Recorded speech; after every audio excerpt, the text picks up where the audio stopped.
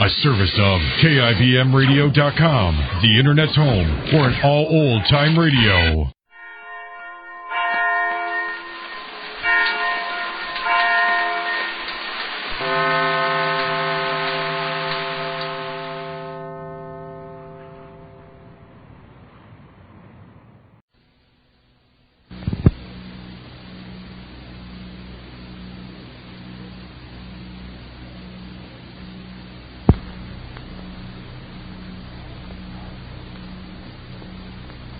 And now, the Goldbergs. Well, Molly is willing to do anything to help those whom she feels need her help. And right now, it's Orianne and Mr. Way who are going into business together. But to help, Molly must be able to get around from place to place by car. And so she's determined to learn how to drive. Well, this for Molly is a feat of great courage because Molly hasn't the slightest mechanical sense at all. But Bertie is willing to help. And so this morning, now that Jake is out of the house, the great experiment begins. Bertie, you're sure it's all right? Huh? What do you mean if it's all right? I mean, if I learn to drive the car, I mean. Just come out and let me show you how easy it is. Yeah. Wait, I'll just slip on something, Bertie. And wait, I'll just put the child's milk on the table. Oh, I'm so nervous, Bertie. Why should you be nervous? I don't know. I'm nervous. Bertie, I wouldn't say something to anybody, and then I'll know how to drive, so I'll just sit in the car, and I'll move. You'll feel like the master of the world. Yeah. How many things in this world can you control? Not your husband, not your child, not the weather, not space, only an automobile.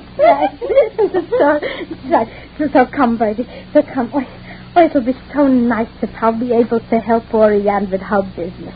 I'll drive her to her customers, and I'll drive her back from her customers, and I'll take David for rides and for picnics, and I'll take him up to the farms, and I'll take him all over.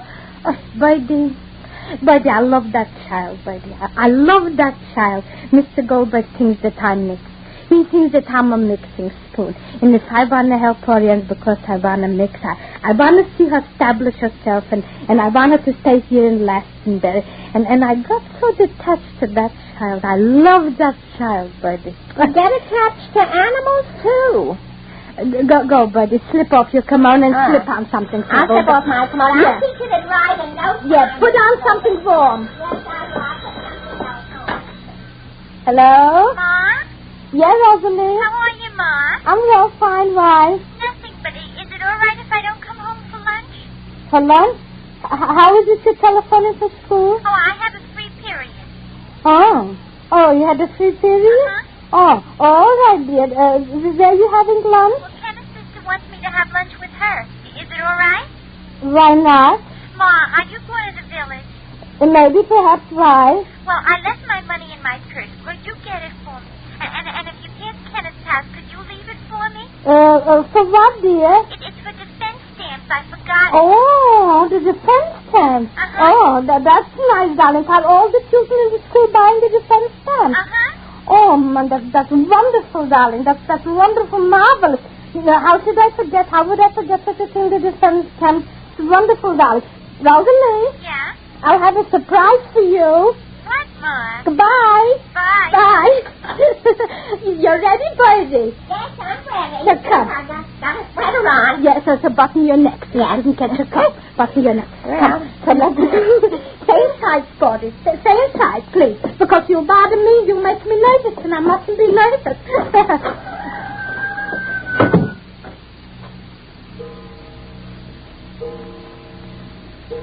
Sporty, couche-toi, Sporty. Oh, t'es gentil, Sporty. Oh, t'es gentil, hein? Oui, allez, couche-toi maintenant. T'es gentil, oui.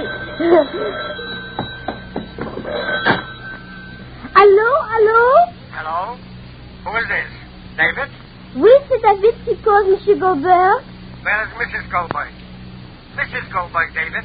Non, Madame Goldberg n'est pas dans la cuisine ni dans le salon. What, David? I'm coming home. Hein? Home. Hein? Oh? I'm going to take her around in the car. Que dites-vous? Je ne comprends pas. I'll be right home. Goodbye. Allô? Sporty, couche-toi. Allez, couche-toi, Sporty. Va-t'en, allez. Madame Goldberg!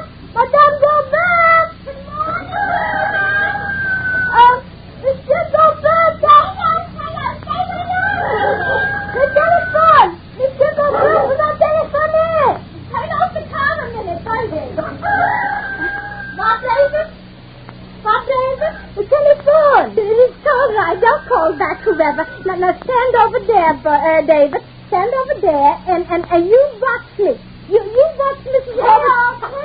How she's going to drive a car. You watch. You watch. You sit in the driver's seat, Mrs. Goldbergs. I'm going to sit now in the driver's seat. Wait, I'll fix my dress.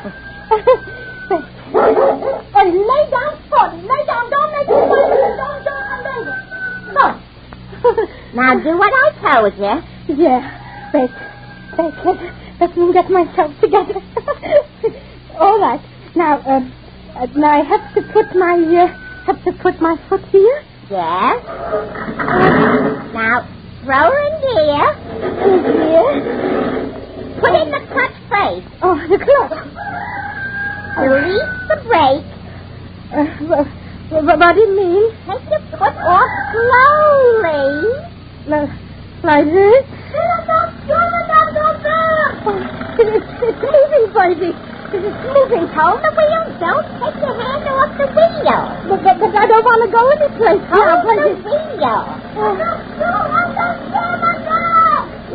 What did I do now, baby? It's a little hard for me. Don't worry. I'm holding the wheel. Now, put her in high the way I showed you. I forgot. You push in the clutch. Yeah. What are you afraid of? You're doing very well. Better than I expected. Now, I show her in. Now, release her.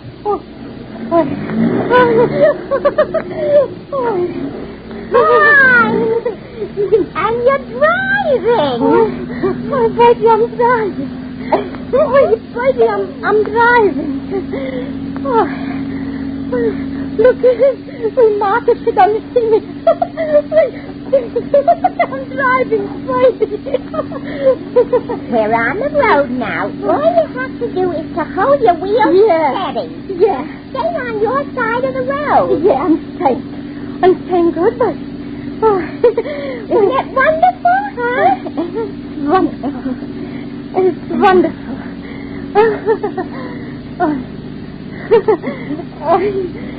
What's that rustling on the railroad?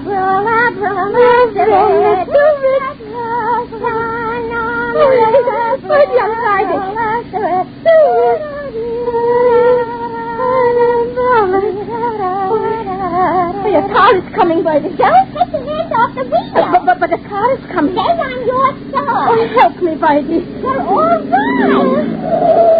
Mr. Goldbergs, baby. Oh, what? Don't get nervous. Hey, baby, it's Mr. Goldbergs. Hold the wheel. Stop the car, baby, I can't stop the car. Stop it. You're making me nervous. Put your foot on the brake. What brake? Baby, it's going faster. Careful, be careful. Turn your wheel, but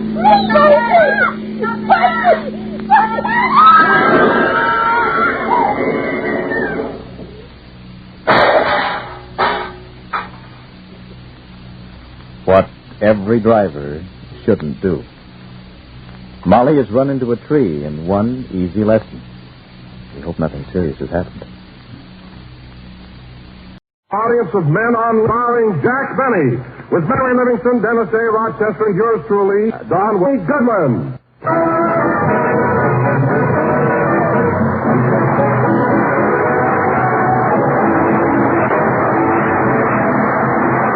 Now that our watchword is share and share alike, that means to buy at our meat and meat products. You can help keep your bits for their jobs here at home if you plan more meals around other nutritious foods that are still thrifty and plentiful. Among these foods are whole grain, delicious, toasty brown grape nut flakes. Grape nut flakes bring you the valuable nourishment of natural and vitamins, niacin and vitamin B1 for good appetite, steady nerves, and energy. Full of malty rich for your family, enjoy America's most distinctive flake cereal, grape nut flakes. Delicious, nutritious, and thrifty.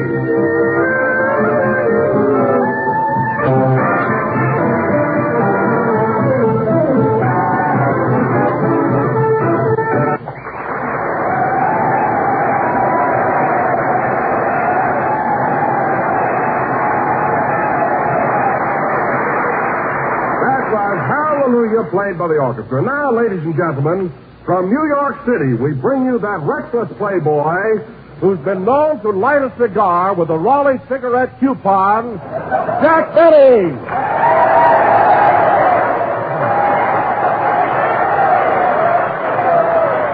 Yes, sir. Thank you. Hello again. This is Jack Benny talking.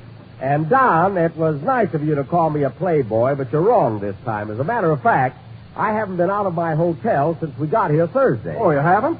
No, you see, like a darn fool, I left my money belt in Los Angeles. So I got in town broke, Well, why in the world didn't you write out a check? I did write out a check. That's why I couldn't leave the hotel. What do you mean?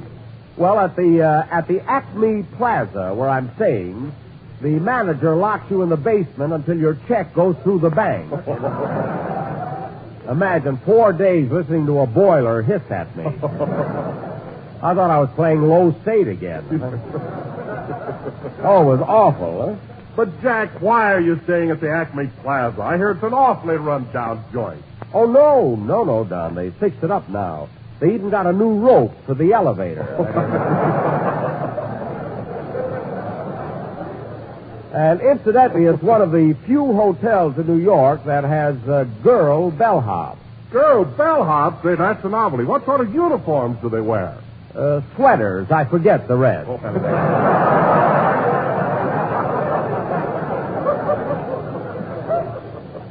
But they're awfully cute, though. Hello, Jack. How's the boy? Oh, fine, Benny. How are you?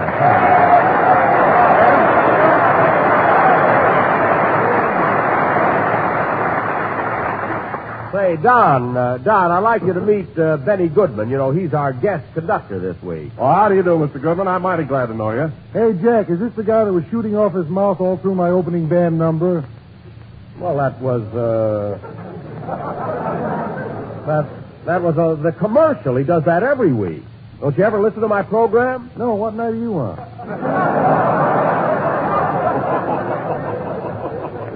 We're on now. Hello, Mary.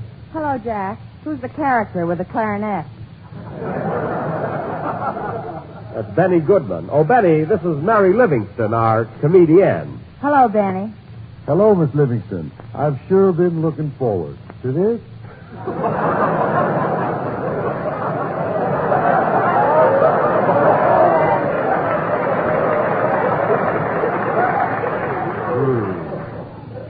Phil Harris, Abe Lyman, Benny Goodman. I have yet to have a band leader who can read English. No kidding, huh? Well, how are you, Mary? I haven't seen you since we got off the train. Where are you stopping? Oh, I'm at the Sherry Netherlands, and boy, is it swanky there. What do you mean, swanky? I ordered a 3-decker sandwich yesterday, and the waiter launched it with a bottle of champagne. Well, that's pretty swanky, all right, but give me the good old Acme Plaza. The Acme Plaza. I can't understand why you stay there, Jack. Well, for one thing, they have very reasonable rats.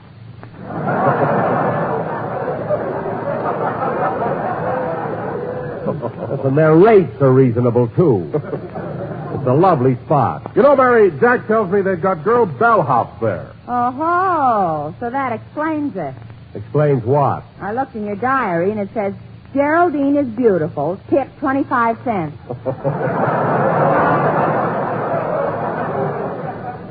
Well, Geraldine carried my trunk up. That's worth a quarter. Pretty heavy, you know. Oh, hello, Dennis. Hello, Mr. Benny. Oh, boy, you ought to see the hotel I'm staying at. They have girl bellhops, girl desk clerks, girls everywhere. Well, where are you stopping, kid? At the YWCA.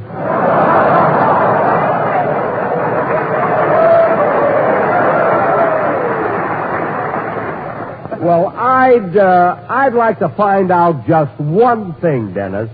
How can a man check into the YWCA? Only a tenor could do it.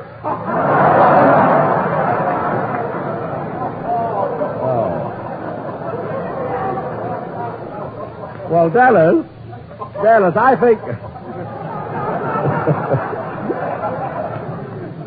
Dennis, I hope Fred Allen is listening in. We're getting a lot of laughs tonight. Dennis, I think it's about time for a song. Go ahead, kid. Hold it. Come in. Salutations, Mountebank. Falstaff brings you greetings from Fred Allen. Greetings from Allen? That is precisely why I am here. Oh, well, go ahead. I bring you greetings from Fred Allen, who's listening to your show today. He's sitting by an open window, hoping the smell will go away.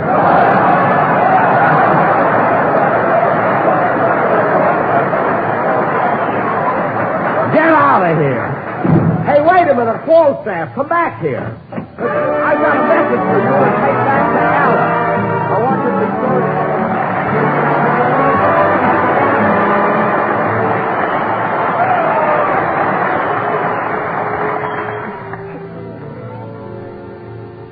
In a dream, the strangest and the oddest things appear. And what insane and silly things we do. Here is one I see before me, vividly and clear. As I recall it, you are in it too. I had the craziest dream last night. Yes, I did. I never dreamt it could be. Yes, there you were in love with me. I found your lips close to mine, so I kissed you. You didn't mind it at all. When I'm awake, such a break never happens. How long can a guy go on dreaming? If there's a chance that you care, then please say you do. Say it and make my craziest dream come true. So I kissed you and you didn't mind it at all. When I'm awake, such a break never happens. How long can a guy go on dreaming? If there's a chance that you care, then please say you do, baby. Say it and make my craziest dream come.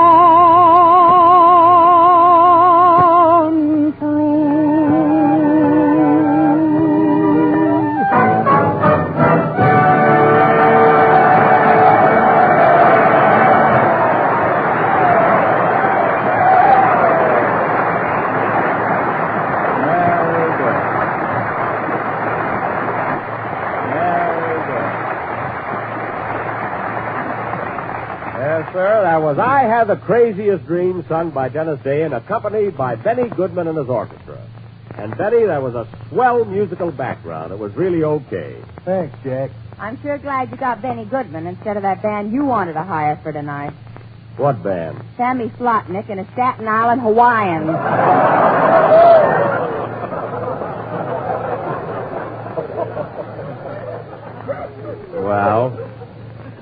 Well, they play snappy music. And that slogan of theirs, swing and get hot, Nick, with Sammy Slotnick.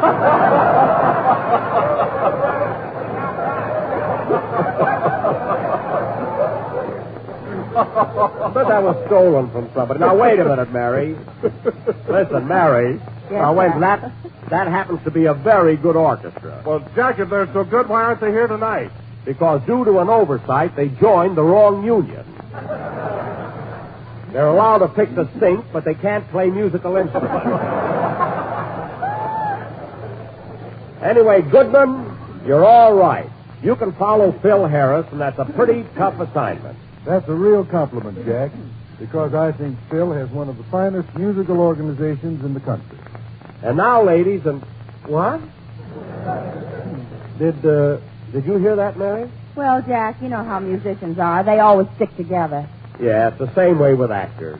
You never hear one actor running down another one. And now, folks... I'm an actor and I don't like you.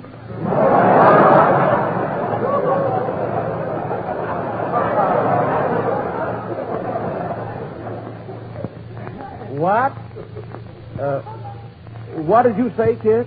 Oh, is my mouth open? I was only thinking. Only thinking. Well, just be careful what you're thinking about, Dennis. The first thing you know, there'll be a whole... I'll take it. Hello? Well, Gary. Yeah, I've been expecting your call, Gary. Where are you, Gary? That must be Indiana. It can't be Gary Cooper. Quiet. Yeah? Yeah, well, sure, Gary. I'm all set and raring to go. Where are you, Slim? Oh, Slim Somerville. That's more like it. It's not Slim Somerville. It's Gary, Indiana. I mean, Cooper. Where are you, Gary? Say, that's just around the corner. Okay, come right over. Swell, goodbye. Gee, I'm glad he can make it. You know, fellas, Gary and I are going to do the town tonight. Say, Mr. Benny, when Gary Cooper comes up, I've got a swell gag I want to pull on him. A gag? What is it? Well, you know how tall Mr. Cooper is. Yeah? Well, when you introduce me to him, I'm going to say, hello, Gary, how's the weather up there? How's the weather up there? Don't you like it, Mr. Benny? No, it's awful. You just hate me because I got blood.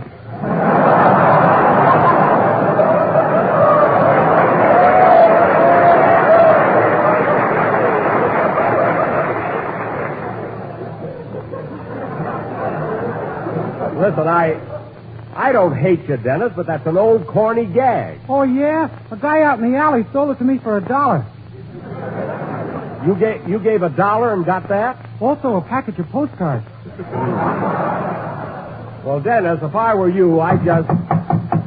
Hey, that must be Gary now. Come in. Well, hello, Gary. Come on in. Hiya, Jack. Are you all set to go?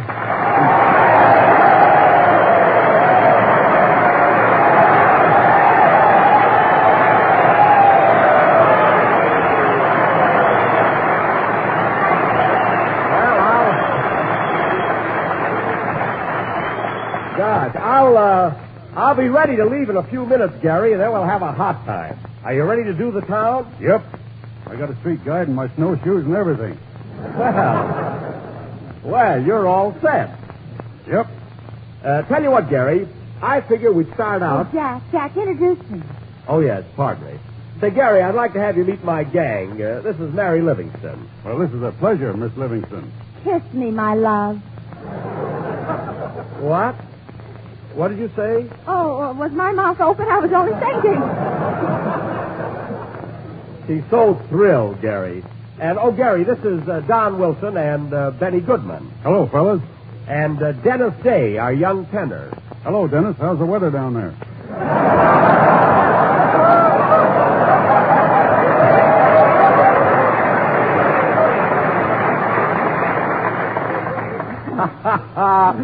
Hey, that's all right, Gary. Hey, what happened?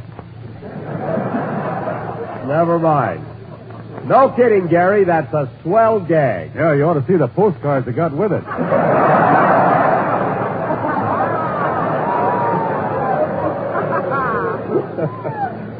Hey, excuse us, fellas. Say, Gary, as long as you and I are stepping out tonight, you know, the hot spots and everything, did you call up any girls? Nope. Well, don't you know any girls? Yep. Well, don't they like me?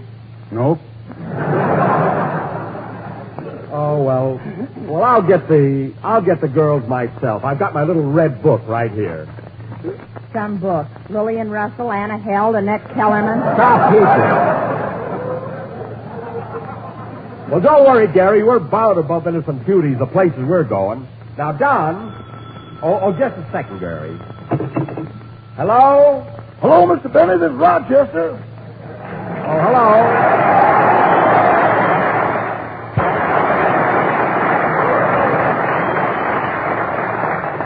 Oh, hello, Rochester. It's about time you were phoning me. Where are you? I'm up in Harlem, boss.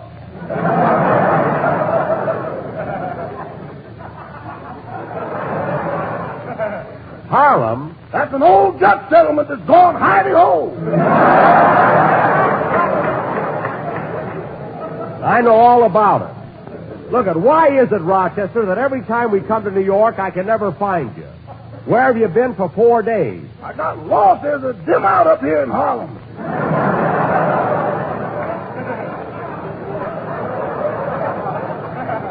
Well, listen. There's a dim out down here, too. It ain't as dim as our dim out.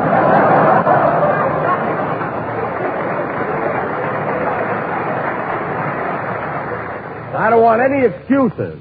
4 days in Harlem. Well, I got business up here, boy. Business my foot. I can just see you now. You're sitting there with a cigar in one hand, a Tom Collins in the other, and a girl on your lap. Is the Tom Collins in my right hand or my left hand?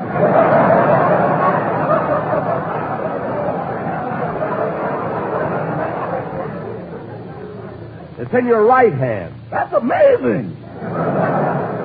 He's psychic, honey. Now, look, Rochester, you're still working for me, and I want you to be at my hotel bright and early tomorrow morning. Goodbye. Goodbye. Oh, say, boss. Now what? Are you going to wear your new overcoat while you're in New York? Which one? The one I'm getting so many compliments on.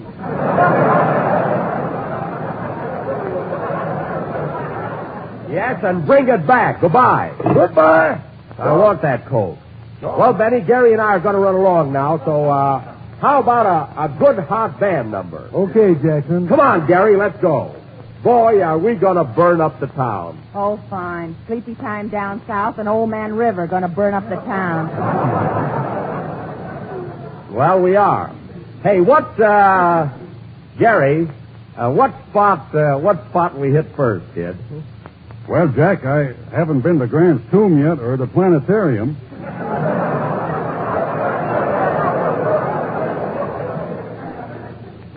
Grant's Tomb? Yep. The planetarium? Yep. Well, don't you want to go to a nightclub? Nope. Okay, stubborn head, let's go. The planetarium, and I went and took a nap this afternoon. Well, so long, fellas. See you later.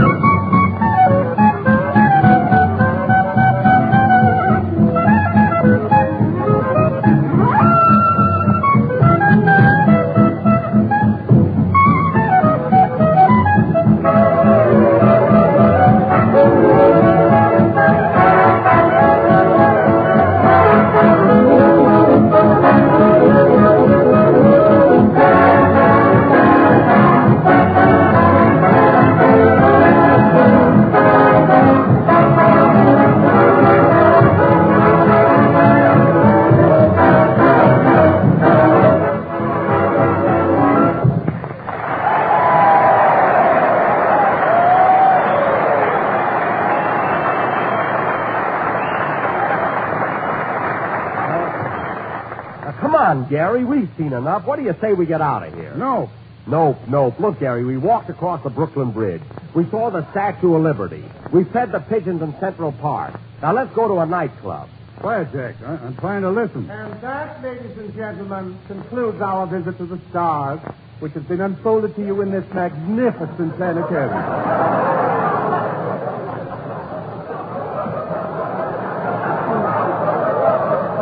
All right, magnificent. That'll be 25 cents. Please pay as you exit. 25 cents. This is on me, Gary. No, Jack. This time I'll take my shoe off. No, I have it right here. Come on, let's go.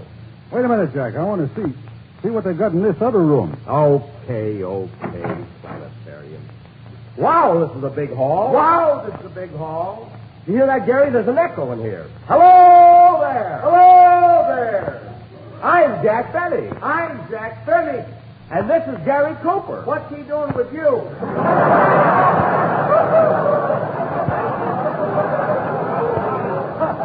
Oh, shut up. Come on, Gary, let's go to a nightclub.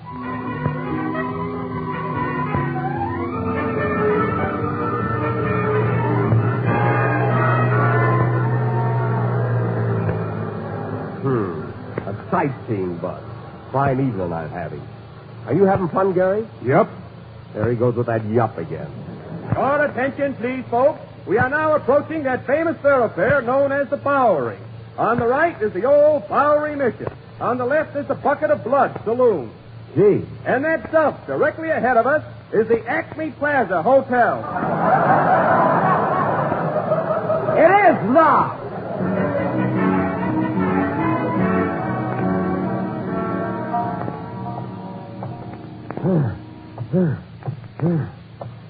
Boy, what a climb. You know, Jack, you can't appreciate how high the Empire State Building is till you walk up here like we're doing.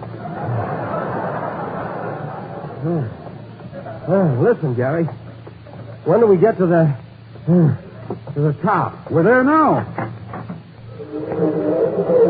Boy, it's cold up here. Oh, go back to the planetarium. Isn't this a wonderful view, Jack? Yeah. Now, there goes my hat. My brand new hat. Your toupee just took off. That's a pigeon. With a part in it? All right. Now, please, Gary, let's get out of here and go up to Times Square where there's some action. How about it? Yep. Thank heaven.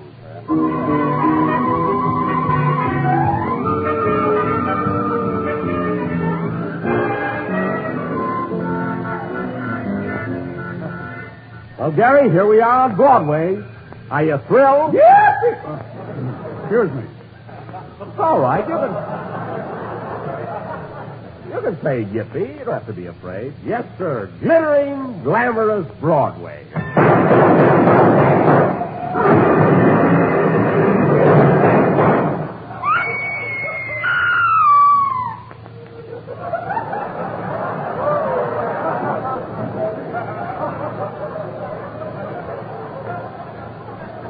Well, Olson and Johnson are still going strong.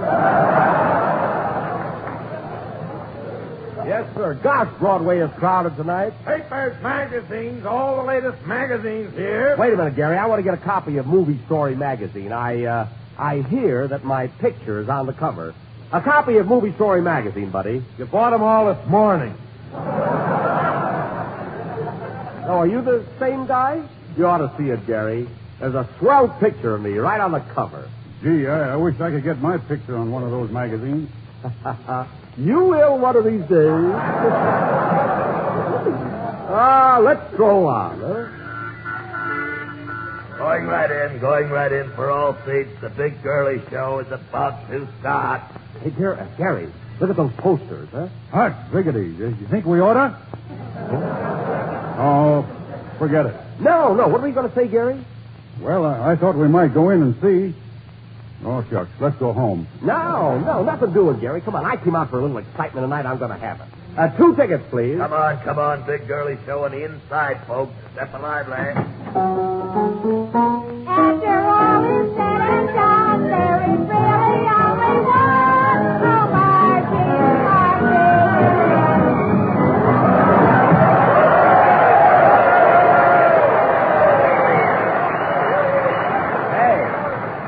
here are 2 good seats, Jerry, if we can get this guy to put his feet down. Before going into our feature attraction, ladies and gentlemen, I will pass among you with Broadway fame's individually wrapped bonbon.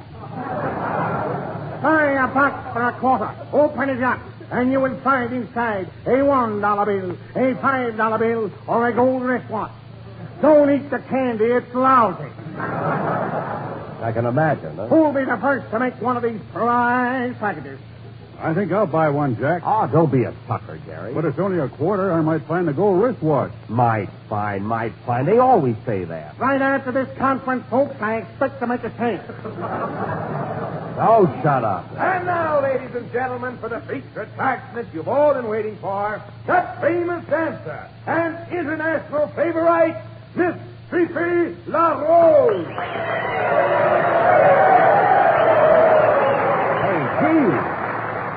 Hey, she's a pip, isn't she, Gary? Yep. Yes, sir.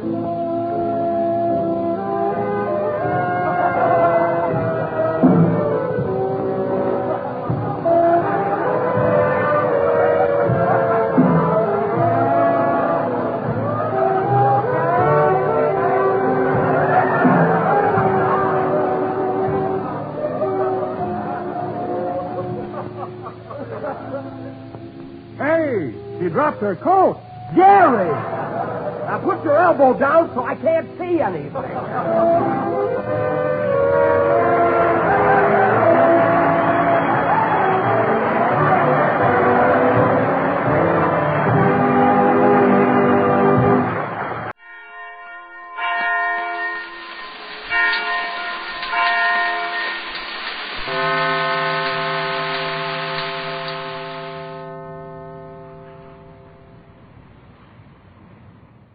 The Grape Nuts Flakes program, coming to you from Fort Devons near Boston, Massachusetts, and starring Jack Benny with Mary Livingston, Dennis Day, Rochester, yours truly, Don Wilson, and our guest conductor, Abe Lyman.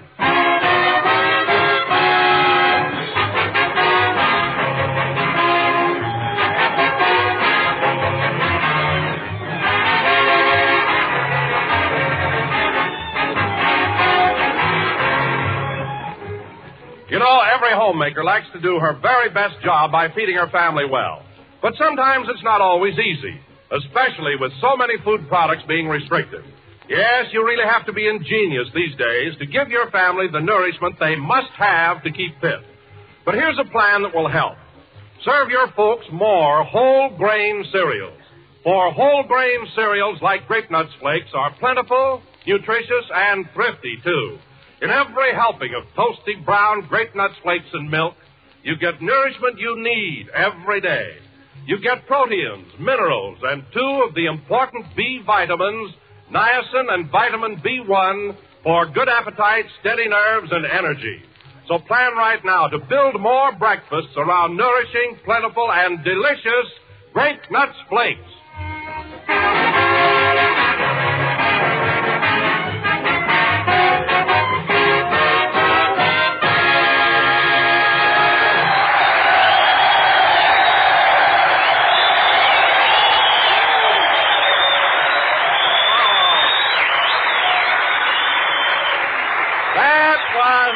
Of Texas, played by the orchestra.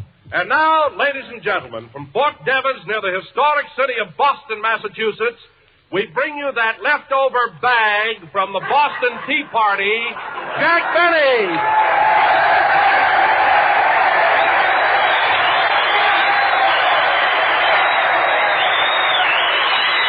Well, yes, sir. Thank you. Hello again. This is Jack Benny talking. And, Don, that was a very clever introduction. A leftover bag from the Boston Tea Party.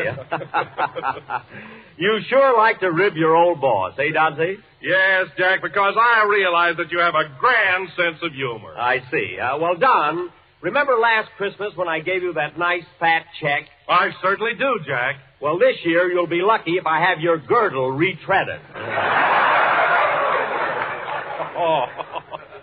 Anyway, Don, here we are at Fort Devens, and I'm glad so many soldiers could get in here for our show tonight. You know, it shows you how popular Come in.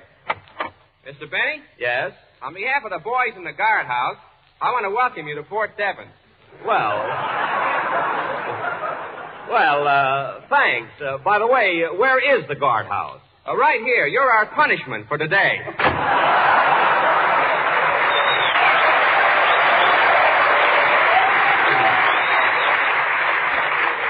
Well, I should have known this was the guardhouse. When I came in, the sentry handed me a paring knife, a sack of potatoes, and said, "Don't quit till you see the whites of their eyes."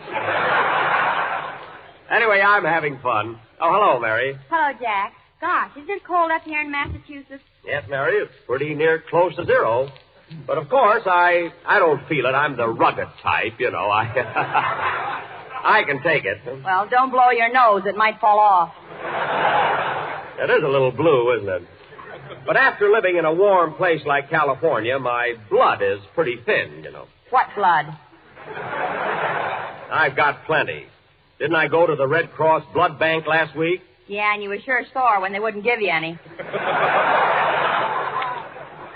I was not. Well, say, Mary, thanks for that Christmas present you sent me. I'm just dying to open it and see what's inside. Oh, I didn't open mine either, Mary. What did you get me this year? Well, remember that gold wristwatch you saw on Tiffany's window, the one you were so nuts about? Yes. Well, I got you a box of nuts.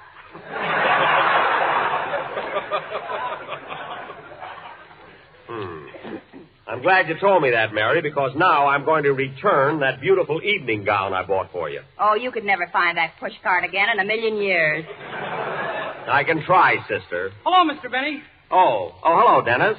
Come on over here. Is it all right if I finish these potatoes later? Well, why not? We've already peeled enough for supper, I think. We were just talking about Christmas, Dennis. What did you get for your old Uncle Jackie? I didn't get anything. You mean yet, of course.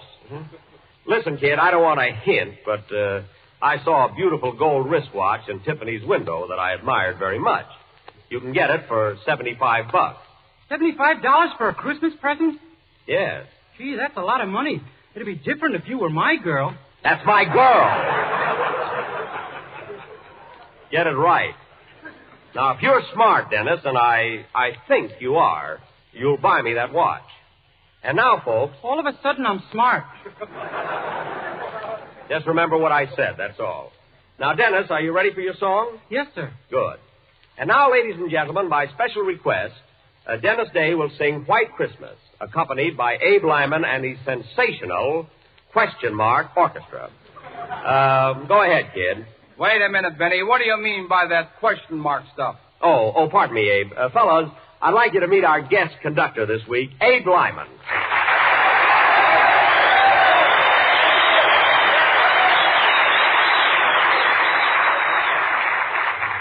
Well, you got a nice hand there, Abe. Never mind that. What do you mean by insulting my orchestra? Well, it's only a joke. I always kid Phil Harris and his boys. You know? Well, we don't happen to be like Phil Harris. I've got a very fine aggravation of musicians.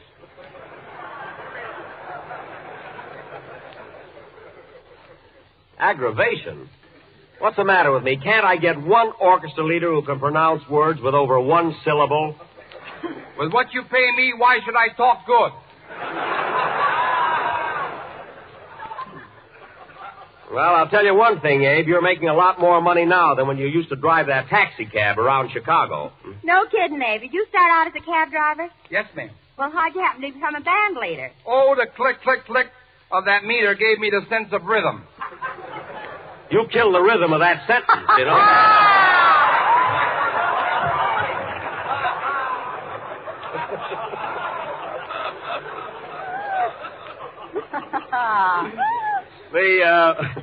The click of the meter, eh? That gave Jack a nervous breakdown once. It did not. Anyway, Abe, I'm really glad to have you on my program. And we're friends, aren't we? Yeah. Let's shake on it. Put her there, kid. Well, I can throw that hand away.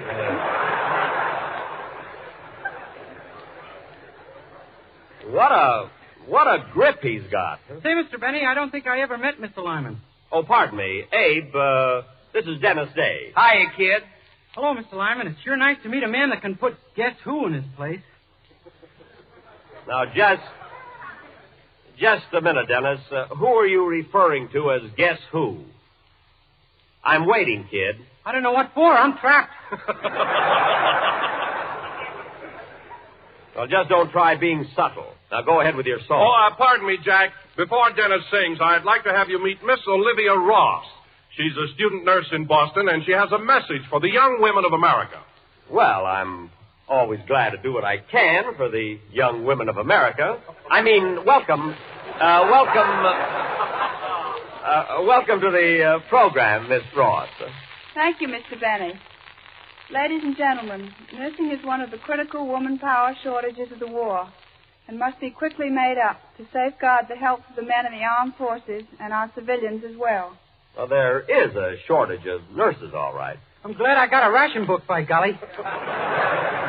That's not for nurses. Go ahead, Miss Ross. 19,000 new student nurses are desperately needed. Any young woman who is a high school graduate, in good health, and between the ages of 18 and 35 can become a student nurse. 18 to 35. Gee, it's hard to remember when I was 18 years old. It's hard to remember when you were 35, too.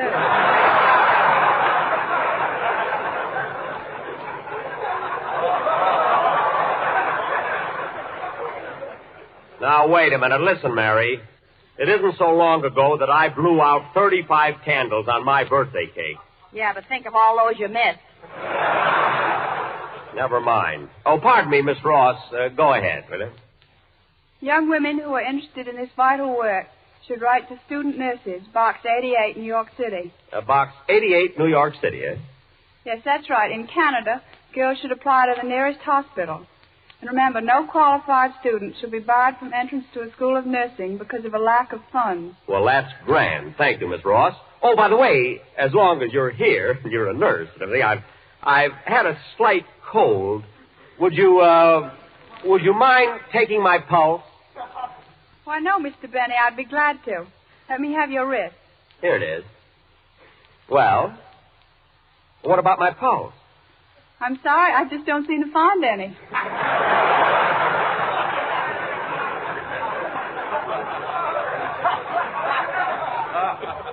Well, I should think... Yipe!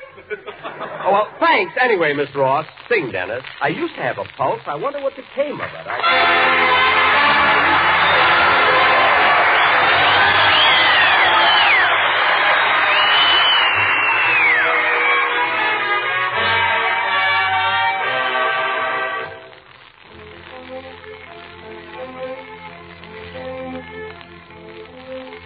I'm dreaming of a white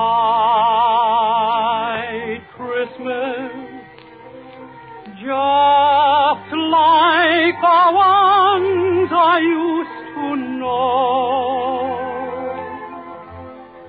where the treetops glisten and children listen to hear sleigh bells in the snow.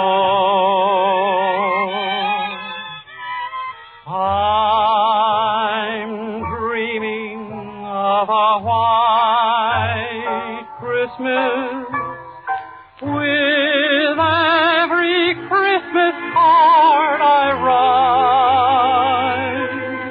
May your days be merry and bright,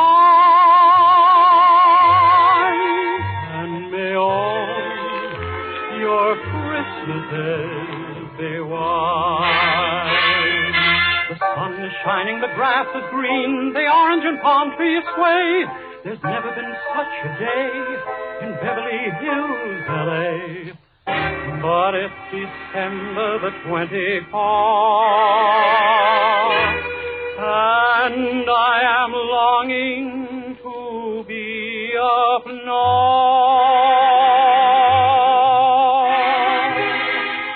I'm dreaming of a white Christmas, just like the ones I used to know,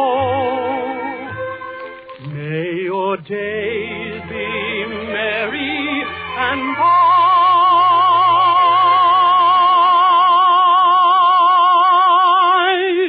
and may all your Christmases be white.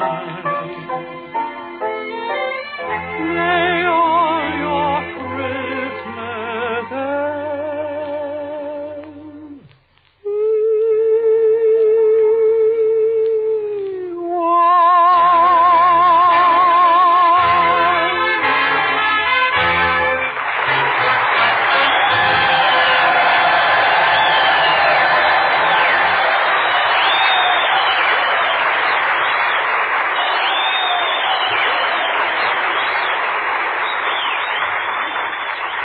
That was White Christmas, sung by Dennis Day. Now, Don, you and Abe will have to carry on with the rest of the program. I have to run along with Mr. Tucker, the man with the sleigh, is waiting outside. What do you mean, the man with the sleigh?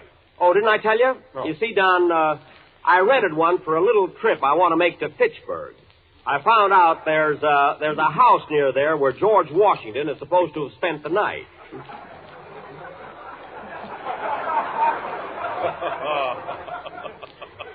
I don't get it.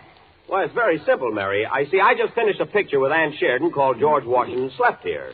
There's a house near Fitchburg that George Washington slept in, and that's where I'm going to spend the night. Oh, fine. I suppose if you'd been in The Man Who Came to Dinner, you'd want to sleep in a veal cutlet.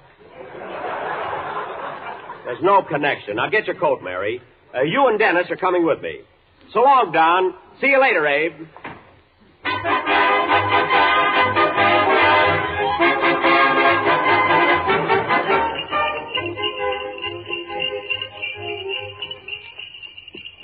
Boy, isn't this a thrill to be riding in a sleigh? Come on, kids, let's sing. Jingle bells, jingle all the way. Oh, what fun it is to ride in a one-horse open sleigh. Rochester. Boy, it's cold. What's the temperature, Mr. Tucker? Well, it's about 4 below zero. Below zero? Rochester, put that jug down.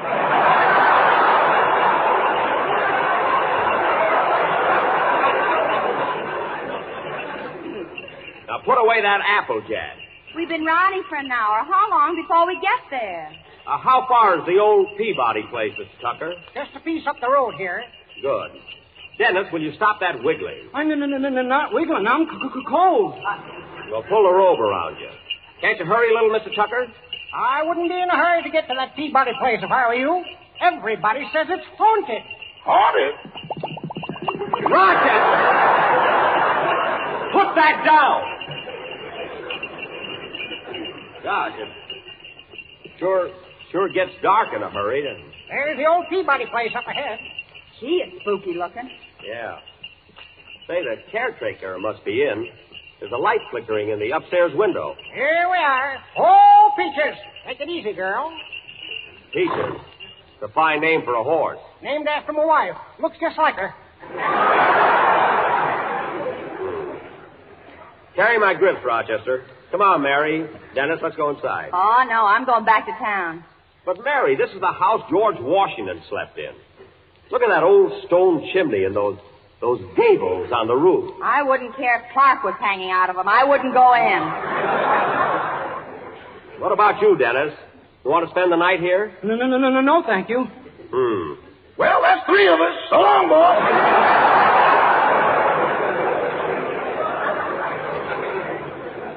You're staying here with me. All right, Mr. Tucker, take Miss Livingston and Mr. Day back to town. Okay. So long, Mary. So long, Jack. Goodbye, Dennis. Go. Oh, the heck with it. See you tomorrow. Yeah, Peaches.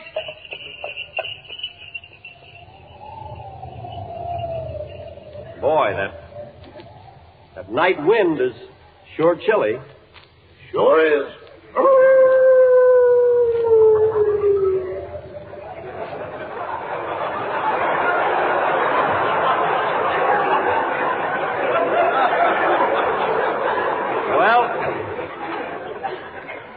Let's not stand out here all alone in the dark. Let's go in. Yeah. Knock on the door, Rochester. I'm holding the jug.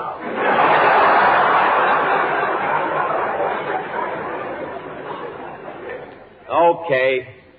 I'll knock, you scaredy cat.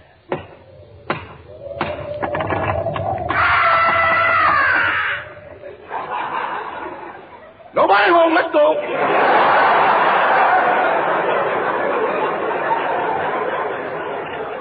You come back here. Hey, look through the window. There's a light coming down the hall. It's an old man.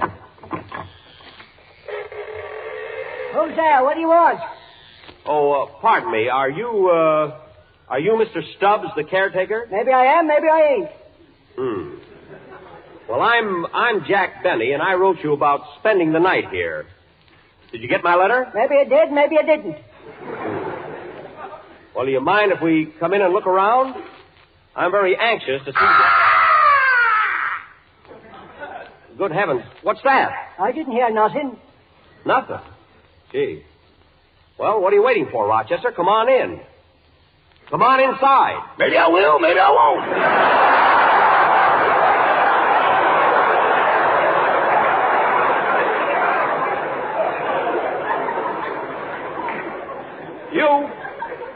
You come in here. You know, mister, I don't take in boarders as a rule. Oh, I'm prepared to pay for it, Mr. Tucker. Now, if you'll please tell me which room George Washington slept in, I'd like to go to bed. You can't miss it. It's the big one at the top of the stairs. Thank you. Now, if you'll just show me... Gee. There's that nothing again. I don't like this. Well, what are you waiting for, Rochester? Take my suitcase upstairs, light the candles, and turn down the bed. You want me to go upstairs alone? Of course. Nothing's going to hurt you. Boss, nothing around here is something. You go upstairs and get the room ready. Now, Mr. Stubbs, how much will it cost me to spend the night here? Would 50 cents be too much? Well, does that include breakfast? Yep, bacon and eggs, hot cakes and coffee. Okay, it's a deal. Well, I might as well go upstairs now. Oh, Rochester! Yes, boss! How does the room look? I'm right here behind you.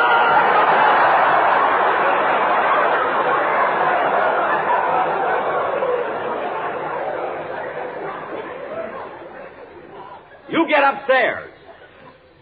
Now, Mr. Stubbs and I'll be up in a minute. As long as we're all going up, let's make it a convoy.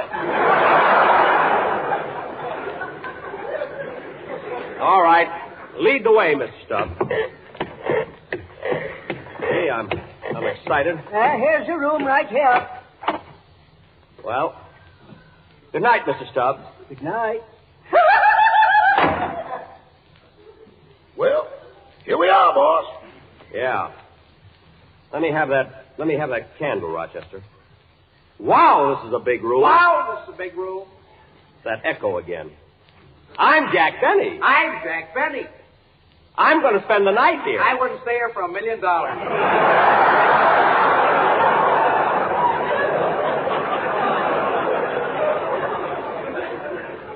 What does he mean? Gee, look. Look at that old four-poster bed. Well, I might as well turn in. Just think, Rochester. George Washington slept in this house. Uh-huh. Right here in this very room. Uh-huh. Gosh, if this bed could only talk. If that bed says one word, I'll bounce through Boston. That was just a figure of speech. Well, I guess I'll get in bed. Oh, say, Rochester, open the window, will you? Yes, sir. Uh-oh. Darn those shutters. Rochester, reach out and close them. Let whoever is out there reach in and close them.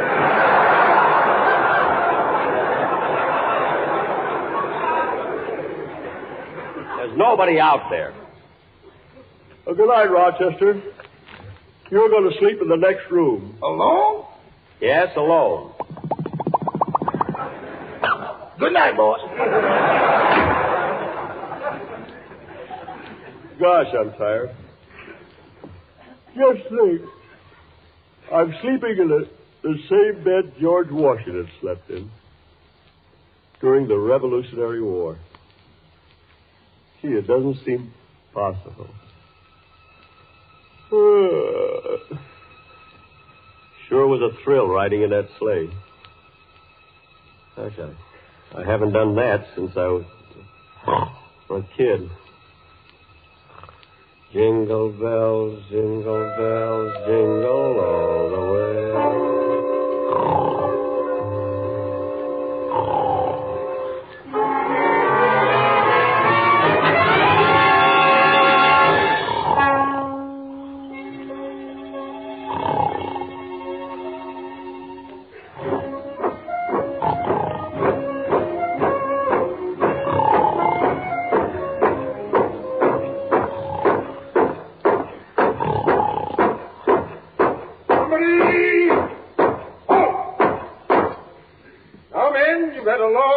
Today, so we'll disband here for the night. Yes, General Washington. General Washington? Which room is mine, Mr. Stubbs? It's that big one at the head of the stairs. Thank you, sir. Here's your 25 cents. 25 cents? I'm paying 50. Maybe he isn't going to eat breakfast. Yeah, that's it. Oh, hello there. Well, this room seems to be occupied. Oh, pardon me, General Washington. I'm Benny, Jack Benny. Oh, yes. We've enjoyed your program so much during these long, cold nights at Valley Forge.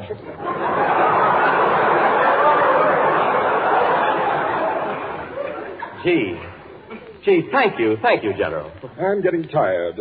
Would you please move over, Mr. Benny? Of course. It's a large bed. Climb in, General. Just a moment. Do you mind if I hang my wig right here next to yours?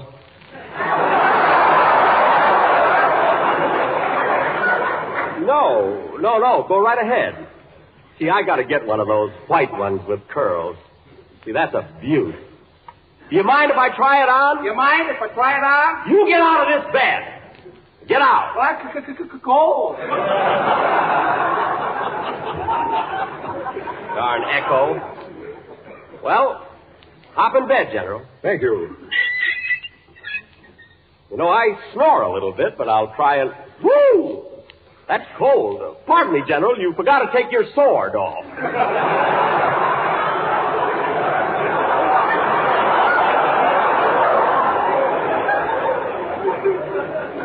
So I did. I'm always forgetting that. Well, good night, Mr. Benny. Good night, General. Gee, just think. I'm sleeping in the same bed. Who are you? I want to be a student nurse. I'm between the ages of 18 and 35. Right to Box 88, New York City. They need you. Are you quite comfortable, General Washington? Maybe I am, maybe I ain't. Just a minute. You're not George Washington. General, where are you? I'm having breakfast, Mr. Benny. It's time for those toasty brown sweeties and that grape nuts flake. What? They come in the big 12-ounce economy-size package. You're John Wilson. Where's General Washington? I'm over here getting dressed, Mr. Benny. Already? Yes, I must leave now. I've got to cross the Delaware. Oh, yes. Yes, I saw it on the calendar I got from the If You Live, We're Hooked insurance company. It's a beautiful painting. Well, goodbye, General, and good luck. Thank you. Hard! Hard!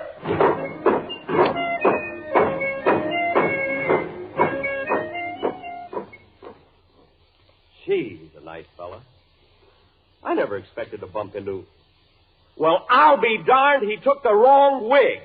Oh, General! Oh, General Washington! General, come back! You've got my wig!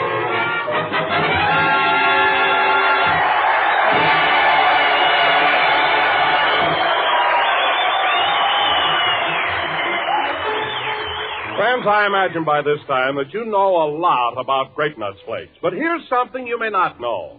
The increase in your use of Grape Nuts Flakes in the past 3 years exceeds that of all the other ready-to-eat cereals put together. Now, there must be something back of this outstanding increase in the popularity of Grape Nuts Flakes. Well, there's a reason, all right. In fact, 2 big reasons. First, it's that malty, rich flavor. The long popular flavor of grape nuts in crisp, tempting, toasted flake form. And second, it's that nourishing goodness. For Grape Nuts Flakes are a whole grain cereal containing the valuable whole grain food values so heartily recommended by our National Nutrition Program. So, friends, ask for America's fastest growing breakfast cereal. Ask for delicious, malty, rich Grape Nuts Flakes.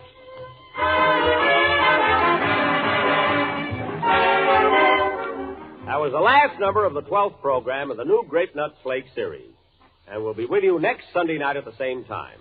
Now, to all you fellas listening in at the Portsmouth Navy Yard, we'll be seeing you tomorrow night with our USO show. And the following night, we'll see all you boys at Camp Edwards near Buzzards Bay. Good night, Joni.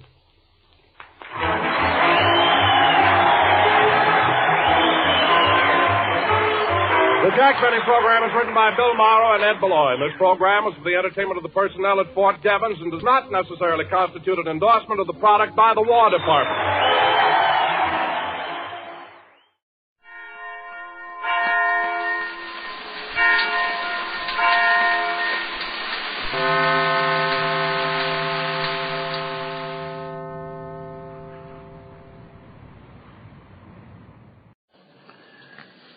Well, hello again. This is Buck Benny speaking. Here we go. Great show. Phil Harris and Alice Faye show comes back for another season. We are in the 1952-1953 season from 60 years ago this year. I hope that you're going to enjoy this season. There's been some changes made. If you've been following our weekly presentations of the Jack Benny show, you know that Phil Harris has left the Jack Benny show and was replaced by Bing Crosby's brother, Bob Crosby. And those have been fun shows to listen to. I've gotten a lot of emails about them, saying people are enjoying them. It's fantastic. But it does make some changes happen here.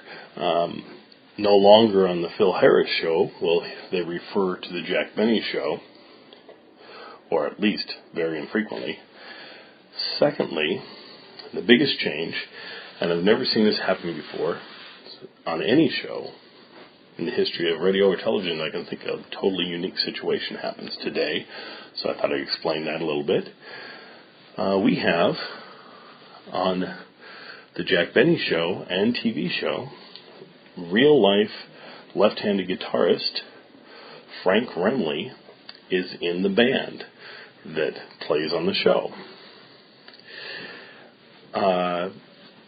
He became such kind of a character on the Jack Benny show, mentioned but never really having a speaking part, that when Phil Harris spun off his own show, they decided to use Frank Remley.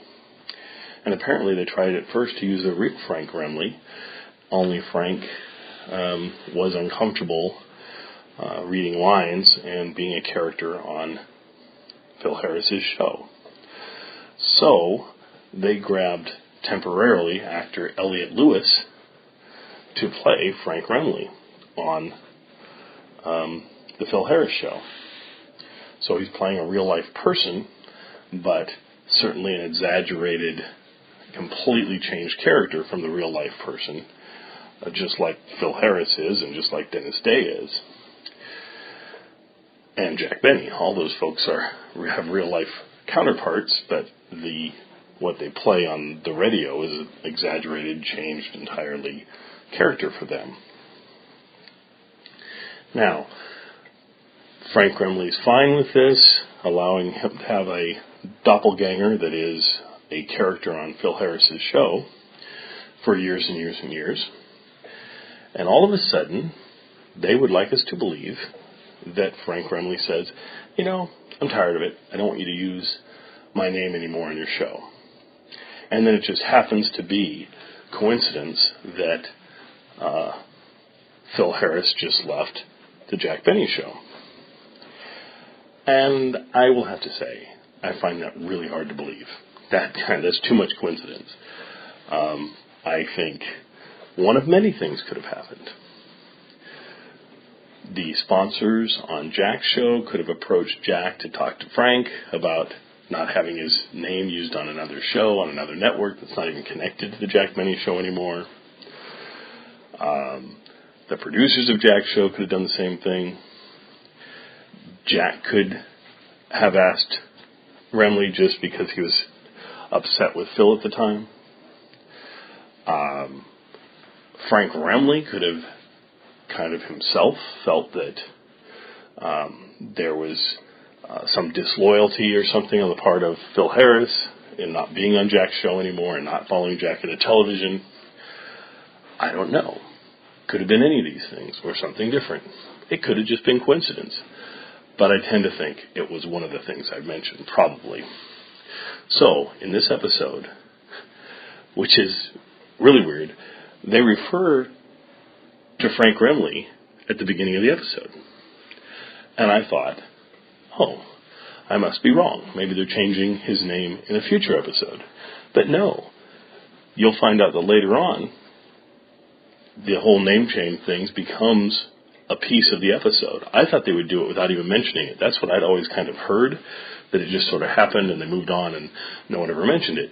It is actually a story point in this episode, and I won't tell you what it is or how they explain it, but this is really, really, really interesting, historic episode we're presenting to you today, and I hope that you all enjoy it.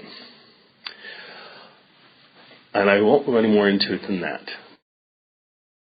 RCA Victor, world leader in radio, first in recorded music, and first in television, presents transcribed the Phil Harris Alice Faye Show.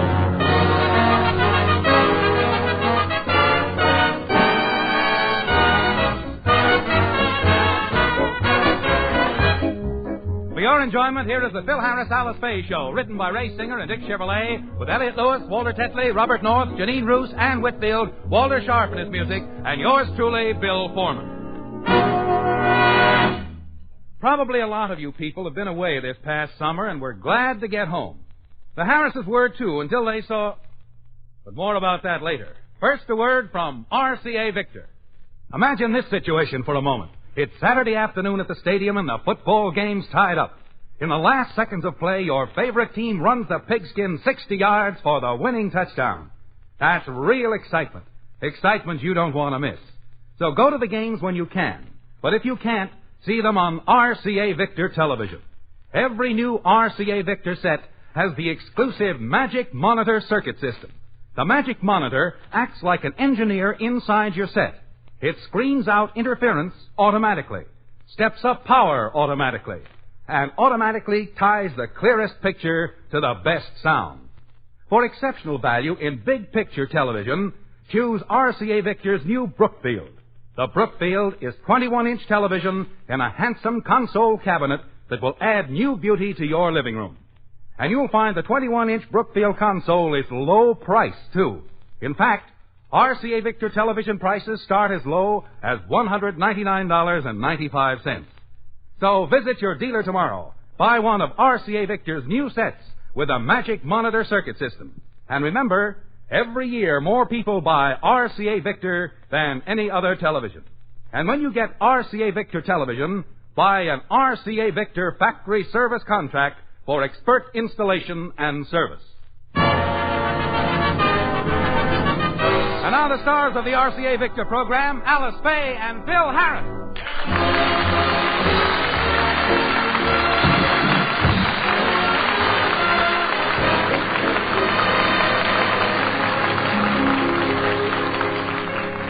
This summer, Phil made a personal appearance tour throughout the country. Alice's brother William went along to keep an eye on Phil's business. And Alice went along to keep an eye on Phil.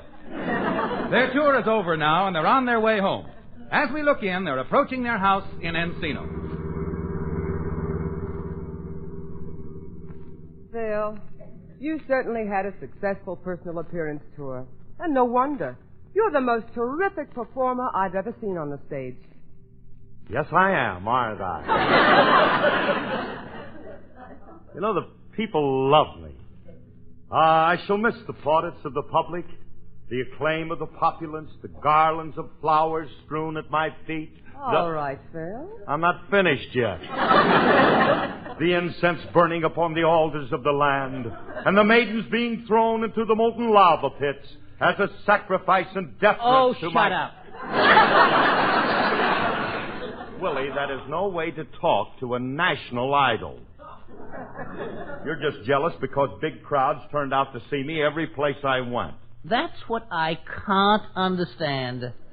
Why did they come to see you? Why? Because they love me. Especially them farmers.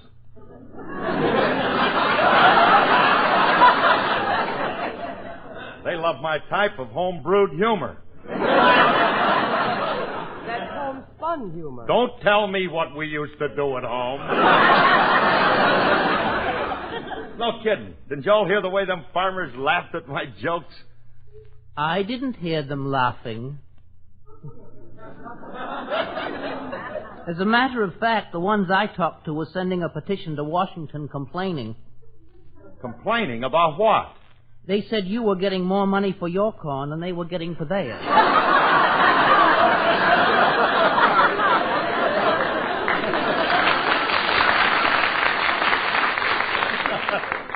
That's pretty bad.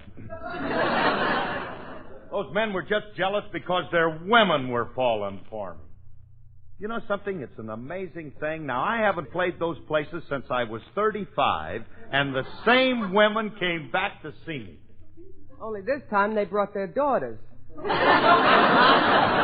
Their daughters brought their daughters, and their daughters...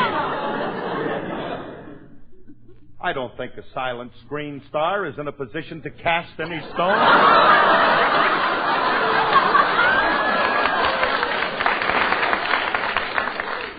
Their daughters to see their daughters. Them women came to see me Never mind. Tell me later. Gee, I'll be glad to get home. But I dread the thought of all the work I'll have to do. The house has been empty for 3 months. The cobwebs No. You're all wrong there, honey.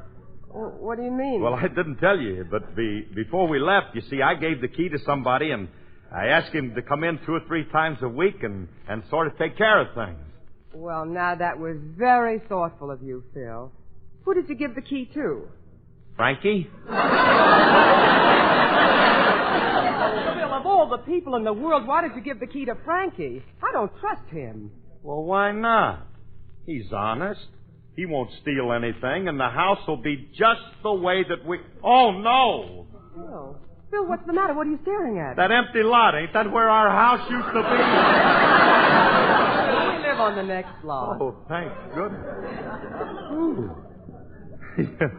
Ouch. For a minute, I thought Frankie put it on wheels and was using it for a floating crap game. There's our house, Phil.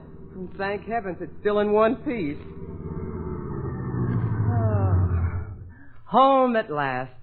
You want to come in for a while, Willie? No, thanks. I'm anxious to get home and see Mother. Well, in that case, I'll drive you home. I want to see Mother, too. Phil, you go in the house and open the windows and air it out a little. I'll be back soon. Okay, honey. See you later.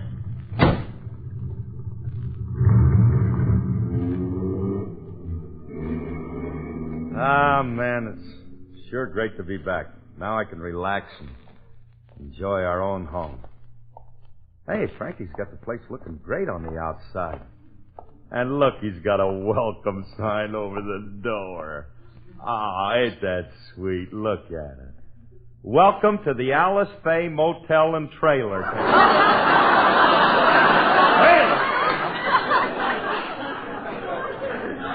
Swimming pool, cooking privileges, and a direct wire to Hialeah, Pimlico, and Belmont.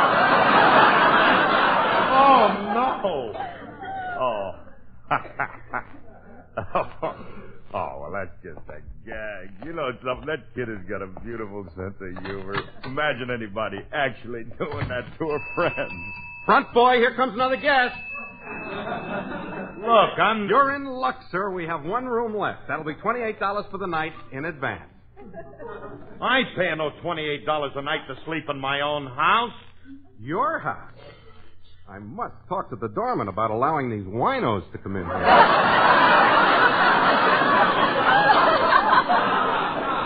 I'm sorry, sir, but you're in no condition to register in a reputable place like this. Well, look at you. You're... Keep looking. Oh, no, it's him. Yes, it's me. What's the matter with you? Are you crazy or something? I come home and find my house turned into a motel. Now, don't blame me, Curly. This situation is all your fault. My fault? Yeah. You came home a week too soon. What are you talking about? Curly, now don't yell in the lobby. I can explain everything. But first, do me a favor and sing a couple of choruses. Sing? Why? Every stool in the bar is taken and the jukebox is busted.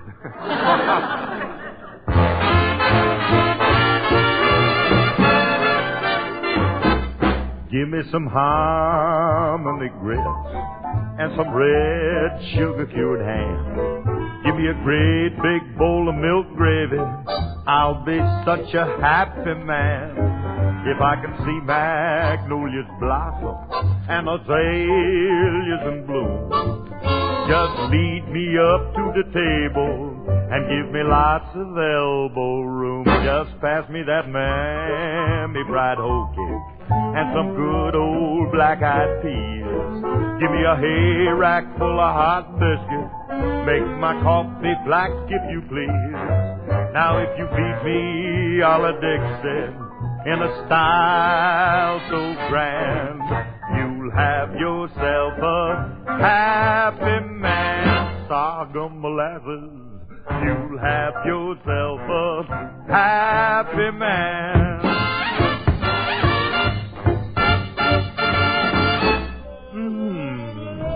Pass that hominy grit. And then give me a slab of that Tennessee hickory cured ham. Then I want a water bucket full of red-eye gravy. Stop! Ooh, you have got yourself a happy individual. Because when I was partaking, I can see magnolias, and I can spell honeysuckle in bloom. So get me up the table, move over, Clyde, break it up, Henry, and give me lots of elbow room. I want some mammy fried hoe cake, and some good old black-eyed peas. Then give me a hay rack full of them baking soda biscuits, and you can make my coffee black if you please. Now if you feed me a la Dixie in a style so grand, you're gonna have yourself a happy man. Hog bone and honey, you're gonna have yourself a happy man. A hush puppy papa, you're gonna have yourself a happy man.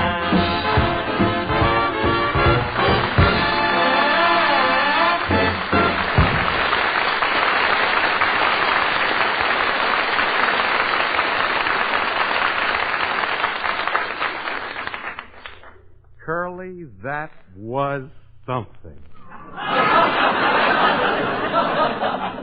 I ain't sure what, but it was something. Now, look, never mind. Look, you've got a lot of nerve. Hold it down.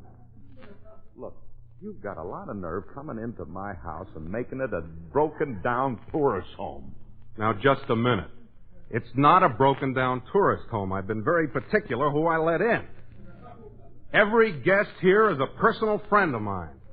Oh, no, a flop house.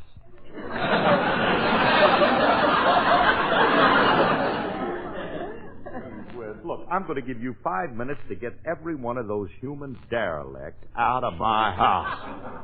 Curly, they're very fine people, and I assure you they haven't done anything to hurt your reputation. You should be proud to have these people as your guests. They add class to the place. They're educated, charming people who... Hey, knucklehead!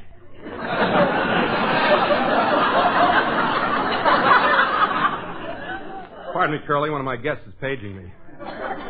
What can I do for you, sir? I got a bid. When I rented my room, you told me I'd have the bathtub all to myself. So? Now I find people using it to bathe in. What's wrong with that? They're dirtying up my gin. out 3 batches this week. You made gin in the bathtub? I warned you, sir, I will not tolerate that. Now you go right upstairs and empty it. Okay, I'll drain it out. Let's not be hasty.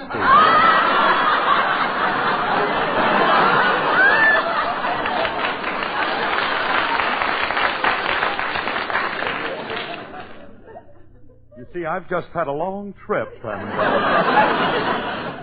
I am a little hot. I could stand a refreshing tub.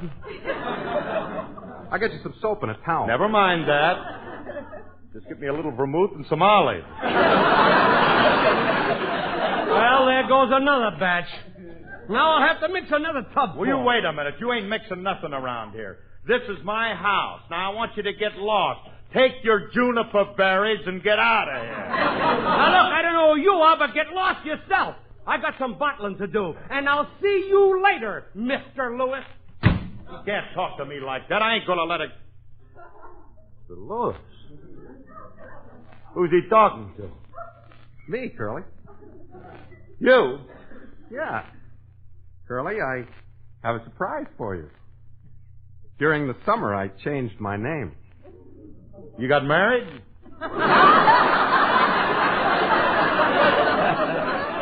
No. From now on, I'm going to be using my real name. Menashe Skolnick?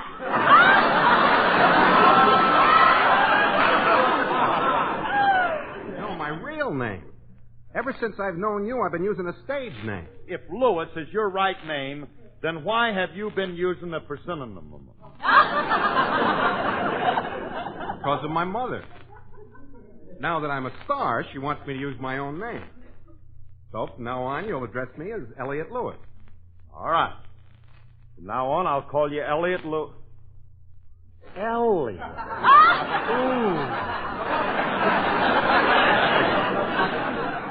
And what's wrong with the name Elliot? Why did they ever hang that one on you? Anything else? Dudley, Orville, even Myrna. But Elliot, ooh. You're going to do that every time you mention my name? You just don't appreciate a beautiful name.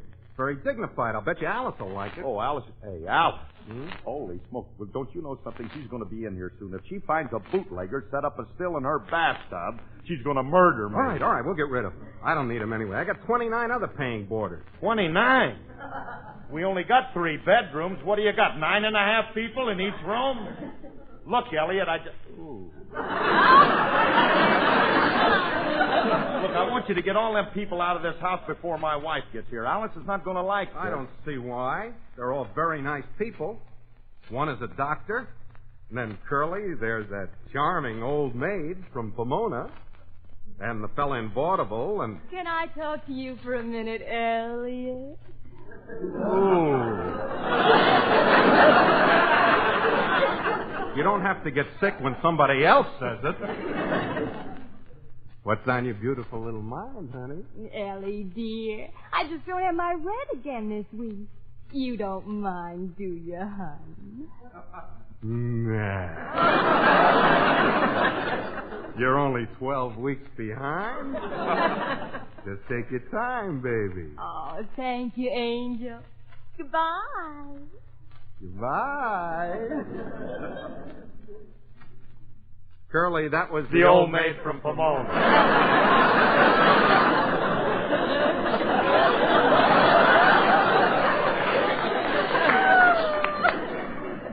Lovable old thing. Yeah. It's a shame she's so wobbly.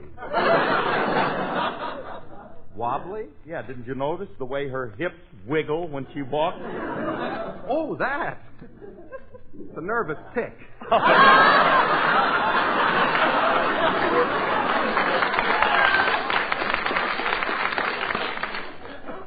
Isn't she delightful? Oh, yeah. Alice is going to love her.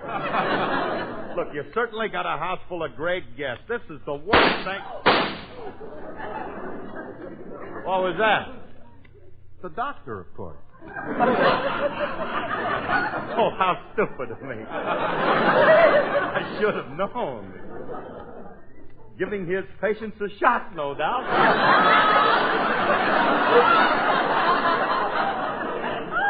don't be facetious.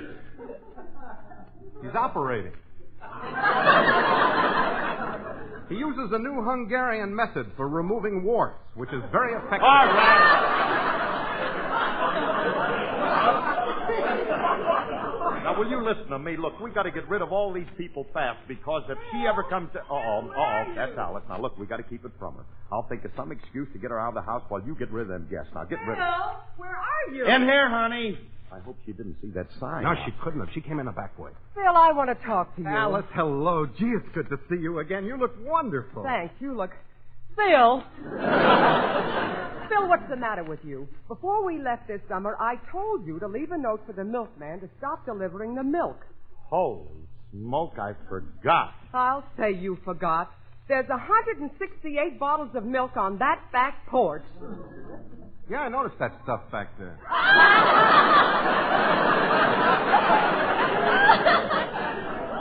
Well, if you were here and you saw it, why didn't you drink it? What for? I ain't got ulcers. Oh, you haven't changed a bit. Still the same old Frankie. No, honey. Oh, he's not the same old Frankie. You see, he changed his name. No, you don't. I'll tell her myself. Alice? Yeah? While you were gone, I returned to my original name, Elliot Lewis. From now on, I wish you'd call me Elliot. All right. From now on, I'll call you Elliot. But in the future, Elliot. Oh! Wait a minute. I'm getting a little tired of this. I see nothing wrong with my name. I happen to be very fond of my name. I think it's a lovely name. Elliot. Ooh.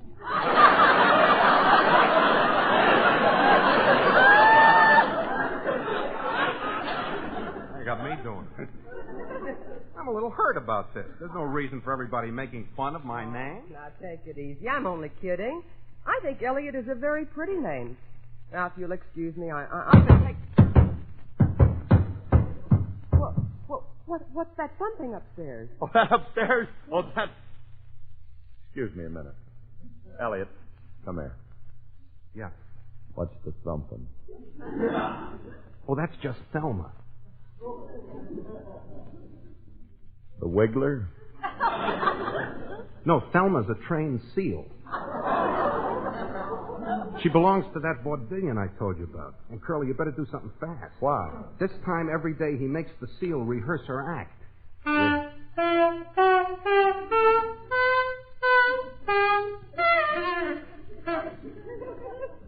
What's that? Oh, that's the band, dear. They're playing your introduction. Sing.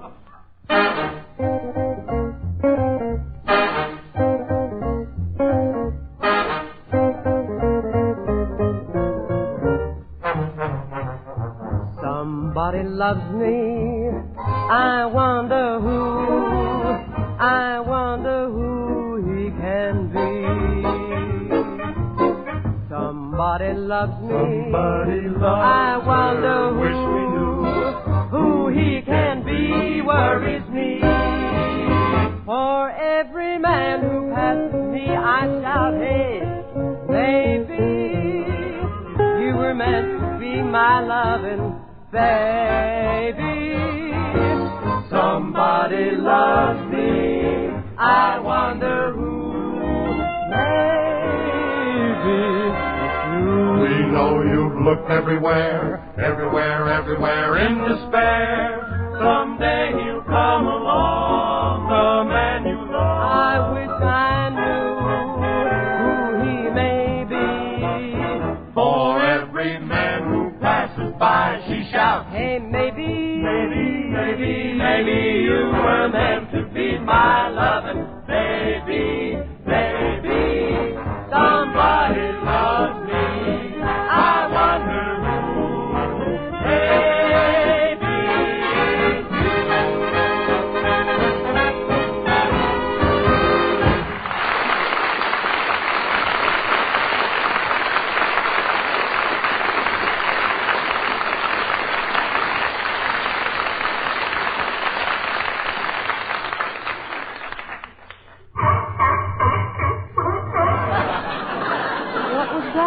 Oh, that was just your echo coming back. You know, these California houses, the way they're built, they're nothing but Home, ridiculous. I brought the groceries. Oh, Julius! Hiya, kid. Hello, Miss Faye, Mr. Harris. Hello, Julius. Hiya, Sam.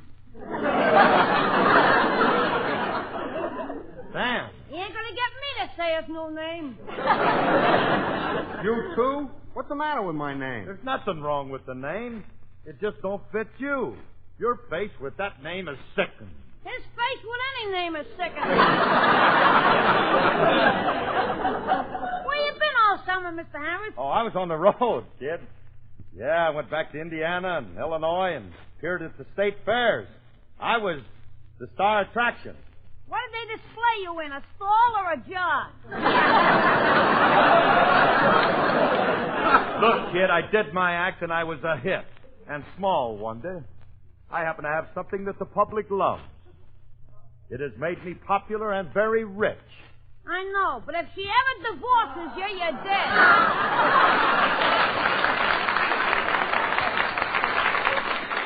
I was doing all right before I met Alice. I was busted and people didn't like me, but I was doing all right. Now, will you beat it, kid, and don't bother me? First, I gotta deliver the food that Mr. Lewis ordered for his guests for dinner. Oh, what guest? Oh, he means us, honey. You see, Elliot here. That ain't never going to sound right. Anyway, this fella here was thoughtful enough to order dinner for our homecoming. Well, gee, that was thoughtful. What did he order, Julius? 12 loaves of stale bread, 200 pounds of horse meat, and a barrel of herring. Herring? What's Thelma? Oh. Stale bread, horse meat, and herring, and who's Thelma? Well, honey,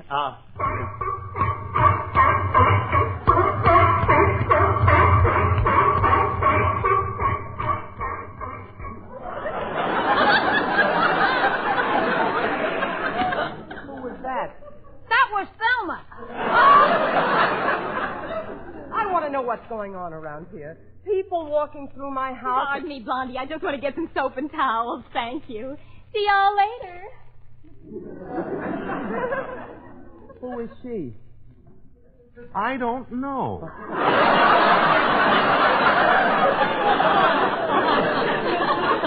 She comes in every Sunday to take a bath. That woman's not going to take a bath in my house. well, honey, we can't let her run around dirty. There's nothing to get excited about. What's that? The wart specialist. What are all these strange things going on in my home? Everything seems perfectly normal to me. This is the last straw. I'm leaving here, Mr. Lewis. What's wrong? There's a seal doing the breaststroke in my gin. This is the worst motel I've ever stayed in. Goodbye. Motel. All these people and...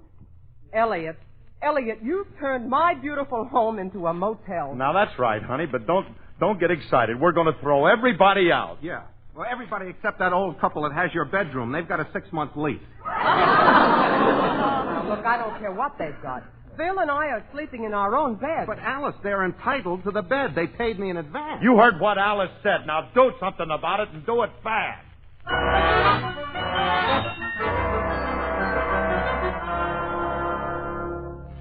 Alice. Allison. Alice. Time to get up. Oh, what? Oh, Phil, it's 3 o'clock in the morning. Why should we get up? We have to. It's that old couple's turn to use the bed for 2 hours. Come on, hit the deck.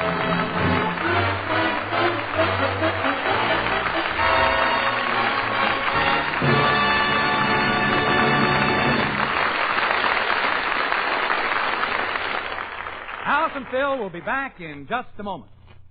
RCA Victor's new 3-speed Victrola attachment is just your speed because it plays any record, any speed automatically. It gives you all the advantages of all the speeds.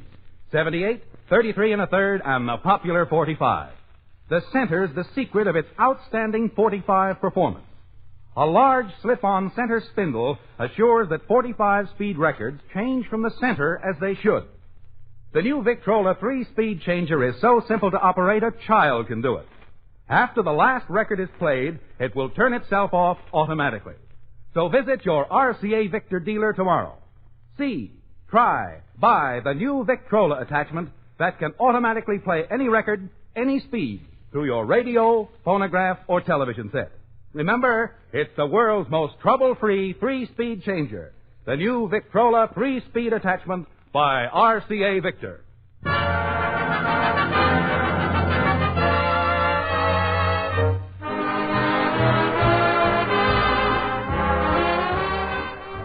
Friday's the day. Dennis Day. Starring in the new RCA Victor TV show. And it'll be on most NBC TV stations. So check your newspaper for correct time. Thanks, everybody, and good night. Good night, everybody.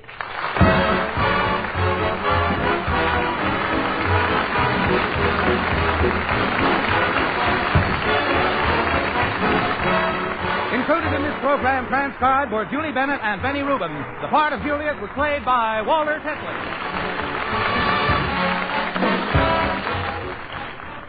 From RCA Victor comes another must for your record library. It's the complete recording of Verdi's opera Il Trovatore, starring the brilliant Jussi Björling, Zinka Milanov, Fedora Barbieri, Leonard Warren, and the Robert Shaw Chorale, with RCA Victor Orchestra conducted by Renato Cellini. Visit your RCA Victor record dealer tomorrow. Ask for the complete album of Il Trovatore, available on 45 or long play Red Seal records. Recorded by RCA Victor.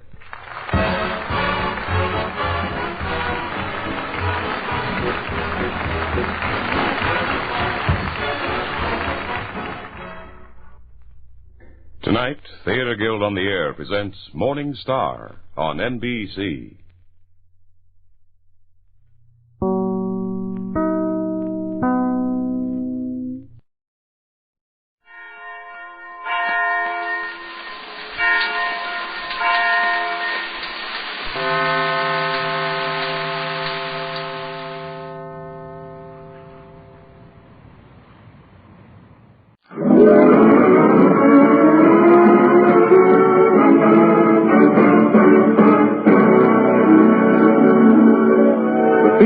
Radio Network presents A Salute to Jack Benny.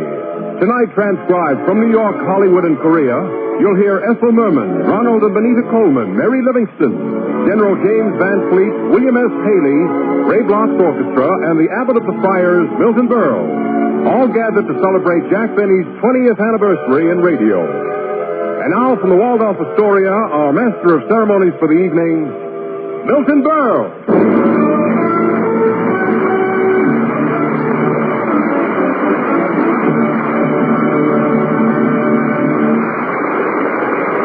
Thank you, ladies and gentlemen. Ladies and gentlemen, once in a great while a man comes along who stands out in his field, a man with not only great ability, but with fine character, understanding, and generosity. We know this man for his great accomplishments, his progressive thinking, and his remarkable leadership. Ladies and gentlemen, you may have anticipated me. After all, how many men fit this description? I'm speaking of General James Van Fleet.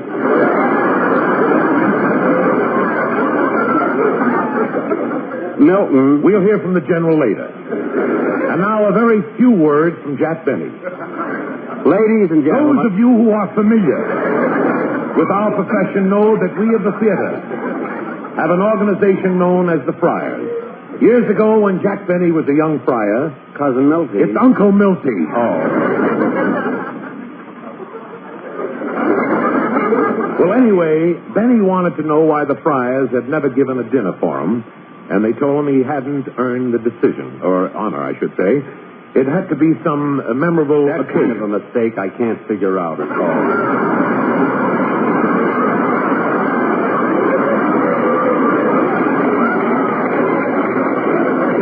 Mr. Benny, when we call on you, you'll have a chance to die. To continue, will you please be quiet, Mr. Benny, while I'm doing my speech? If there had to be some memorable occasion, like, for instance, his 20th anniversary on the radio before we gave him a dinner.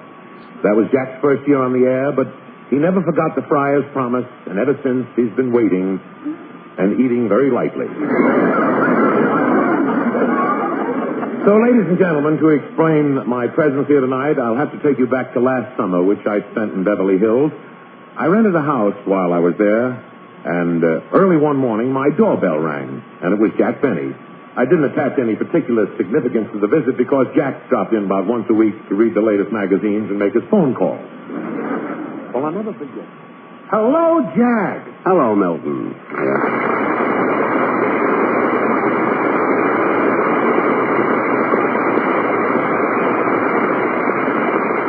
Jack, the New Look magazine just came in, and there's an easy chair by the telephone. Thank you. Look at this picture of Dagmar and look. She's a big picture.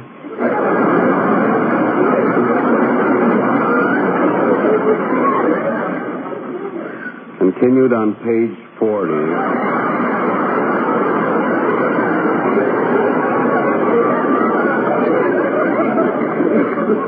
See, where are my glasses? Oh, here they are. She's not a picture of Dagmar at all. It's a B-29. Now, Milton, I came over here today for another reason. Remember the Friars promised to give me a dinner on my 20th anniversary in radio? I don't remember anything like that. But, Milton, it's in the records. You're the abbot of the Friars, and I'm holding you to it. Jack, let go of my lapel. If it means that much to you, when you get home, call Jesse Block in New York and tell him that I said to go ahead and arrange the dinner for you. When I get home? Oh, all right. You can call him from here. Thank you. You're welcome. And that's how this Jack Benny testimonial dinner came about. A short time later, I got a long-distance call from New York. Hello? Hello, Mr. Burrow. This is Miss Simmons of the Columbia Broadcasting System. Yes, Miss Simmons. I'm calling for Mr. Paley. We were told that you are one of Jack Benny's closest friends. Well, he and my telephone have been going together. Well, since Mr. Benny is celebrating his 20th anniversary on the air this year, Mr. Paley would like to get him a gift, but he doesn't know what to buy. Well, that is a problem. After all, what can you give a man like Jack Benny? He hasn't got anything.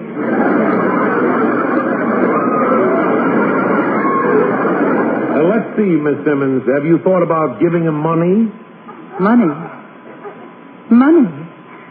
But Mr. Paley would like to give him something that will last. I guarantee you, when Benny gets his hands on a buck, that's the last of it. But, Mr. Burrow, money is such a cold gift. Believe me, he's not interested in heat. Well, thank you, Mr. Burrow. I'll tell Mr. Paley what you said. Would you mind laughing it up when you tell him? Yes, Mr. Burrow, Thank I you will. very, very much.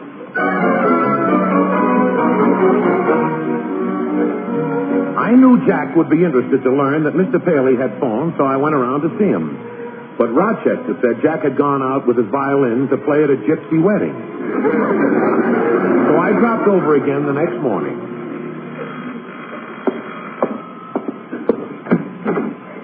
Hello, Jack.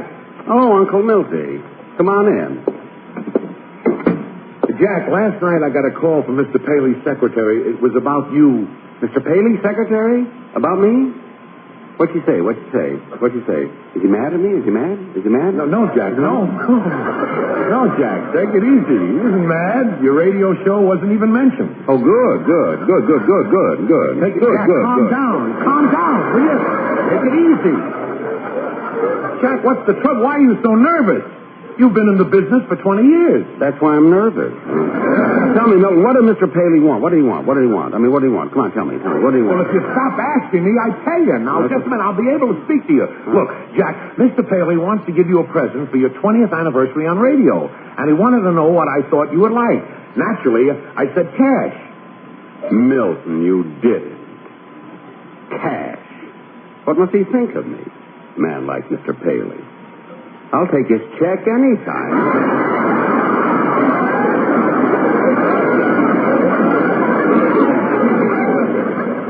So what happened?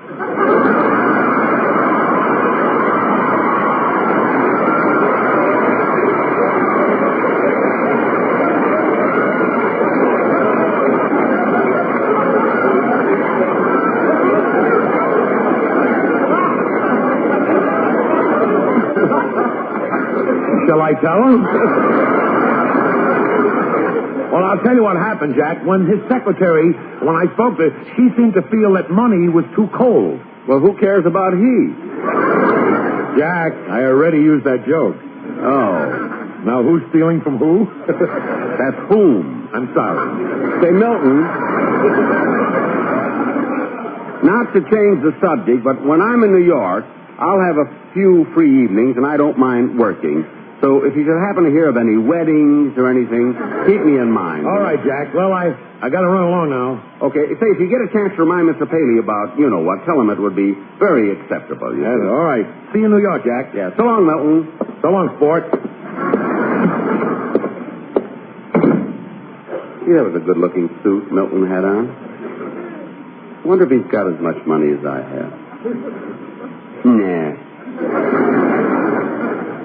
Well, I might as well get packed. When I hear about a gift from Mr. Paley, I get ideas.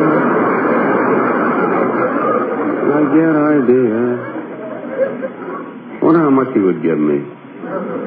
No, that'd be too much. On the hand, you never can tell, you know. After all, what's $20 to a man like Mr. Paley? Da-da-da-dum, da-dee-da-dum, da-da-da-dee-dum. It might be 30 or even 40. Da-dee. Just a minute. Oh, hello, Dollface. Hello, Jack.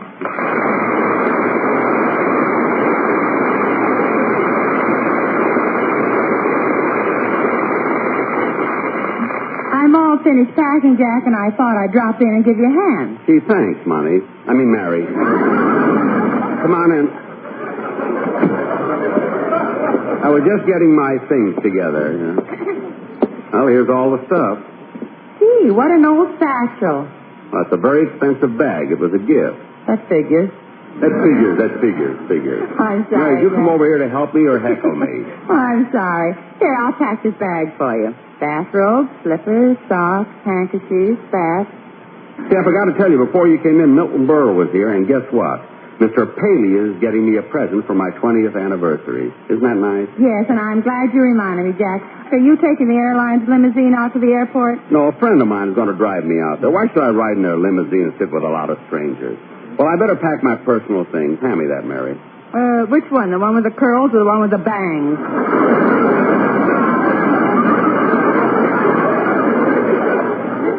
Both of them, and throw in the gray one, too. It'll probably be snowing in New York. You better put a leash on. It might be windy, too. Very funny, Mary. There's the door now. Busy. I should have waited until I left town before I gave Rochester his day off. Oh, I'll get it, Jack. Let's see if I've forgotten anything. Mouthwash, shoe polish, Cetus powders, vitamin pills, and pablum. And there's my bank book. Gee, the last page is almost all filled up. Da-dum, da-dum, da-dee-da-dee, da-dee-da-dee-dum. I'll need a new one. Jack, that was the fellow outside with the meat truck. Oh, that's Murray, my butcher. What did he say? Well, he has to make a few deliveries, but he'll be back in a half hour to take you to the airport.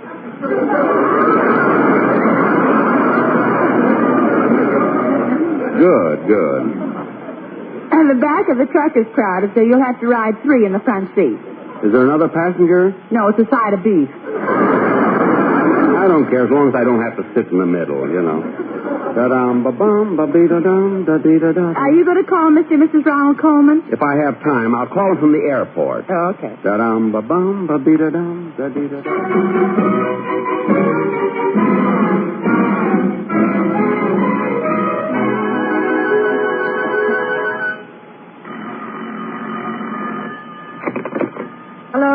Hello, I have a call for Mr. or Mrs. Ronald Coleman. Well, this is Mrs. Coleman.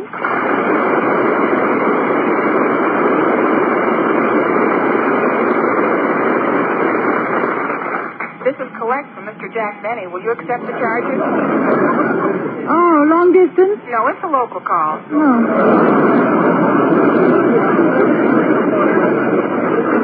Well, all right. Wait a minute. I didn't think you could make a local call collect. Neither did I, but he talked me into it. Well, put him on. Hello, Hello, Benita? Oh, Benita, this is Jack Benny. I'm at the airport. The reason I reversed the charges is that I didn't have any change. How'd you get the operator? Somebody was here before me, and I caught the receiver in midair. Well, why are you calling, Jack? Is anything the matter? No, I just want you to do me a favor.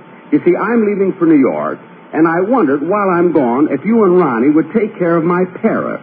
See, I hate to leave Polly in a strange pet shop. Well, I don't know. Jack, would you hold the wire? Certainly, it's your money. I mean, as long as you wish, of course. Oh, Ronnie? What is it, Benita? I have something to tell you. Have you finished shaving?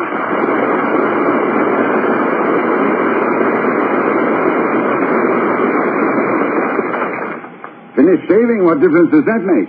Well, I don't want to tell you while you still have the razor in your hand.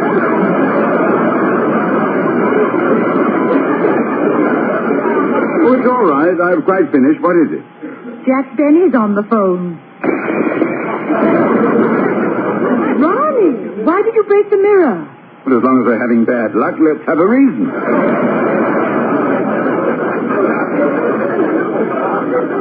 What does Mr. Benny want now? Well, he's going to New York. Good.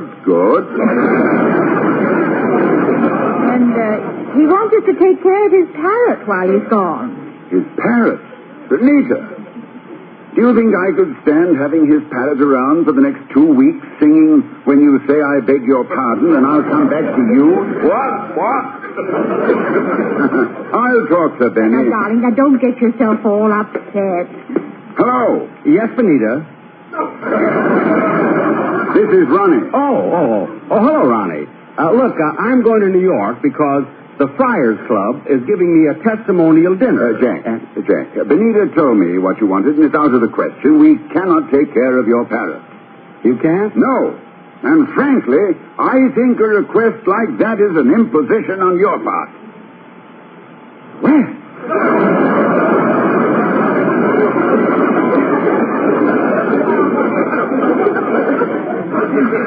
You mean? That's definite, Jack, and I see no reason to discuss it further. Well, all right, Ronnie. That's the way you feel about it? Goodbye. What did he say, Ronnie? Well, for once, my dear, I did the talking. I told him we wouldn't take care of his parrot, and that's all there was to it. What's Jack going to New York for? The Friars are giving him a dinner. But why? Well, they've given dinners for everybody. I suppose they've simply run out of people. Something about it. It's his 20th anniversary on the radio.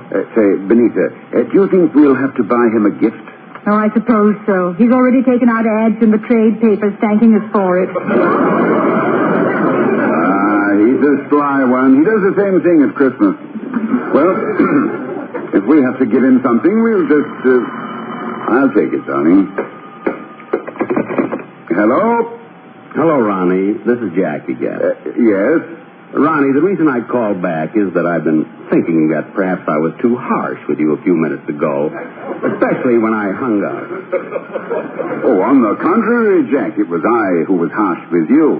Oh, that's just like you, Ronnie, trying to take the blame. But this time I won't let you. Oh, but I want the blame. No, Ronnie, our friendship means too much to both of us. Now, let's not allow a silly quarrel to come between us. And, Ronnie, you don't have to take care of my parrot. Just leave her in my house alone. No one to take care of her. No one to feed her. No one to cover her up at night. No one to change her water every day. No one to talk to her. No one to even care if she wants a cracker. Just leave her there, Ronnie. Goodbye.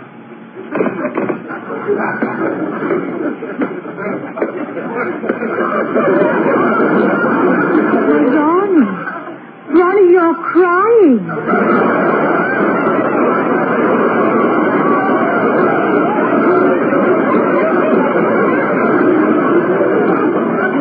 Who is that you were talking to? Bessie Davis.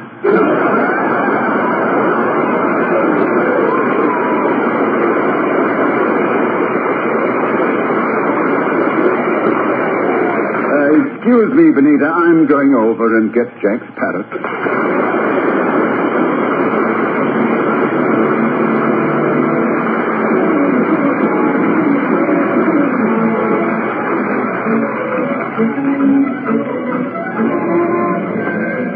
Gee, it's good to be back in New York again, walking down Broadway, the Great White Way. There's Judy Garland at the Palace, Jane Wyman in the Blue Veil, Phil Silvers at the Winter Garden, Bert Lahr at the... Jack! Oh, Jack! What? Why, Ethel Merman.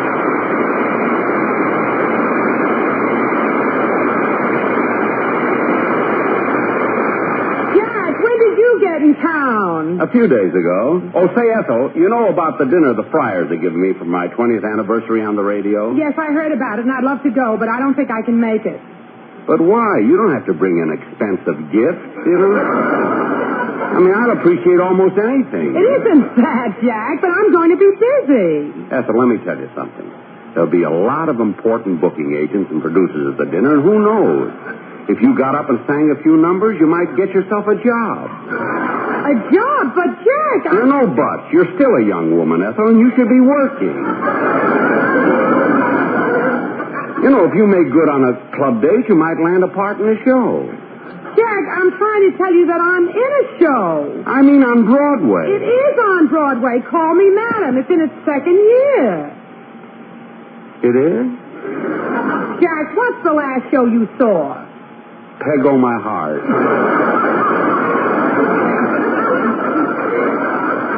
It was great. I'll never forget that scene when she came home with the baby in her arms and her father put her out of the house. They don't write shows like that anymore. Jack, why don't you do a play on Broadway? Oh, there's nothing I can do. That's right. Wait a minute. Don't give up so easily. Okay, what kind of a play could I do, Ethel? Oh, I can see you doing something by Shakespeare. Hamlet, King Lear, Richard III, Romeo and Juliet. Romeo and Juliet? But Ethel, Laurence Olivier did such a wonderful job as Romeo. I was thinking of the other part. That always happens to me when I wear the curly one. Try to get to my dinner, will you, Ethel? I will, Jack. It'll be wonderful.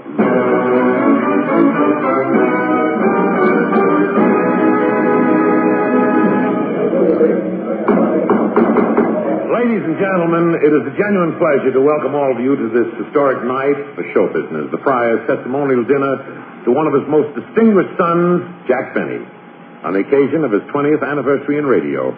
Gathered here are important personages from every part of American life and more stars than there are in the heavens. I can think of no more appropriate way to get these exciting proceedings underway than to have one of Broadway's great performers sing the theme song Irving Berlin wrote for our profession, There's No Business Like Show Business. Ladies and gentlemen, Ethel Merman.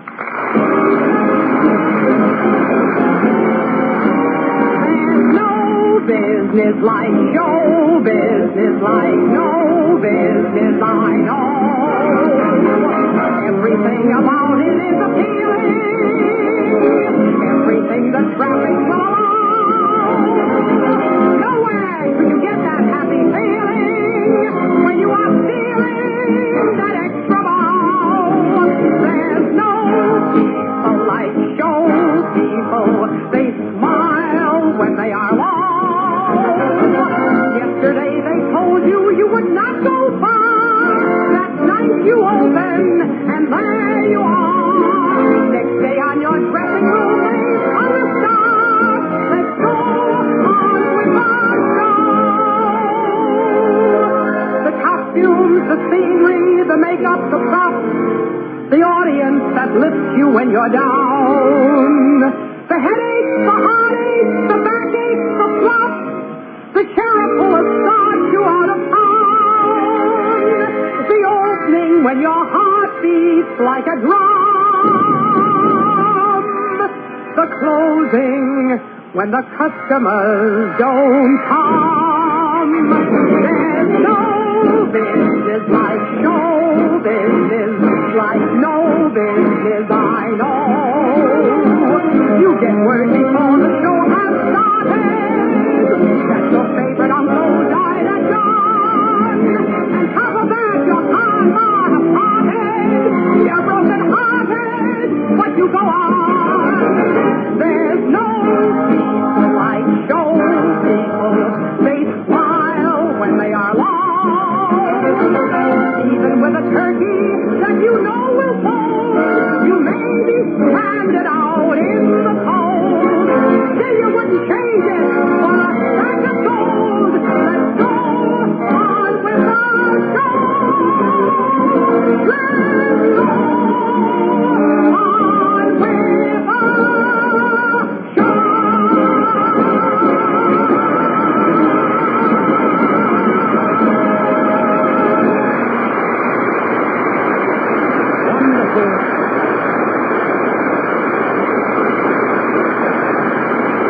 Ethel.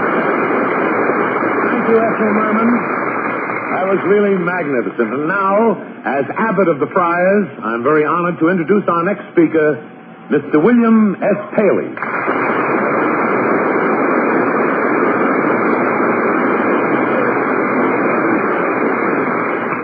Thank you, Mr. Burrell, and good evening, ladies and gentlemen. Gee, he speaks well, doesn't he? I wonder what kind of a present he's going to give me. Quiet, Jack, quiet, please. When a man reaches the stage in his career where his friends and associates set aside an occasion to honor his achievements, then indeed that man may consider himself a success. Hey, Melody, did Mr. Paley mention what he was going to give me? No, and be quiet, will you? Jack Benny is a success, not only because of his inherent talent, but because of his diligence, perseverance, his loyalty, and his unquestioned perspicacity.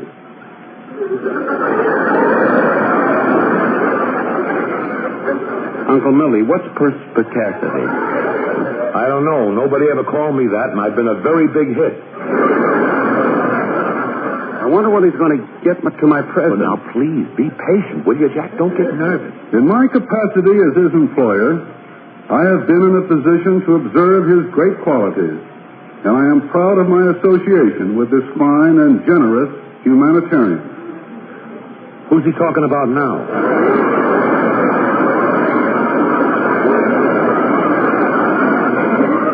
It's still me. Why doesn't he get to my present? Why don't you shut up? All right, all right. On an occasion such as this, it is customary to present the guest of honor with a gift. Here it comes, Milton. Here it comes. Jack, get down off the table. Look, Mr. Paley's putting his hand in his pocket. Da-da-da-dum, da-da-da-dum. Jack, for heaven's sake, stop it. Mr. Paley is looking at you. Will Mr. Jack Benny please rise? Get up, get up, get up. I can't. My knees are shaking. Help me, Milton, huh? Here, hold on to my arm. There you are, there you are. Jack Benny, on behalf of the Columbia Broadcasting System, as a token of our friendship and affection, I take great pleasure in presenting you with this beautiful scroll.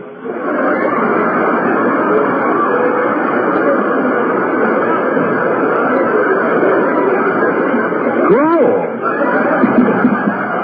Jack! What's the matter with him, Milton? He's fainted. Let's go on with the dinner.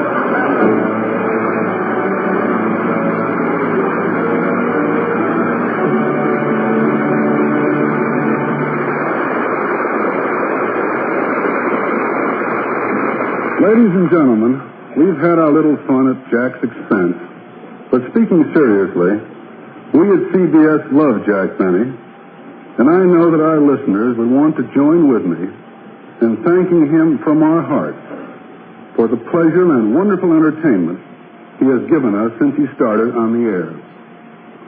Also, we hope that he will continue on the air at least until he's 59, another 20 years.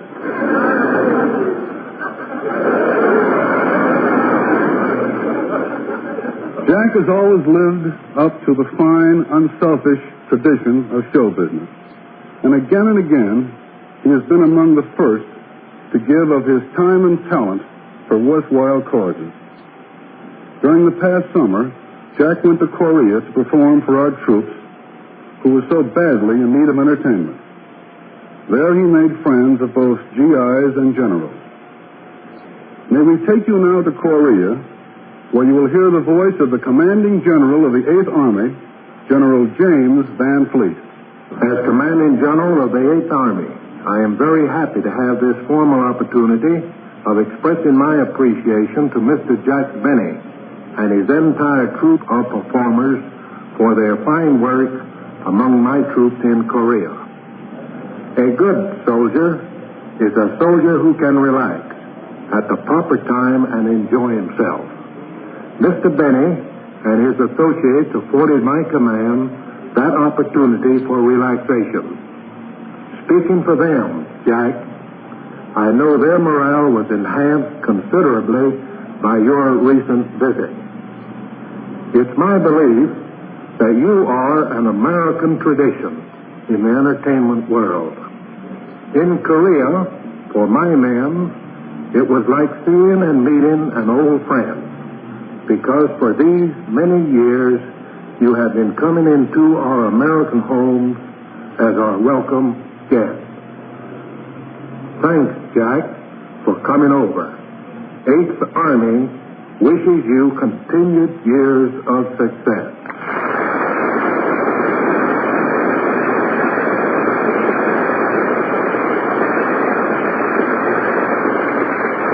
Now here's Jack Benny.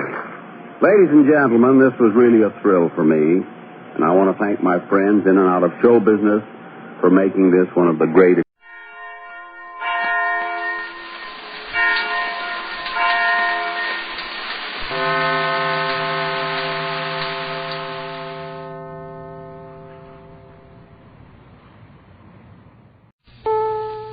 In this special closed-circuit broadcast to the managers and staffs of all CBS stations, Mr. Paley has asked that he might be the first to speak to you. Gentlemen, Mr. Paley. I have asked to speak first so that I might have the pleasure of introducing Jack Benny. In a few moments, we'll pick up Jack Benny and Amos and Andy, too, speaking in Hollywood. But before we do that, I want to take the opportunity to say something else. It is in many ways, I think, the most significant thing I could say here, and that CBS, in fact, can say to the world. It is not about the developments of the past few weeks which have happily resulted in bringing Benny to CBS so soon after Amos and Andy. We all can see what this means to our Sunday night schedule and to our competitive strength and prestige as a network. But I'm thinking of something more important. It's the network Jack Benny is coming to. The network we are today. CBS is now the leader. Today, not tomorrow. That is what I take deepest pride in as I talk to you. In the fact that CBS today, all of you, already have the largest audiences in all radio, day and night. The largest individual audiences, the largest average audiences. This is an achievement of which you can be particularly proud. It couldn't have happened without your management and your facilities, without your own great status in the community. And we all recognize, I think, that it couldn't have happened as it has in just this past year without the accomplishments of the CBS package program operation. We did not depend on the hope of bringing some established great programs of radio to CBS. We developed our own. Our Godfrey, our My Friend Irma, our Suspense, our Miss Brooks with Eve Arden, our My Favorite Husband with Lucille Ball, and all the others. We developed them so well that CBS program ratings in the past year increased 14% on the whole, while NBC's program ratings dropped 7% in the same period. This is real programming leadership, and it's the kind of programming leadership and audience leadership we intend to keep for you. That is why we are going to continue to develop our own creative program operation as intensively as we can. For out of this will come more Arthur Godfreys and the Jack Bennys and the Amos and Andys of tomorrow. Our programming progress and our programming hopes for the future only make us all the more delighted that we are to have the one and only Jack Benny joining forces on Sunday night with a great comedy team, Amos and Andy. I can think of nothing which more effectively will strengthen our position.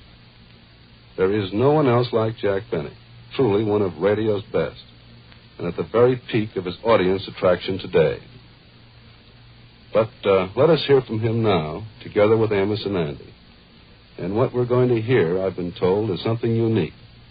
Jack Benny and Amos and Andy in our Hollywood studios as they prepare for this closed-circuit talk to you. I don't know exactly what they're going to say, but at any rate, it's for our ears alone. And so here they are, with my best wishes to them and to all of you for a Merry Christmas and a happy, happy New Year. I wonder if this is the studio. Well, I'll have a look. I'm sorry. There could be a sign on the door. Oh, Mr. Benny, can I help you? Yes, Amos and Andy and myself are doing a broadcast for the managers and personnel of all the CBS stations. Oh, And yes, thought... yes. The boys are waiting for you. Studio's right down the hall. Thanks. Yada-dee-da-dum, da-dee-da-dum, da-dum, da-dee-da-dum. I couldn't help saying yes to CBS. Say, Andy, there's Jack Bennett now. Oh, come in, Mr. Benny. The program's already started. Well, Amos and Andy, where's the kingfish? Right here, Miss Benny. Can I help carry your money? What's that? Well, what he is trying to say, Mr. Benny, is that all of the shows on CBS and all of the managers and personnel of all CBS stations want to welcome you to the Columbia Broadcasting System. Well, that certainly is nice of everybody. You say the program has already started? Oh, yeah. Mr. William Paley just introduced us in New York. Bill Paley? You mean he's on this broadcast, too? Yes, sir. He is zigzagging in and out of the program from New York. He's listening to us right now. Well, He is? That's right, Miss Benny, yes. And as I was saying, isn't Bill Paley a swell guy? Say, Kingfish, that boy really thinks on his feet, don't he? He even thinks when he's sitting down.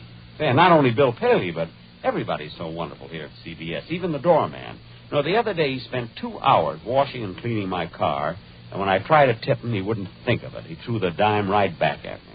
Yeah, sir, they're really fine people over here. Yeah, and just think, Mr. Benny, we and you has been on the air for so many years, and now, for the first time, we'll be on the same network the same day. Yeah, sir, right next to each other, too. Oh, we're really neighbors. Yes, we can drop in on each other and borrow a cup of sugar or a joke or two. Nothing like having neighbors that are your friends. You know, I hate to take advantage of strangers. You know, he got the right idea, Kingfish. I'd like to shake his hand sometime. Yeah, but how's he going to get it out of his pocket? As you know, fellas, I just can't help thinking again what a great man Bill Paley is. I hope he's still listening. Miss Benny, you closed your deal with CBS, ain't you? Oh, yes, I've got a contract. Well, then why do you have to keep flattering Mr. Paley? Well, that's in the contract. Yeah, well, now that we're neighbors, we can have a lot of fun together. You can come over and be a guest on our show a few times, and we can go over on your show once. Yes. Wait a minute. Why should I go on your program a few times? You come on mine only once. Well, there's more of us. Yes, but you don't have the problem that I have with my cash. See, I'm under such a heavy expense. Yeah, well, anyway, we're glad we're all together here on CBS, and me and Andy want to thank all the fine people for all the nice things they've said about us when we moved over to this network. Well, the change will be good for all of us. I did a lot of checking up, and I found that CBS is the real leader of the field. Lots of young blood, new ideas, and the executives know teamwork and how to hustle. Of course, Bill Paley is such a wonderful guy. Yeah, and we would feel the same way even if he wasn't listening. Fellas, you've been here at CBS for quite a few weeks, and you know all the angles. Tell me, when does the ghost walk? Ghost? There ain't no ghost around here. Oh, you know, the old day, the lettuce, that green stuff. What I'm trying to say is, when does that man push the little envelope through the window? Andy, he means when do we get paid? Oh. Well, that's one way of putting it. I suppose it's Sunday night right after the show, huh? No, it's Monday morning. Oh, shucks. That means I won't get any sleep Sunday night. I'm such a worrier.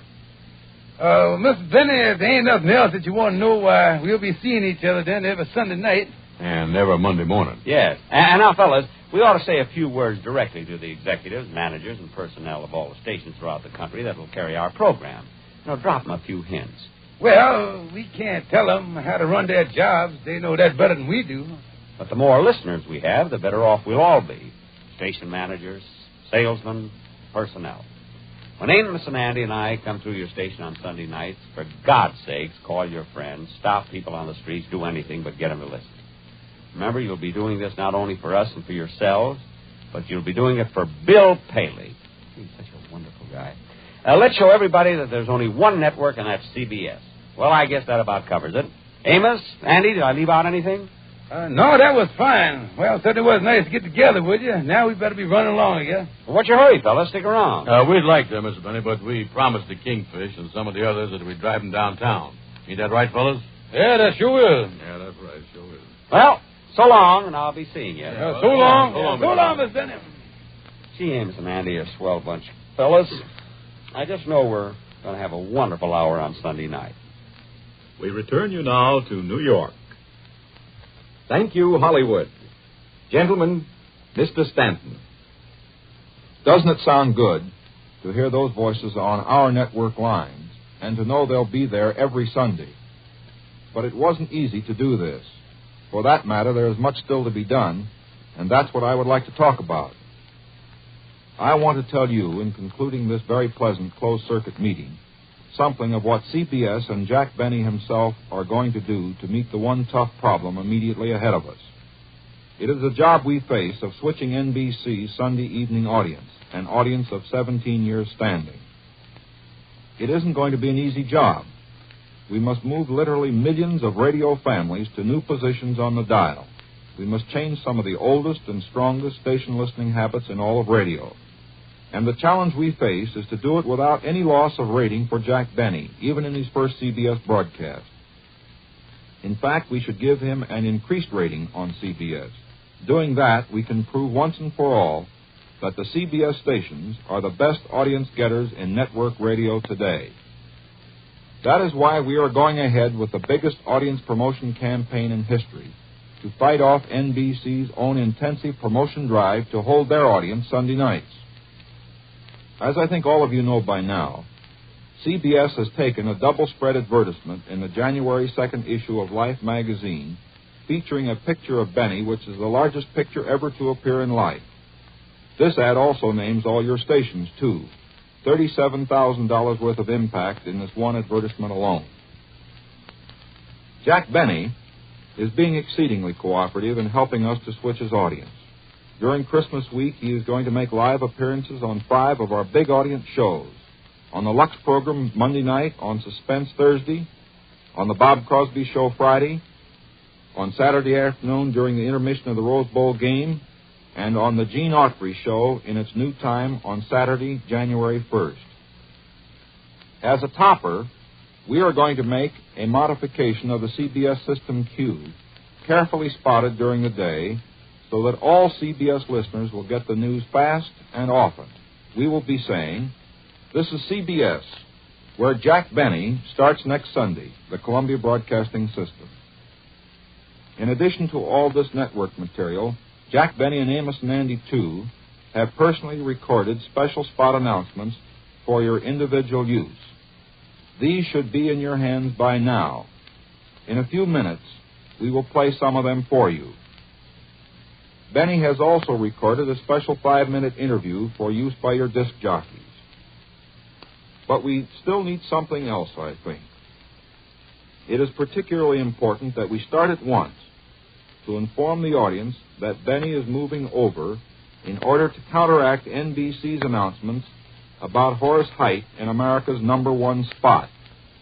I hope, therefore, you already are making plentiful use of the new slogan that was wired to you a day or so ago, the one that reads, "Only 10 more listening days until Sunday, January 2nd, when Jack Benny starts on CBS."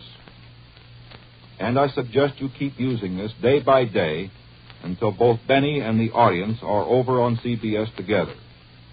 We can't be certain of what NBC will try to do to keep their audience, but you can be quite sure NBC will make a desperate fight to do so, not only in working out the strongest lineup of programs they can beg, borrow, or invent, but also in heavy defensive promotion by NBC's own affiliates, in other words, by your direct competition. That is why we all have to hit this one really hard. We've got NBC on the run now, and we want to keep them that way. We've got to break a 17-year-old station listening habit, and I know no one in radio better prepared or better equipped to do that than yourselves. Thank you all for your attention, and my very warmest wishes to you for a Merry Christmas and a Happy New Year. In the time remaining, we'd like to give you a preview of the recorded promotion spots featuring Jack Benny and his cast, which have been sent to you from Hollywood. Hello, Jack Benny speaking. Hello, boss. This is Rochester. Is it true that your program is moved to CBS? That's right. On Sunday night? Yep, Sunday night. Same time? Yeah, same time. And you got a new deal? Yes, I've got a new deal. Boss, how about a raise? Absolutely not, and that's final. Doggone new station, new network, new deal. But the same old boss. All right, boys, are you ready? Fine, let's go. Sunday night, if you're blue and you don't know what to do, CBS will fill the void. There Jack Benny can be Hoyt. Boy, the lyrics are fine, Sportsman, but I wish there was some way to improve the music. Oh, well, let it go. Ronnie. Oh, Ronnie. What is it, Benita? Have you noticed the commotion next door? Jack Benny's moving. Moving. That's wonderful. Let's celebrate. No. He's not moving out of his house. His program is moving to CBS every Sunday night. Benita, never do that to me again.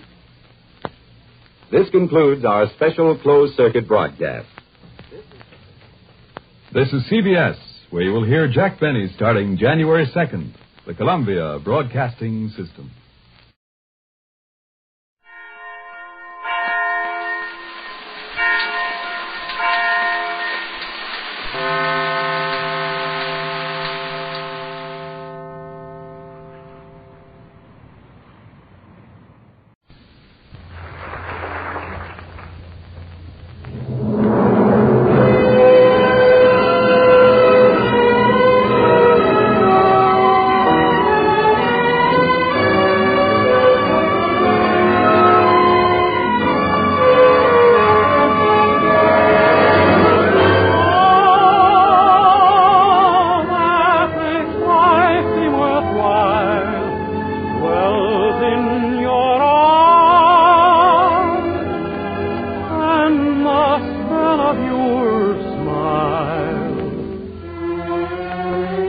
Gentlemen, Colgate Dental Cream presents the new Dennis Day Show, written by Frank Galen, with Sharon Douglas, Dink Trout, John Brown, Elliott Lewis, Joe Forte, Charles Dant in the orchestra, yours truly, Vern Smith, and starring the popular singer of the Jack Benny Show in A Day in the Life of Dennis Day.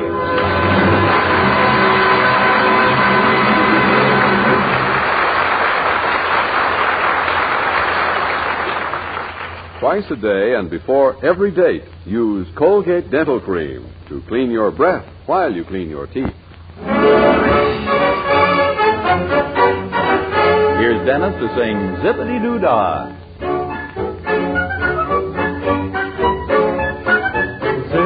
Zippity-doo-dah, zippity-ay. My, oh my, what a wonderful day. Plenty of sunshine head my way. Zippity-doo-dah, zippity-ay. Mr. Bluebird on my shoulder. It's the truth, it's actual.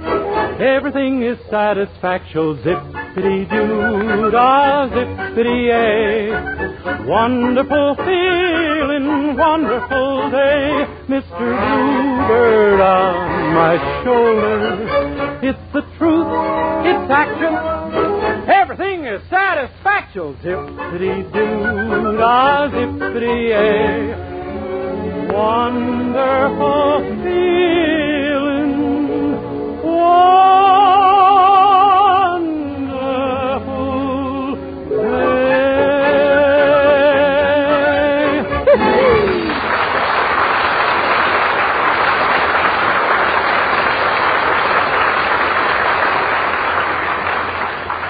Colgate Dental Cream cleans your breath while it cleans your teeth. No other toothpaste does a better job of cleaning your teeth than Colgate Dental Cream.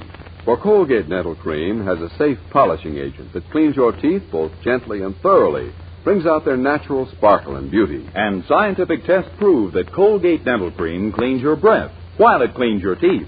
Yes, actual scientific tests prove conclusively that in 7 out of 10 cases, Colgate Dental Cream instantly stops unpleasing breath that originates in the mouth. Colgate Dental Cream is famous for its wonderful wake-up flavor, too. Nationwide tests of leading toothpastes prove that Colgate Dental Cream is preferred for flavor over other brands tested. So try Colgate Dental Cream to bring out the natural sparkle and beauty of your teeth for a wake-up flavor you'll thoroughly enjoy. And use Colgate Dental Cream twice a day and before every date to clean your breath while you clean your teeth.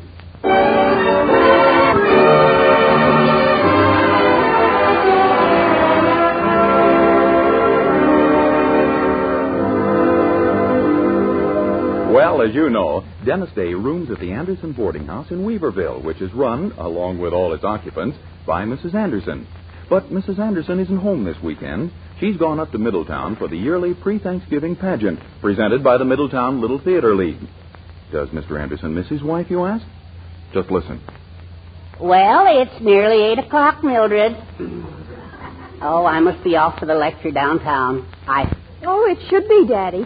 When I dusted your dresser, I saw the name of the lecturer on the ticket. Tassos Latour, the Platinum Ball of Fire. Well, yes, he's a very interesting speaker. You know, you better not let Mother hear you've been to a burlesque show. Oh, I know. I nearly gave myself away last time she went up to Middleton, too. Really? Yes.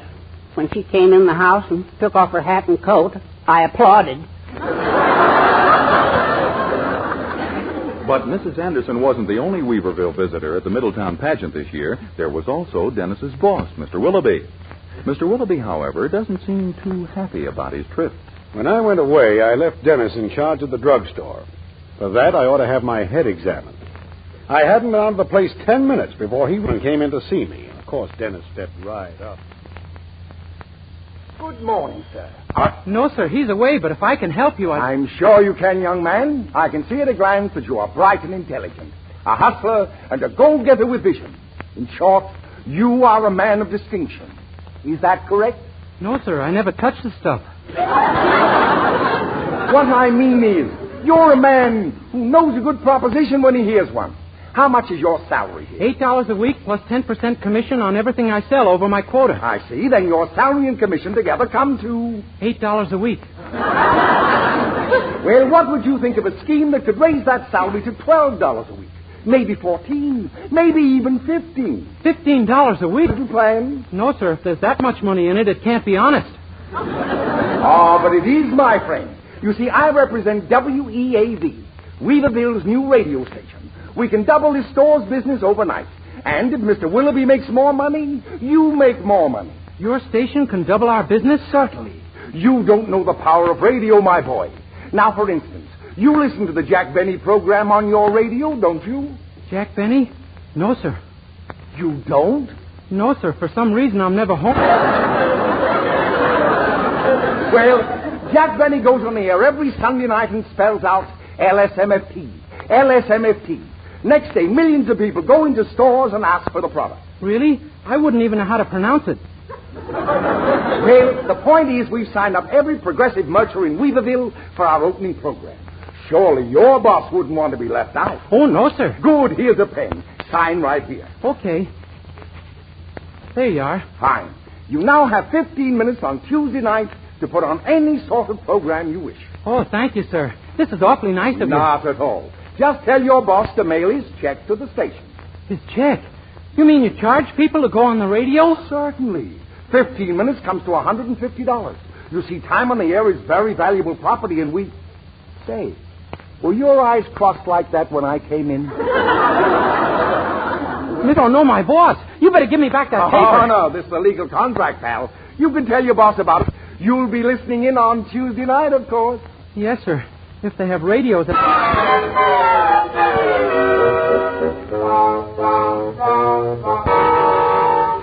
My goodness, Dennis, $150? Uh-huh.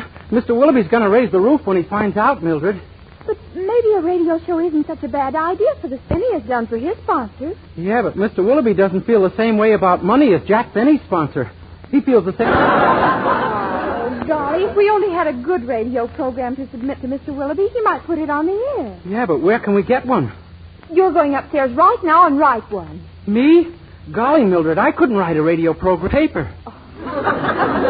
Dennis, I'll get you paper. Now, write a dramatic show, like those morning serials, you know. Make it homey and sweet and down to earth, but original. Original? Yes, don't do one about life. Uh-huh. And another one is about a reporter, and there's one about an intern. You think of something that hasn't been written. Okay.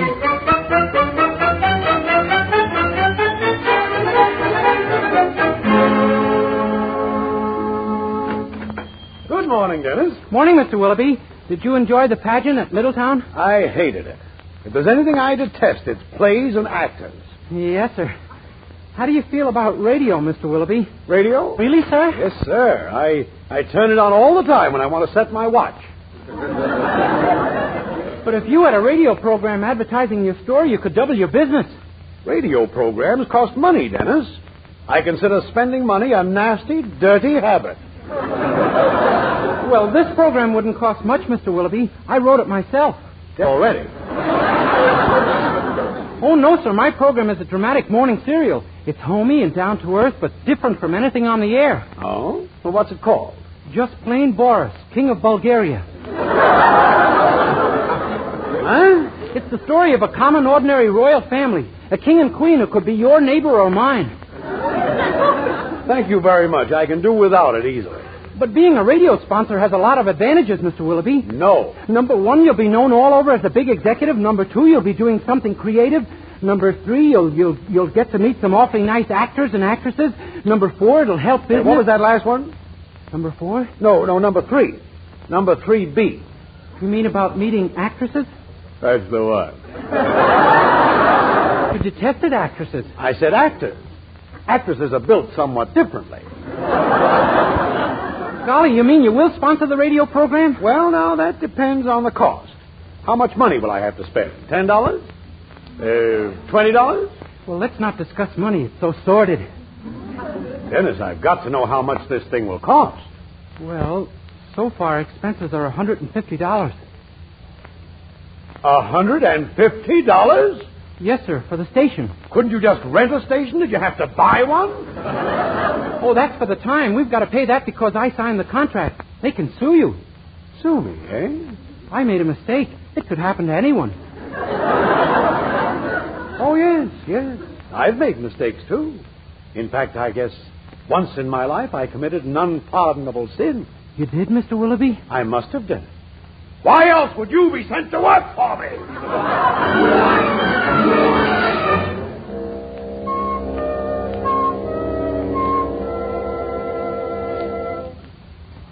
Oh, but he was awfully mad. Oh, but he agreed to put on the show, huh? Well, he'll have to pay for the time, but how can I get actors for nothing? Oh, golly. Let's see now. If only Mr. Willoughby hadn't let me mind the store when he went to Middletown to see the Little Theater pageant, this The wouldn't Middletown Little Theater pageant, that's it.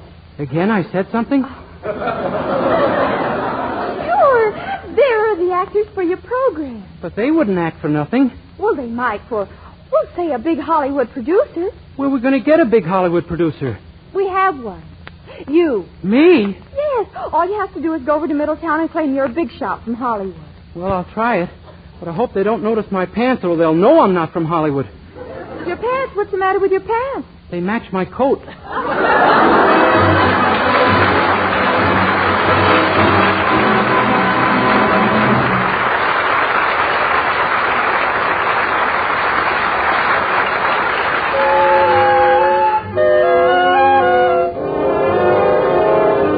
Before we continue our story, here's Dennis Day singing Falling in Love with Love. Falling in love with love is falling for make-believe. Falling in love with love is playing fool. Caring too much is such a juvenile fancy.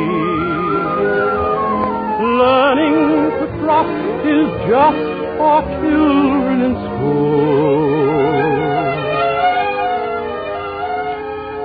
I fell in love with love one night when the moon was full. I was unwise with eyes unable to see. I fell in love with love everlasting. But love fell out with me. I fell in love with love one night when the moon was full. I was unwise with eyes unable to see. I fell in love with love everlasting.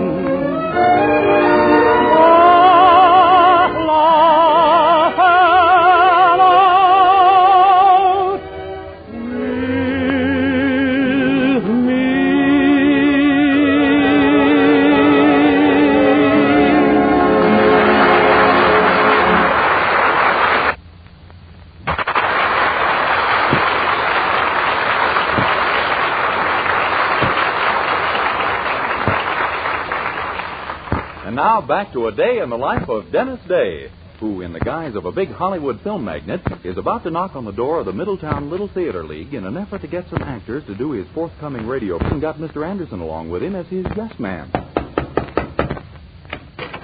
Yes? How do you do, my good man? I'm Orson Metro Day, the big Hollywood producer from Hollywood.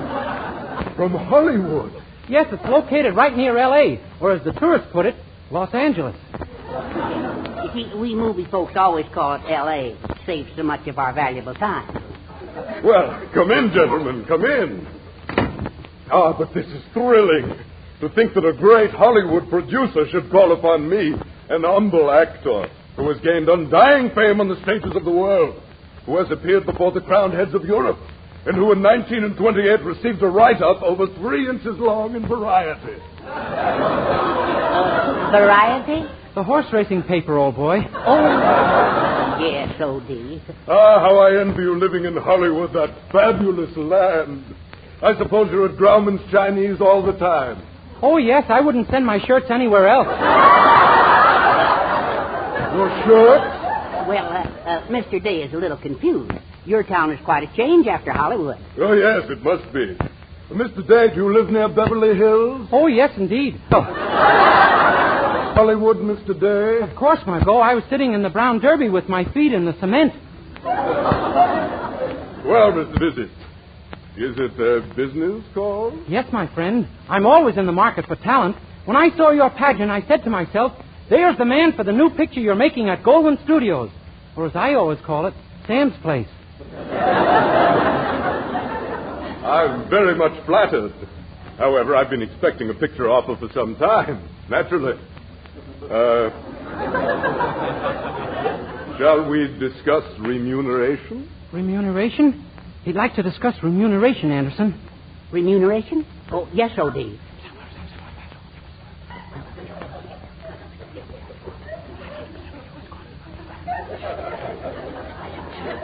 I'm sorry, old man, but neither of us knows what it means. Well, it means salary, wages. Oh, that stuff. Oh, I'm sorry, but we couldn't possibly discuss that until after the radio tryout. The radio tryout? Yes, we want you and your entire troupe to act in a radio play as a sort of a test.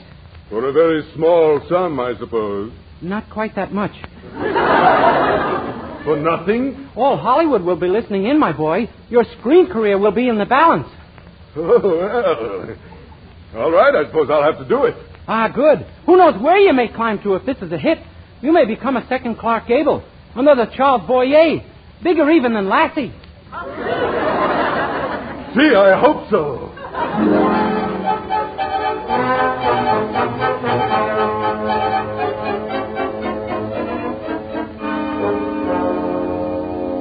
Well, tonight's the big night, Dennis. Got your cast all lined up? Oh, yes, Mr. Willoughby. We're all ready to go. Good. I've been reading your script, and I took the liberty of making a few very minor changes. Just trivial things, you know. I hope you don't mind. Oh, no, sir. Now, for instance, you have the hero marrying Margaret at the end. I had him marry Geraldine. Is that all right? Well, I suppose so, although Geraldine is his sister. Not anymore. I changed it so they hardly know each other. But they have to know each other. They live in the palace together. Oh, it isn't a palace now. It's a shoe factory. And Geraldine just works there. But it was in the palace that the Greek discovered the missing pearl in the royal chambers on Saturday morning. He finds it now in a sewer. Only it isn't a pearl, it's the Mona Lisa. And he isn't a Greek anymore. He's a Democrat. More interesting, don't you think? Yes, sir. After all, they're only minor changes. It still takes place on Saturday morning. Yes, that's true. Did you make any other changes? Well, that's all, except for a small one on page 20. You know where the Russian comes in and says, da? Yes, sir. You changed that line? Oh, no. That line is perfect. Oh, thank you, sir. I just cut out the rest of the page. I also put a new title on the story. I hope you don't mind these trivial little changes. Oh, no, sir. Well, I better get the fountain cleaned. We'll be on the air in an hour. Good evening, sir. I'd like some grease paint, please. Oh, my gosh. My star actor. The clerk will wait on you, sir. He's behind the soda fountain. Oh, very well. Clark, I'd like some grease paint, please. We haven't got any. Try down the street. Do you mind taking your head out of that ice cream can? I can't hear what you're saying. Dennis, take your head out of the ice cream can. Yes, sir. That's better now.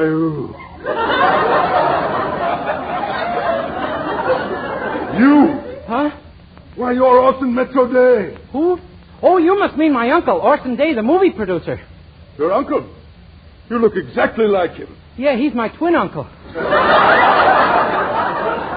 Mr. Day, don't be absurd. What are you doing back of that fountain with the white apron on? Well, I was making myself a marshmallow sundae. It's sort of a hobby of mine. Oh, I see. You Hollywoodians certainly are an eccentric lot. Yeah, aren't we, though? Dennis, you better let me handle this customer. It's getting late. You go in the back and sweep the place out. Sweep the place out? Yeah, I got all kinds of hobbies. And while you're at it, don't forget to take out the garbage. Take out the garbage? I'll bet you won't find 1 man in 10 with that one. So, Mr. Austin Metro Day of Hollywood, eh? And we were going to appear on your radio show tonight. A fat chance. But, sir, Good day, Mr. Bye. Mr. Bye? What was that all about, Dennis? Well, remember you made some slight changes in the script? Yes. He just made some slight changes in the casting.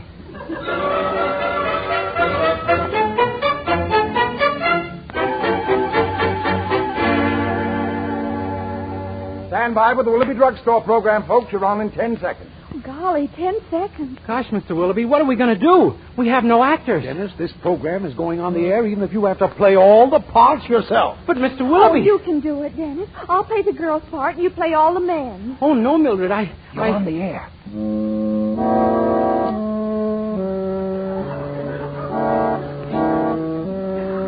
Oh, Dennis, go ahead.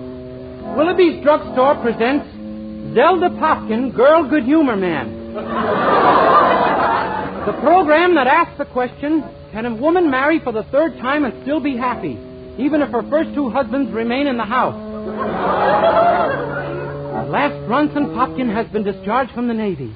And now, after 5 long years of waiting and yearning, without even a glimpse of each other, Ronson stands upon the Popkin doorstep. Zelda speaks. Hello, Ronson. Hiya, Zelda. Dinner ready? Almost. Uncle Ivanovich is here for dinner, too. Here he comes now. Say hello to him, Ronson. Hello, Uncle Ivanovich. But you have to play Uncle Ivanovich, too, Dennis. Speak with an accent. Hasta la vista, Senor Ronson. I'm glad to see you. Dennis, Uncle Ivanovich is supposed to be from Moscow. Oh, I'm glad for to meet you, Gus. How are you? Is it? Dennis, Moscow's in Russia. Oh, how do you do? That's better. Oh, well, we have quite a crowd for dinner tonight, Ronson. Uncle Ivanovich brought our cousin Louis from the Bronx with him. I'm Cousin Louis from the Bronx, too? Yes. Evening, folks. How y'all? And look, Ronson, here comes Grandpa downstairs. Hello, Grandpa. Evening, Sonny. Sure is a mighty cold night. Yes, indeed. Sure is. Yes, sure, boy.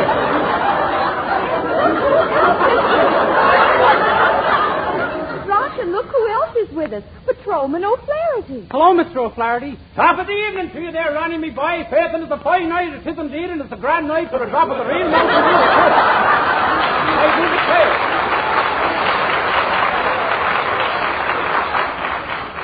Why, Ronson, see who's coming up the walk. Oh, no, Mildred, I can't do that. But you've got to, Dennis. Ronson, see who's coming up the walk. Well, you sit here, Mr. O'Flaherty. Sure thing, sport. I said Mr. O'Flaherty, Dennis. Oh, pardon me. Evening, folks. How y'all? No, Dennis. How do you do? Oh, Dennis, you imbecile. Give me that script. I'll do it. Read your last line again, Mildred. You sit here, Mr. O'Flaherty. Si, senor. Mr. Oui, monsieur. Try your wool, mein Herr. Oh, shut up. Please, the music, somebody. Get us out of this. For heaven's sake.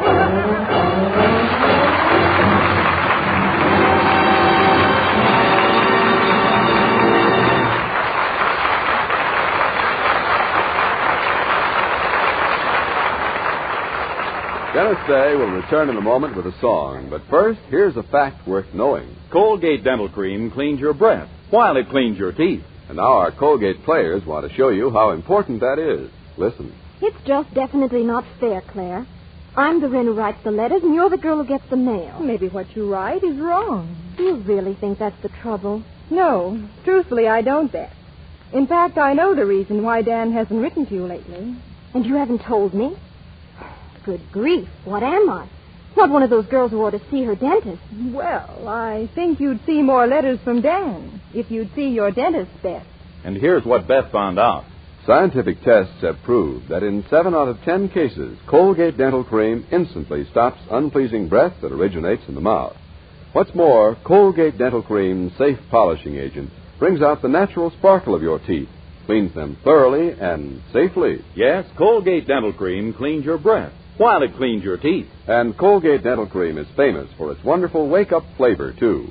In fact, nationwide tests of leading toothpastes prove that Colgate Dental Cream is preferred for flavor over other brands tested. So, to clean your teeth thoroughly and safely, for a wake-up flavor everyone enjoys, use Colgate Dental Cream. Remember, Colgate Dental Cream cleans your breath while it cleans your teeth.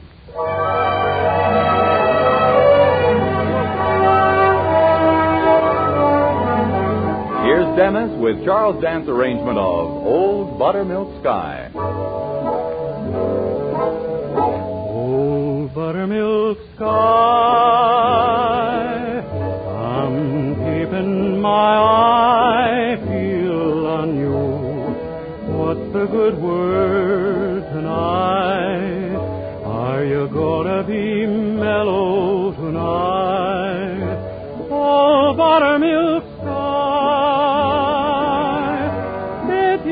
my little donkey and me, we're as happy as a Christmas tree, heading for the one I love.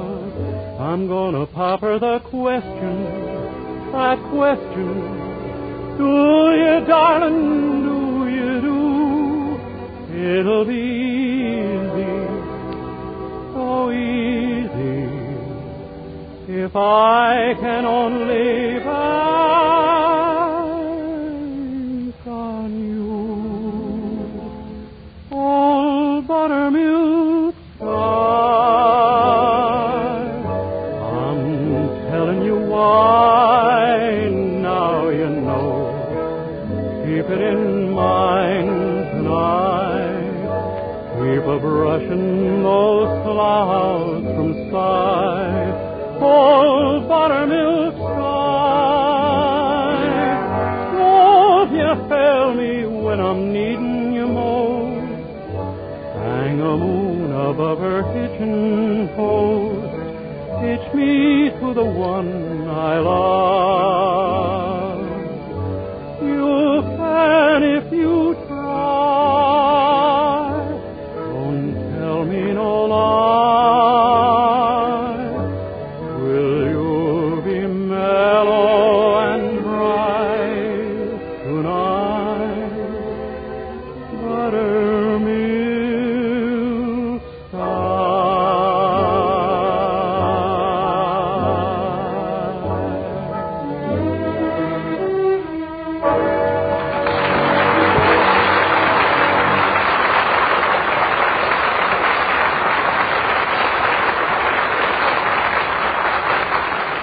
Be sure and be with us again next week for another Dennis Day program. More songs, more adventures in the life of our star, Dennis Day. Meanwhile, be sure to use Colgate Dental Cream to clean your breath while you clean your teeth.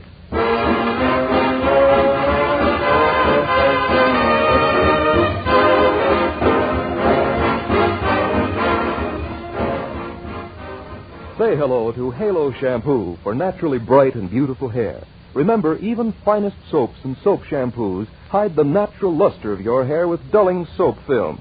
But Halo Shampoo contains no soap, therefore leaves no dulling soap film. Even in hardest water, Halo makes oceans of rich, fragrant lather, quickly banishes loose dandruff and dirt. Halo needs no lemon or vinegar rinse. Say hello to Halo and goodbye to dulling soap film. Get Halo Shampoo at any cosmetic counter.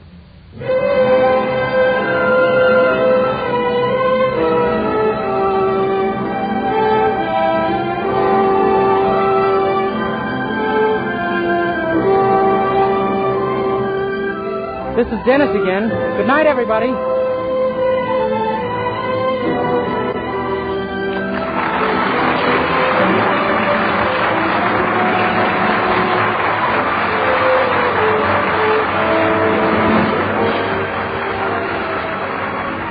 This is NBC, the National Broadcasting Company.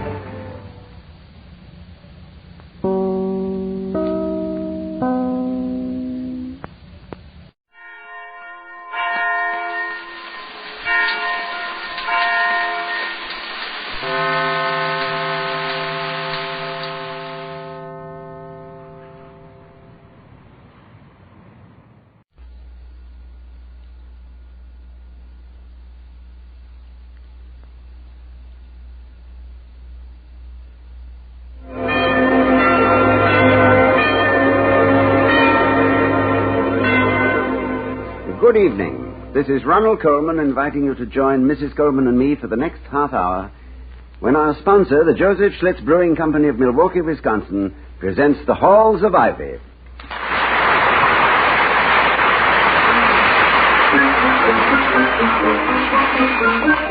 If you like good beer, do as millions of people are doing all over the country. Ask for Schlitz, the beer that made Milwaukee famous. Schlitz tastes so good to so many people that it's the largest selling beer in America. It has to be fine to be first. And now, the Halls of Ivy. We are the Halls of Ivy that surround us here today. Welcome again to Ivy College, that is, in the town of Ivy, USA. The lull between Christmas and Easter, between the hibernation of basketball and the awakening of baseball, can be a period of acute concern to a college president. Thus, the unnatural calm which pervades the Ivy campus is a matter of worried speculation to Dr. William Todhunter Hall, Ivy's president. As he says to his wife, Victoria, "It isn't normal, this ominous peace and quiet. You know, the absence of the familiar can be quite a frightening thing, like when one's foot reaches for a bottom step, which isn't there." I suppose one reason that you're so good at your job is that you're a trifle psychic. Can you read my mind? Yes. Yes, you're thinking that I'm much too perturbed over a very minor matter. Absolutely right. Turn the page and read some more. Very well. You're mad about me. You're just reading the easy part, the part in great big purple type. But possibly it's just presidential skittishness, but my experience tells me that at a time like this, with no major controversies raging, the faculty in a rare mood of contentment, the Board of Governors all on speaking terms with one another, the budget reasonably balanced, something is bound to happen. Nature abhors a vacuum. No, that's because nature has never tried to get cigarette ashes out of a rug with a broom. Now, why don't you just relax and enjoy the calm period while you can? End of calm period.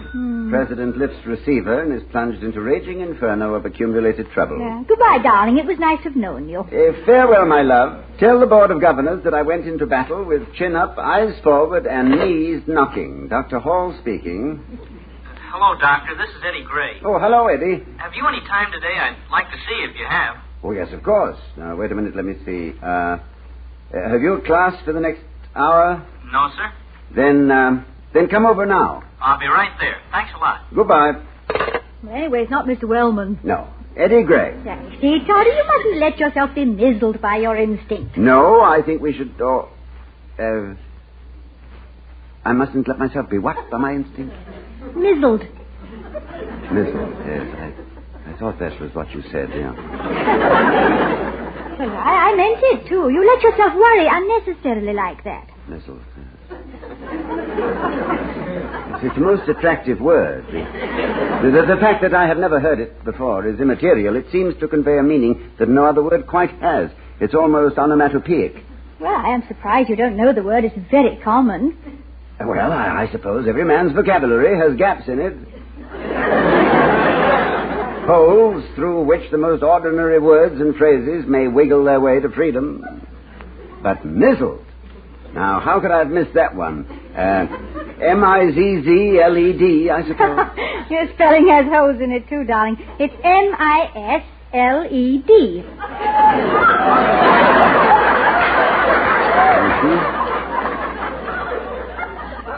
I see, yes.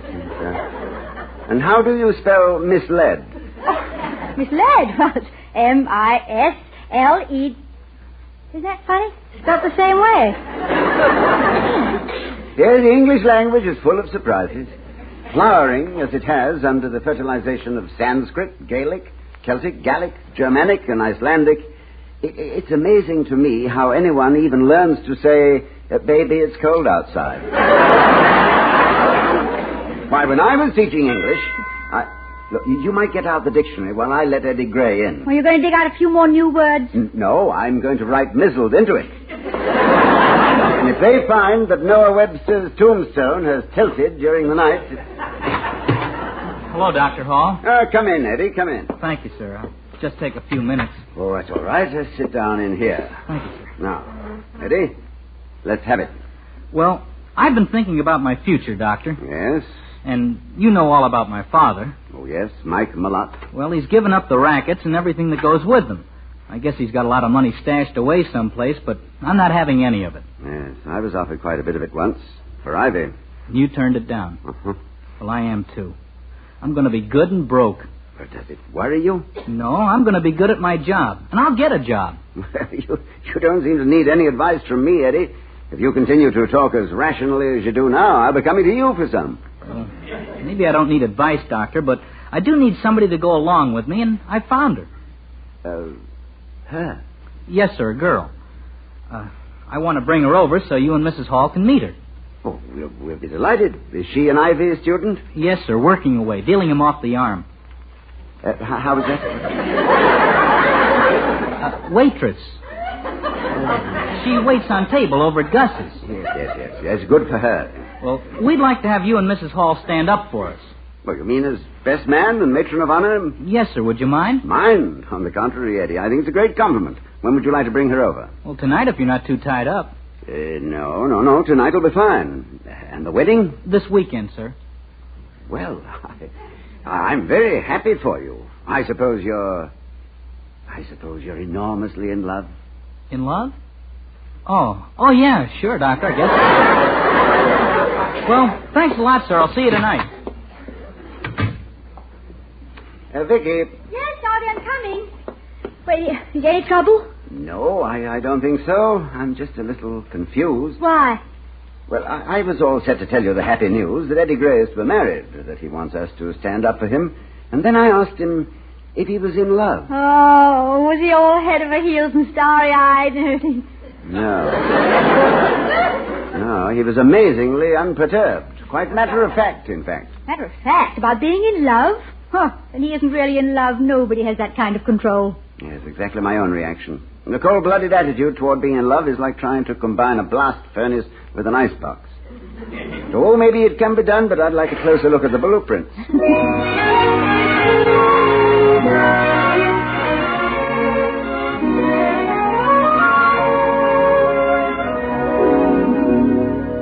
It's so nice to see you again, Mrs. Hall. Well, I haven't laid eyes on you, Mary, since the Junior Follies.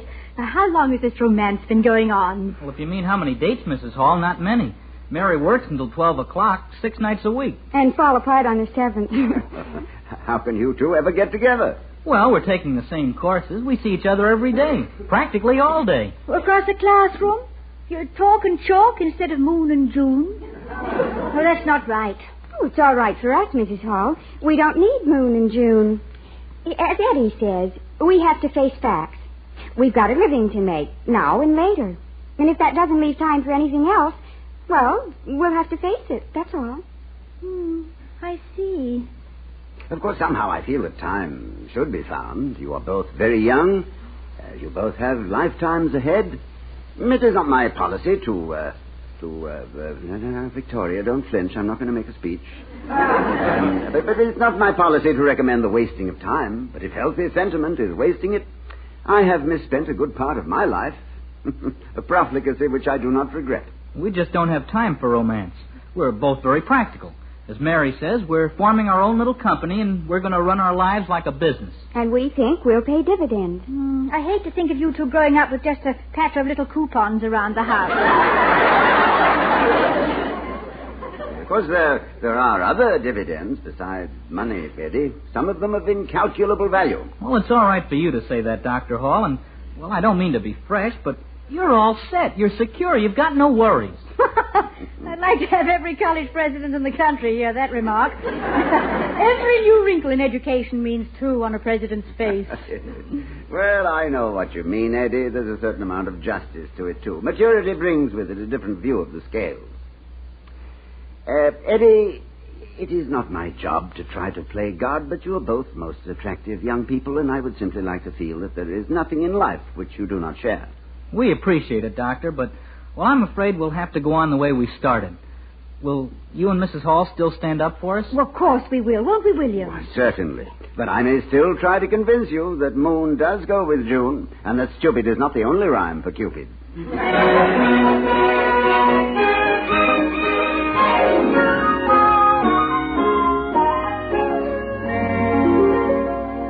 Toddy, maybe we're making a mistake to officiate this wedding. It isn't a marriage, it's a merger.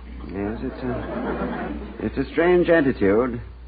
I'm usually faced with the problem of dissuading youngsters from leaping into matrimony, simply because it's a rainy Saturday and there's a dull picture playing at the Bijou Theater.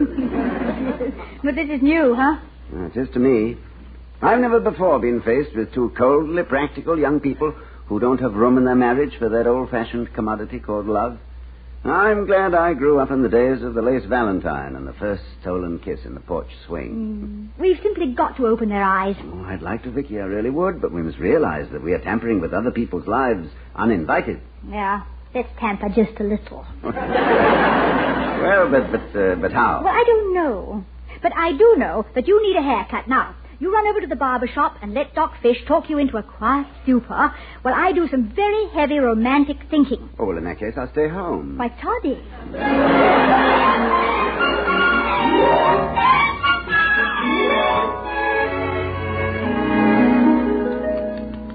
So I told him what was wrong with him. You know, Doc, he's a very obstinate man, closed mind, no vision. Why, a man in his position should have national recognition. He'll never get it. Obstinate, that's what he is. Closed mind. You listening? Doc? You listening? Mm-hmm. Oh, yeah, yes. Obstinate, very, yes. Well, why don't you fire him then? Who? Warren. Oh, yes, indeed. One of my closest... fire him! Professor Warren, are you out of your mind, man? Who do you think I was talking about? Toots Shaw? No. That's the trouble around this college. Nobody listens. A man who has constructive ideas might as well stick his head in a barrel for all the good it does. I've been around here for 30 years. I know what I know. I keep my eyes open. You listening? Doc? You listening? I said I keep my eyes open. One of us is enough.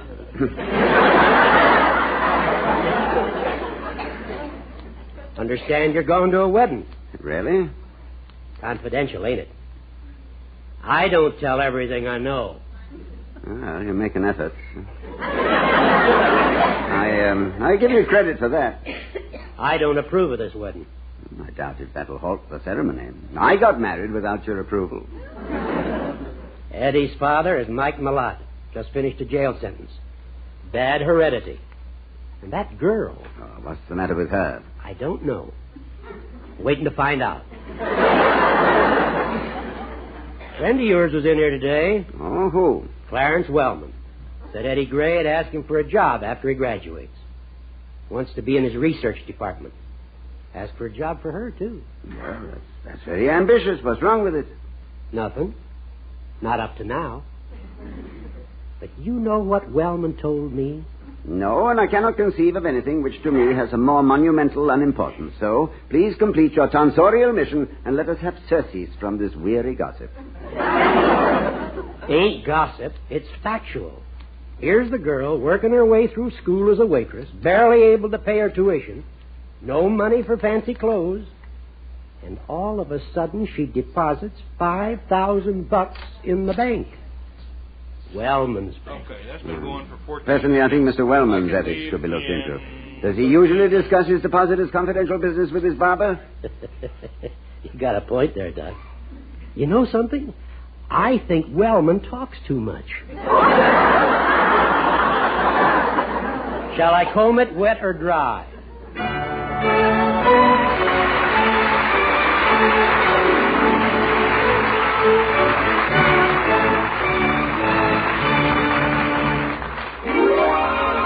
When there's beer on your mind, your best thought is Schlitz, the beer that made Milwaukee famous. More people like the taste of Schlitz than any other beer. That's why Schlitz is the largest selling beer in America. Tonight I'm going to tell you about 3 unbiased brewmasters and the hops that give Schlitz beer its character and zest. These 3 brewmasters select all the hops that go into Schlitz beer. And to make their choice, these men examine samples from all the best hop-growing areas. And most important, they are told neither the price of the hops nor the name of the grower. In this way, the 3 brewmasters have to make their choice without bias. They have to choose on the basis of quality alone. Now, this is still another instance where quality comes before cost. Patience before speed in the brewing of Schlitz beer. Is it worth it? Let's look at the results. Schlitz tastes so good to so many people that it's the largest selling beer in America. It has to be fine to be first.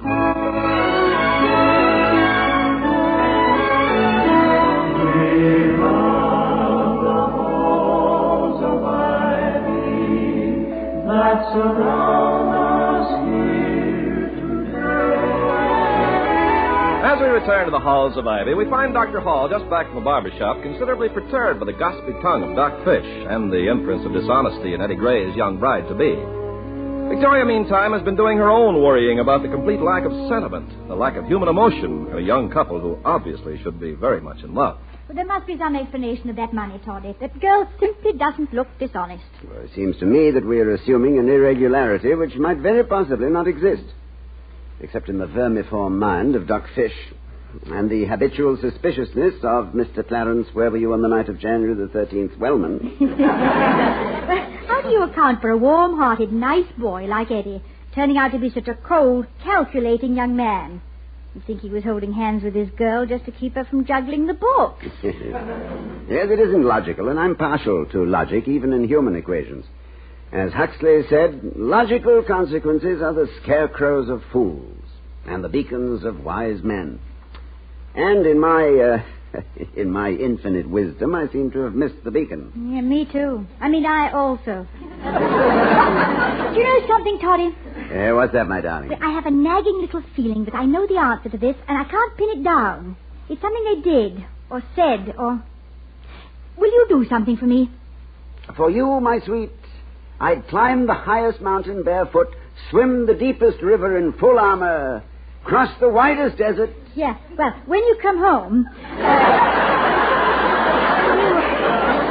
will you just invite Eddie and Mary over for one more evening before they get married? Of course, darling, if you think it'll do any good, but their minds seem to have a sign hung on them that says closed. Maybe they're just closed for alterations. Now, I believe that either you're in love or you're not, and you can't turn it on or off like a spigot. Do I sound like the Ladies' Home Journal? Yes, sir. And if you're working your way through a college president, you may renew my subscription for 100 years.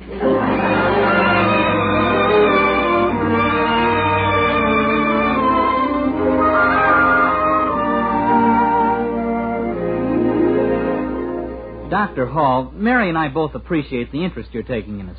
Well, Eddie, we're very fond of you both. It's only natural that we're interested. Well, since we saw you the other night, we've decided we're a big disappointment to you both. We just can't help it. That's the way we're built. Yeah.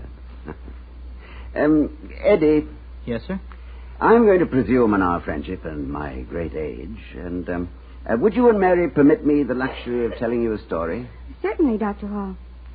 Victoria, this story has never been told to anyone before. May I have your permission to tell it? Oh, of course, William. I want you to. How do you know what story it is, Mrs. Hall?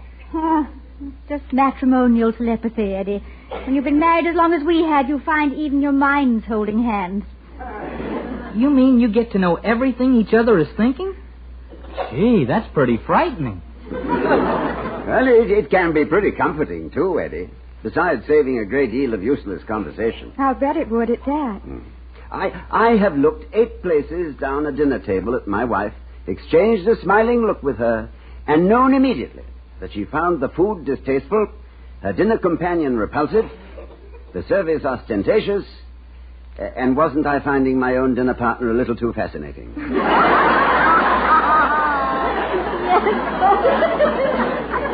I remember that. Oh, I wasn't exactly jealous. I just wanted to stab her with an oyster fork. Anyway, Eddie, here's the story. Years ago, just before Mrs. Hall and I were married, I was in London. It was Victoria's closing night in her great success, Give Them Tears.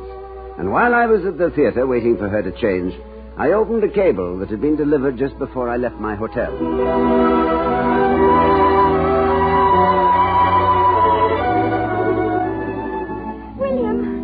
I didn't know you were out here. Why didn't you come in? Well, I think I stayed out here just for that tremendous moment when I could hear the rustle of a skirt, look up and see you. Victoria, you do look lovely, and I can't think why there should be any surprise in my voice. I could encourage you to go on, you know. I like it very, very much. But you're worried about something. What is it? A decision, I'm afraid. Was it serious? Yes. But tell me. Well, then let's walk for a few minutes, may we? I'd like just to feel there's no one else around. Just you and me. Well, come on. Let's walk down to the river. Yours has been a glamorous life, Victoria? Oh, not always, you know. You don't start at the top in the theater. You have to battle and connive and pray and hope on the way up. Yes. I suppose you have to, but you were born for the top rung. You know, I've often talked to you about what may seem to be the drabness of a professor's life. Slow advancement, very little money. Oh, darling. Yes, I know. We've discussed it so much. We've settled it so often. I'm not marrying your job. I fell in love with a man. Oh, but that man has been offered another job. What kind? Well, for this particular man, very highly paid. A very influential post in a large, responsible corporation. Complete financial security, and I imagine a certain social solidity. Doing what? Research. In a field with which I'm completely familiar, it wouldn't be difficult work. William? Yes? Look up. Have you ever seen this building before? Westminster Abbey? Why, yes, of course, many times. Yes. 9 centuries of history in stone. I don't know why I should love something which reduces me to such insignificance, but I do. Let's go in. We've never been in here together.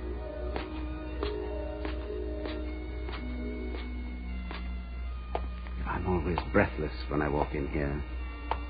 One of my countrymen, Washington Irving, said of this abbey, "It seems as if the awful nature of the place presses down upon the soul and hushes the beholder into noiseless reverence." There's another American touch. Over there by the west door is the tomb of the unknown warrior. Yes. Over it in a frame is the medal placed on it by your General Pershing. Yes, I've seen it. Yes. Listen to the echoes.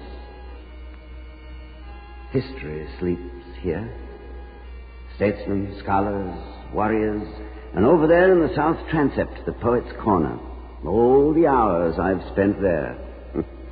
Reading words enshrined forever in the mind and heart of the world. Were they happy, I wonder? Those who sleep there, I mean? They did what they were intended to do. They somehow knew their destiny. Yes, they were the great ones.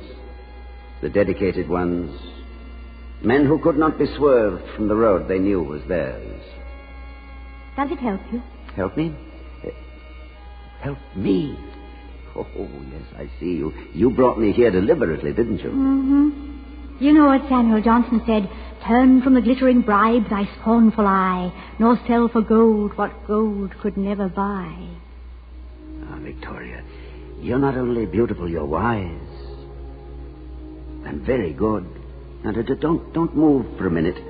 There's a shaft of light catching the edge of your hair. That stained glass window up there is putting a lovely halo around you. Don't move yet. You see, of all the memories of you that I shall one day treasure, this may be the most beautiful. This picture of you as you are now. Victoria, wise, good, and shining. I love you. I love you, William.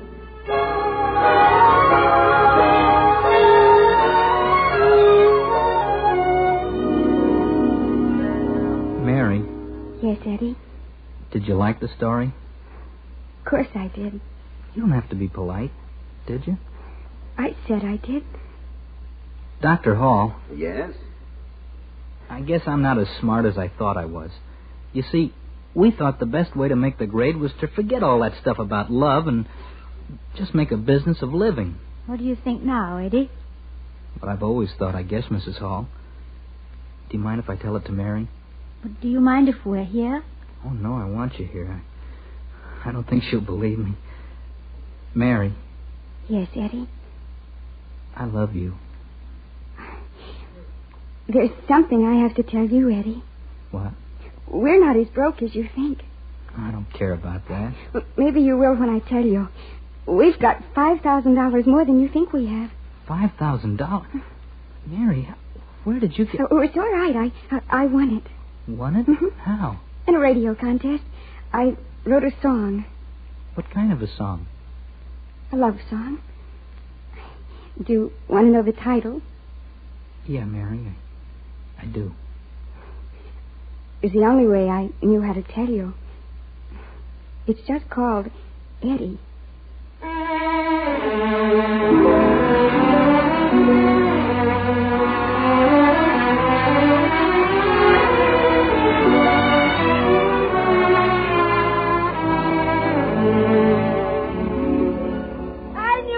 I knew it all the time. You knew what, my sweet? That those two were really in love. I knew that stuff they were putting on about their marriage on a cold business basis was a lot of whale feathers.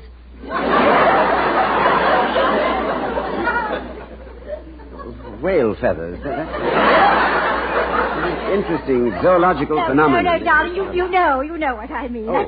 The way they kept looking anxiously at each other for approval, and they weren't speaking for themselves at all. Eddie would say, as Mary says, and then Mary would say, as Eddie says. You remember?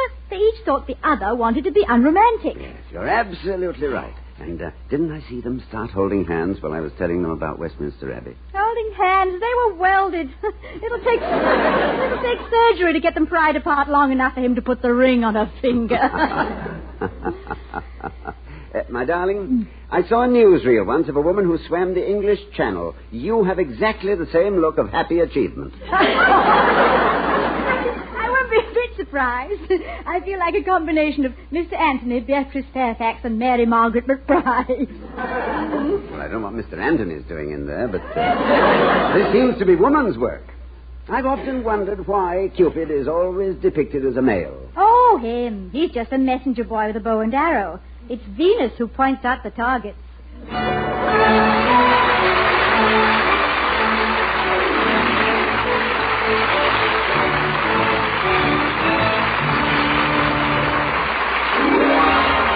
When there's beer on your mind, your best thought is Schlitz, the beer that made Milwaukee famous. More people like the taste of Schlitz than any other beer. That's why Schlitz is the largest selling beer in America. And here again are Mr. and Mrs. Ronald Coleman. Good night, everyone. Night. We'll be seeing you next week at the same time at the Halls of Ivy, starring Mr. and Mrs. Ronald Coleman. The Halls of Ivy is presented by the Joseph Schlitz Brewing Company of Milwaukee, Wisconsin, who invite you to enjoy the Pulitzer Prize Playhouse on television on Friday nights. Ken Carpenter speaking. Gildersleeve has a surprise for you. Listen on NBC.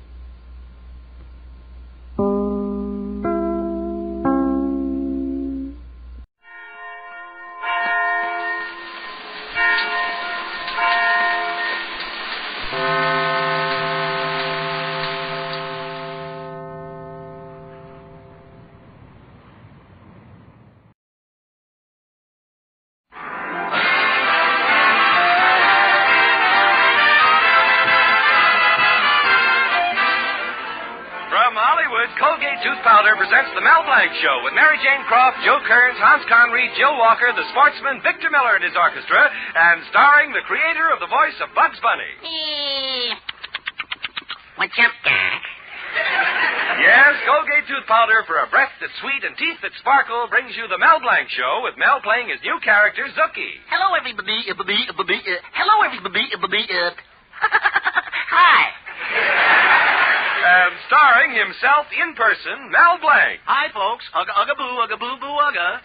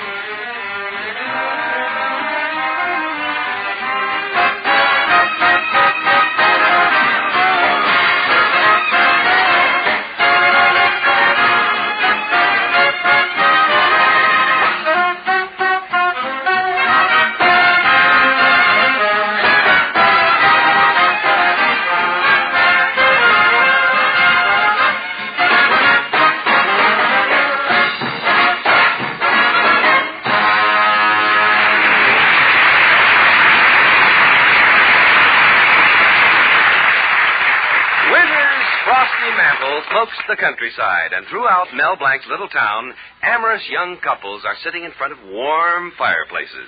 In the Adams household, we hear Shirley Adams saying, "Why are you getting up, Henry?" "Put another log on the fire, Shirley." And in the Brown household, Ann Brown is saying, "Why are you getting up, George?" "Well, I'm just going to stir up the ashes a little, Ann." And in the Colby home, where Betty has been sitting in front of the fireplace with her boyfriend, Mel Blanc, Betty is saying, "Why are you getting up, Mel?" "Well, the fire's out and it's cold. I'm going home, Betty."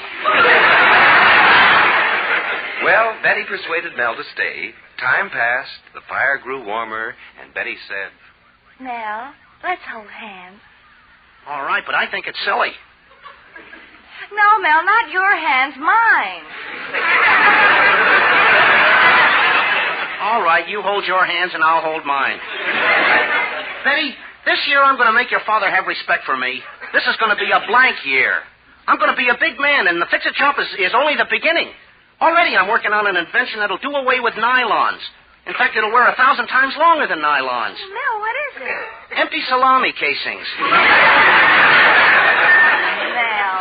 who would wear a salami casing? A salami. Mel, the first night we were alone in the parlor and you spent it talking about a delicatessen. 2 hours wasted. You're right, Betty. Let's go to the movies. Oh, no. Let's stay here and dance. Hey, that's a swell idea, Betty. I'll put a record on a phonograph. Yeah. Oh, Mel, be careful how you handle those records. Oh, don't worry. Say, here's an old cracked one. Enrico Caruso, Pagliacci. Oh, be very careful with that one. It's a very old record. Only 10 people in the country still have one. There's only 9 now. You'd better not joke. That rare record is one of Father's prized possessions. And when he finds out, you know what he'll do? Well, don't worry, Betty. Your father won't play this record for a long time. So I'll rush right over to the fix-it shop, glue it together, and be back before your father can say, "Mel Blanc, I'll break every bone in your body."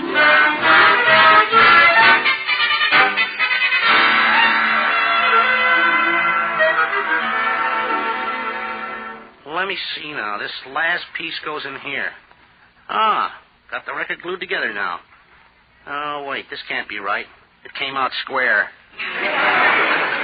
I'll take it apart again. This time I'll put it into a frying pan so it comes out round. Ooh, holy cat, here comes Mr. Colby now. I better put the record in back of the counter. Hello, Mr. Colby. Hello, Mel. I see you're bringing the electric fan back. Didn't I make it run fast enough? You made it run too fast. When I turned it on at the supermarket, the fan took off. Yes. Went right through the pickle barrel and landed in the bakery department. Well, was anybody hurt? No. Then what are you angry about? Well, how many people do you know that'll buy chocolate-covered dill pickle cake? I'm not really angry, Mel. In fact, I'm very happy. I'm finally getting a new refrigerator for my supermarket. Oh, that's wonderful. How'd you manage to get it? Well, it's a funny coincidence. It seems the distributor out here is a music lover. And I promised him that tonight I'd let him hear my very rare Caruso record. In fact, I might even give it to him if he... Imagine that. Getting a refrigerator just for a Caruso. A record? That's right. A record. A record. Oh, you mean record? I thought you meant record. Is something wrong, Mel? Oh, why, Mr. Colby? What makes you say that? Well, for one thing, your face just turned green. That. Oh, that's the latest fad. You wear your skin to match your suit. Well, your suit's brown. How do you like that? I put on the wrong skin this morning. Well, Mel, I've got to pick up Mr. Grimes at the distributor. But meanwhile, you can fix this fan, and I may develop a soft spot in my heart for you. Well, goodbye. Uh-oh. If he ever finds out what I fixed, he'll develop a soft spot in my head. Gosh, I gotta fix this record fast and beat Mr. Colby over to his house. Well, if it isn't Mr. Potchnick, the piano teacher. Hello, Mr. Potchnick. Hello, Mel Nyatink.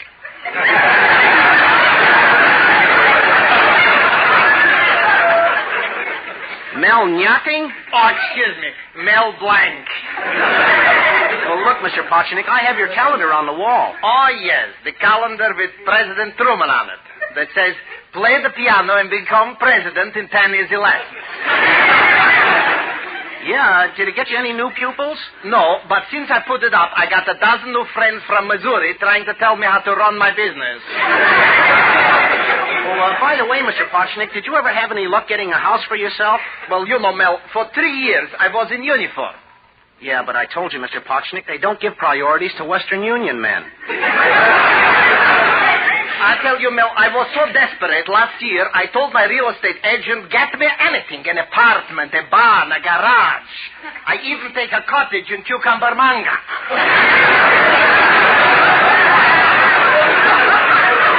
So last week, he finally called and said he had a flat. A flat? Are you living in it? What living in? It was a flat tire. He wanted Well, it's too bad, Mr. Potchnick, but if you don't mind, I've got to put together this broken record. Oh, just a second, Mel. I have to play at the wedding tonight, and I want you to fix by me my flute. Well, I don't have any time now, but, well, maybe I can fix it in a second. What's wrong? Give a listen and audition.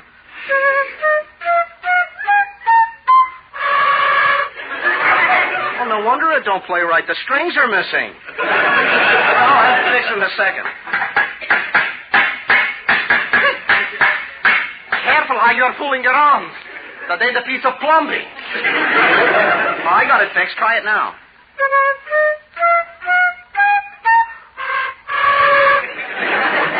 Maybe it is a piece of plumbing. Oh, I'm sorry, Mr. Potchnick. I got to go now. I'm in trouble enough. No. Better you should stay here and fix for me my flute. This beautiful instrument can easily become a deadly weapon, you know. Well, first let me take care of something, Mr. Potchnick. Oh, Zuki! I got to get by that wedding. Oh, hello, Mr. Potchnick. Now, look, Zuki, I want you to catch up to Mr. Colby and keep him away from his home until I get there. Now fix by me my flute. Well, you can depend on me. I shall be overjoyed to assist you out of your precarious predicament. Did I say that? Well, so long now. Oh, Mr. Potchnick, give me that flute. Gosh, if I don't get there in time, Mr. Colby will kill me. And if I don't fix this flute, you'll be mad. That's right, Mel. You are in between the devil and the deep Black Sea.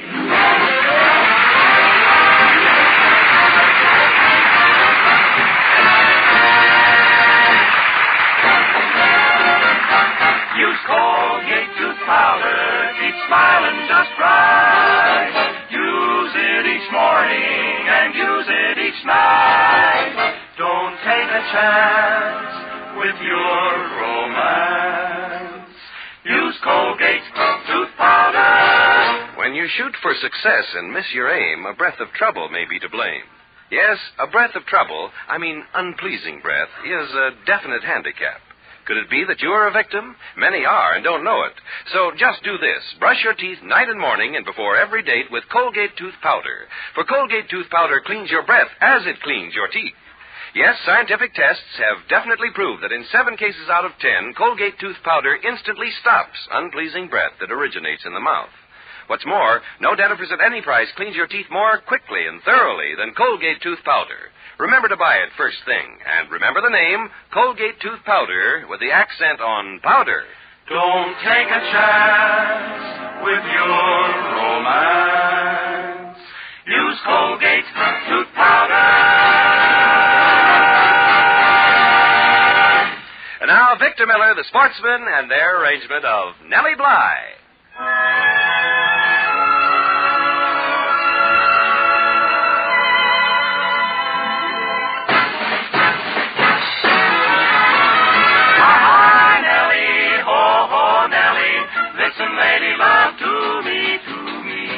I will play and sing for you the sweetest melody. Oh, Nellie, won't you listen while I sing to thee? Nellie Bly, bring the broom along. We'll sweep the kitchen clean, my dear, and have a little song. Oh, Nellie has a voice like a turtle dove, and when she sings so pretty, like my heart just drips with love. Drip, drip, drip, hi, hi, Nellie, ho, ho, Nellie. Listen, lady, love to me, to me. I will play and sing for you the sweetest melody. Oh, Nellie, won't you listen while I play for thee?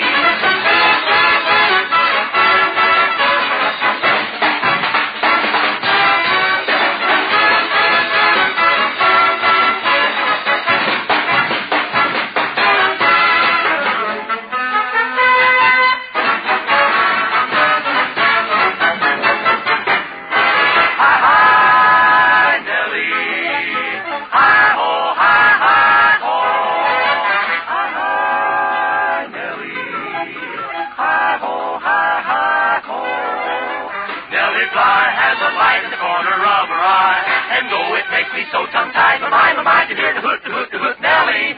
Hi, hi, Nellie. Ho, ho, Nellie. Listen, lady, love to me, to me. I will always love you till the day I die. Oh, sweet, sweet Nellie Bly. Me for you, kid. Hi, ho, Nellie. Hi, ho.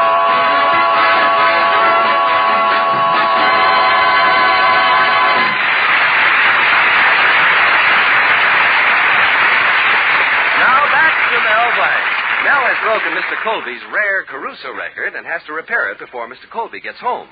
But meanwhile, he's being detained in his fix-it shop by Mr. Potchnick, whose flute he is repairing. Please, Mr. Potchnick, if I don't get to Mr. Colby's house, he'll kill me. And if you don't fix by me my flute, that pleasure will be mine. Well, but the flute is fixed. Well, why didn't you told me? Give it me. I try it now. Just like new. How'd you like it? Well, it don't play, but it sure cools off the play. Give me that flute. I'll take it back and fix it myself. Oh, now look who's here, my lodge president, Mr. Cushing. Hello, Mel. Greetings, mighty potentate. Ugga, boo, ugga. Well, Mr. Cushing, how's every old thing? Mel, if you mean my wife, she's fine. In fact, when I left home, she was calling up the newspaper to put in an ad for a new maid. Well, what happened to the old maid? I quit. Mighty potentate, don't tell me you were the maid in your house. Well, it might as well be known. When you hear a voice on the telephone saying, "Hello, monsieur, this is the Cushing residence," that's me. Well, don't you ever have any help in your house? Oh, yes. We used to have an upstairs maid and a downstairs maid. But my wife got suspicious. Well, what made her get suspicious? I was always out of breath.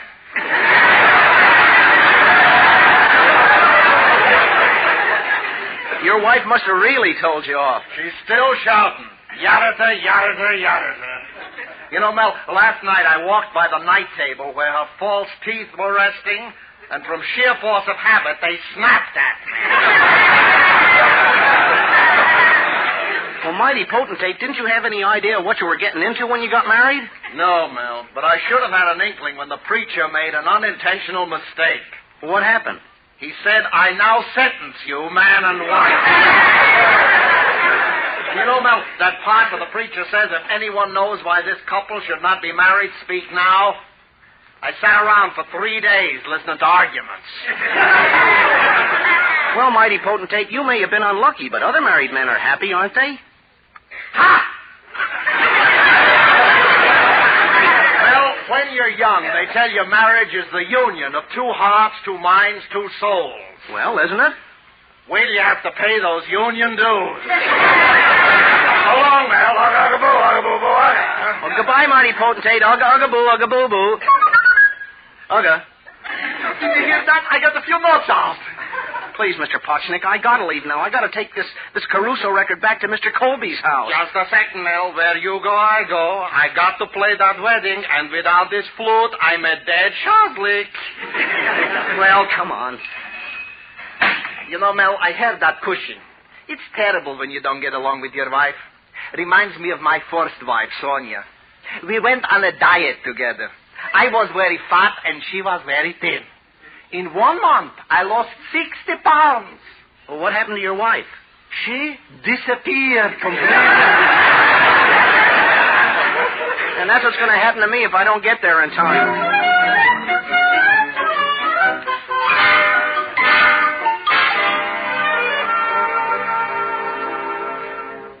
I thought you'd never get here. Dad told me about Mr. Grimes. Have you got the Caruso record? Yeah. Oh, Betty, meet Mr. Potchnick. Mr. Potchnick? Hello, girlie. Mel, you better hurry up and fix by me the flute. I'm late for that wedding. They must be up to the chicken by now. I already missed the borscht.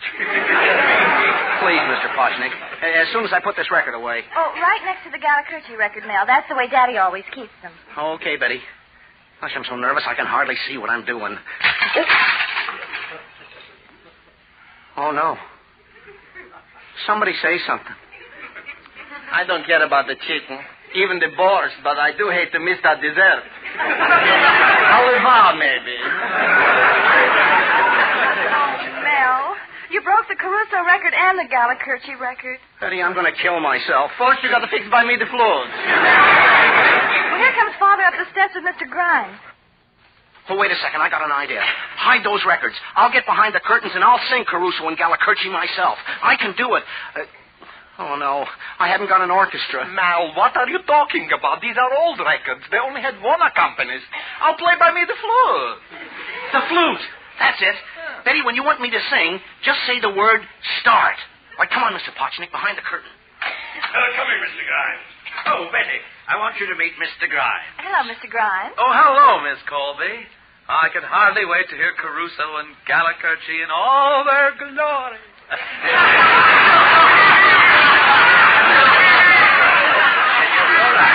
right. Well, first I'll put on the Caruso record. Oh, let me do it for you, Father. Oh, well, thank you, Betty. Let's sit here, Mr. Grimes. Oh, now, you mustn't forget the Caruso record has a slight crack in it. Crack or no crack, there's nothing like the masters. All right, now. The record is ready to start.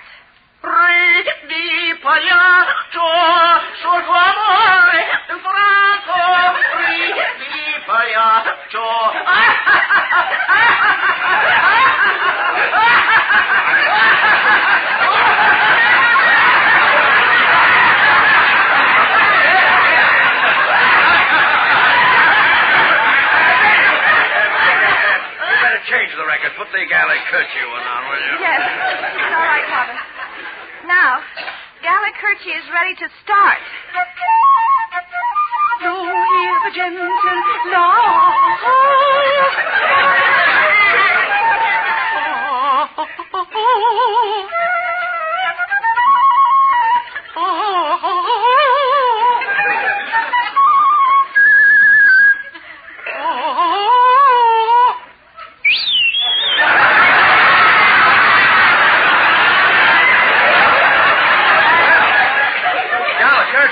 Sounded like this before. Betty, put the Caruso record back on. All right, Father. Now, I'll start again.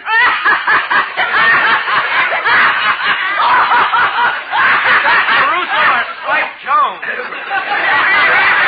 Mr. Grimes, these records are very old. Betty, put on the Galacurci record again. It's all right, Father. I hope you know what you want me to start. Lo, hear the gentle... well, something's happened to these records. Mr. Grimes, wouldn't you rather hear a new recording of mine? Wouldn't you? Father, no. Betty, please put on Arturo Toscanini and the Philharmonic playing the Tchaikovsky Concerto. Toscanini and the Go on, Philharmonic. Betty, do as I say now. Well, I'll start it.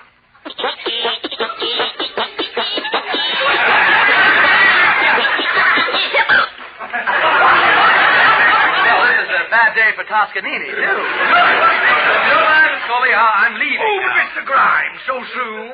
Yes, this is as good a time as any for me to start. Stop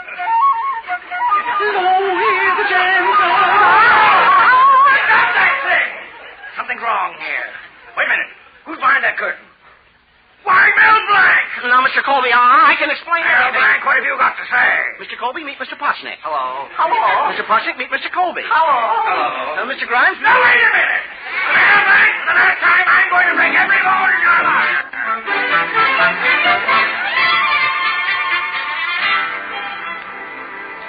Gosh, Betty, isn't it surprising how everything worked out so nicely? Oh, yes, Mr. Grimes is getting Father a refrigerator, and he's even replacing the records you broke. And he asked me to wait here on the porch for him. I wonder what he wants. Oh, here he comes now.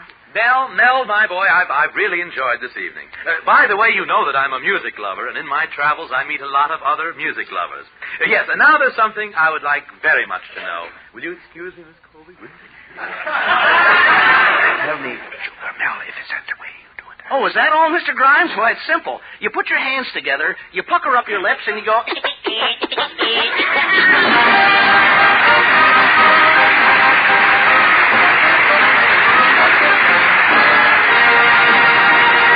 Mel Blanc will be back in just a minute. Use Colgate tooth powder, keep smiling just right. Use it each morning and use it each night. Don't take a chance with your romance. Use Colgate tooth powder. Do you think that a little breath of trouble, unpleasing breath, could be holding you back? Do you think this is the reason you're not as popular as you'd like to be? Well, then, why not do this? Brush your teeth night and morning and before every date with Colgate tooth powder. For Colgate tooth powder cleans your breath as it cleans your teeth. Yes, scientific tests have definitely proved that in 7 cases out of 10, Colgate tooth powder instantly stops unpleasing breath that originates in the mouth. What's more, no dentifrice of any price cleans your teeth more quickly and thoroughly than Colgate tooth powder. Remember to buy it first thing. And remember the name Colgate tooth powder with the accent on powder. Don't take a chance with your romance. Use Colgate tooth powder. This is Mel Blanc saying thanks for listening, good night, and that's all, folks. This is Bud Easter providing you the Colgate tooth powder for a breath that's sweet and teeth that sparkle brings you the Mel Blanc Show every Tuesday at this time. Be sure to join us again next Tuesday night for more fun with Mel and the people you'll meet at Mel Blanc's Fix-It Shop. Say hello to Halo Shampoo for naturally bright and beautiful hair. Remember, even finest soaps and soap shampoos hide the natural luster of your hair with dulling soap film. But Halo Shampoo contains no soap, therefore leaves no dulling soap film. Even in hardest water, Halo makes oceans of rich, fragrant lather, quickly banishes loose dandruff and dirt. Halo needs no lemon or vinegar rinse. Say hello to Halo and goodbye to dulling soap film. Get Halo Shampoo at any cosmetic counter. There's a worldwide shortage of fats and oils, so ladies, won't you please save every drop of fat that you can. Put it in a tin and turn it in. Your butcher will gladly pay you a high price for it. The Mel Blanc Show is written by Mac Benoff. This is CBS, the Columbia Broadcasting System.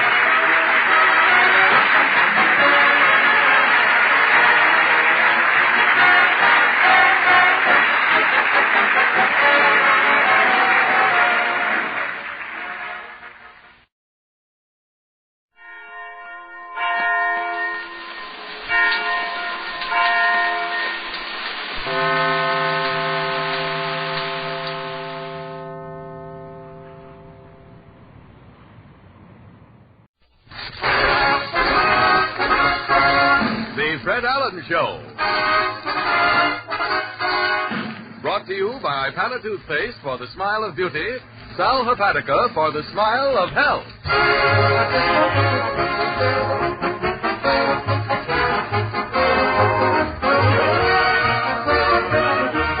An hour of smiles with Fred Allen, folks. 3,600 seconds of fun and music. Fun with our star comedian, Fred Allen. With our guest, Captain Knight, famous authority on Eagle. Music with Peter Van Steeten, the Merrimacs, and Win Murray. The time has come. It's the Fred Allen Show.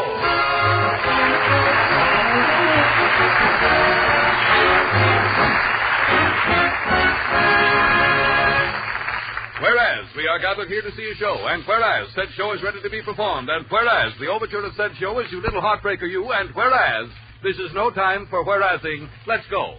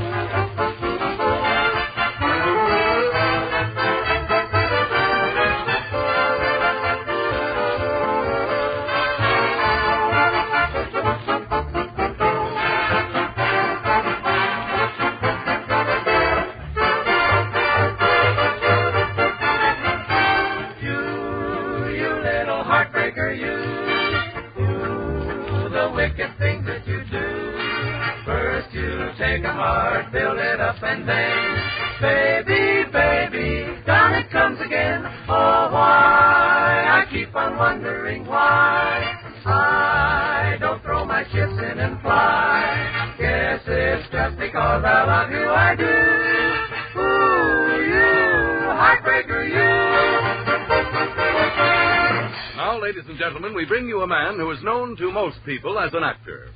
During the past week, however, he has been appointed a police officer at Old Orchard Beach, Maine. Yes, sir. So tonight, we present Constable Fred Allen in person. Thank you. Thank you, and good evening, ladies and gentlemen. You're under arrest, brother. I didn't do nothing. You won't talk, eh? But shut up, honest, Carver. Shut up. Get in that wagon, you. Say, how do I sound, Harry? Oh, swell, Get Fred. my voice ready for the beat, Yes, you know. I know. The beat at Old Orchard is 2 steps, by the way. I forgot to tell you. Well, I don't know. You'll certainly make a bully policeman this summer, Yes, Fred. sir. If the select men at Old Orchard Beach want to stamp out crime... You've got the feet for it. Oh, yes. and how I... Very good. I wet them and put out forest fires when I get going. Old Orchard is in for a reign of law and order, Harry. Any soda fountain that sells Bevo after 9 o'clock this summer is as good as padlocked right now. Mm-hmm. You know what Bevo is. Oh, yes. You're the one. I just wanted to make sure. Well, tell me, Fred, will you have to carry a gun? A gun in Old Orchard? Well, don't be silly, Harry. The chief of police there only carries a bow and arrow. I'll probably just have a slingshot or a bean blower or something. Or a rattan. Oh, I don't know, Harry. I may get a water pistol to get the drip on criminals there. I'll decide when I get up there. You know, I used to know the underworld in Old Orchard, but I think he got a job. I heard that the underworld was working. Well, it's quite an honor, isn't it, Harry? Yes, it sure is. And speaking of honors, Fred, I've got some more good news for you tonight. You're not kidding, Harry. No, this is serious, Fred. During a recent poll taken at Fordham University, one of the questions asked the Fordham students was, who is your favorite radio comedian? Yeah, and who won, Harry? Well, now that I can't tell you, Fred, but I have a gentleman here who will be glad to explain everything. Fine. Fred, I want you to meet Mr. John A. Howe, president of the New Jersey Club of Fordham University. Well, I'm glad to know you, Mr. Howe. You bear tidings? Yes, Fred. The purpose of my visit is to hail you as Fordham's favorite radio comedian. I have a little plaque here, which we would like to present to you, for having been voted favorite comedy personality in a poll of the 8,000 students at Fordham University conducted by our club. Well, that's very nice, Mr. Howe. I hope there won't be an investigation demanded when this news reaches a certain party out in Hollywood. No investigation will be necessary, Fred. The poll was conducted fairly, and you were judged preeminent in your field by a substantial margin. So the boys of Fordham University take pleasure in presenting this plaque to their favorite comedian with the thanks of the entire student body for 4 years of splendid radio entertainment. Well, thank you a lot.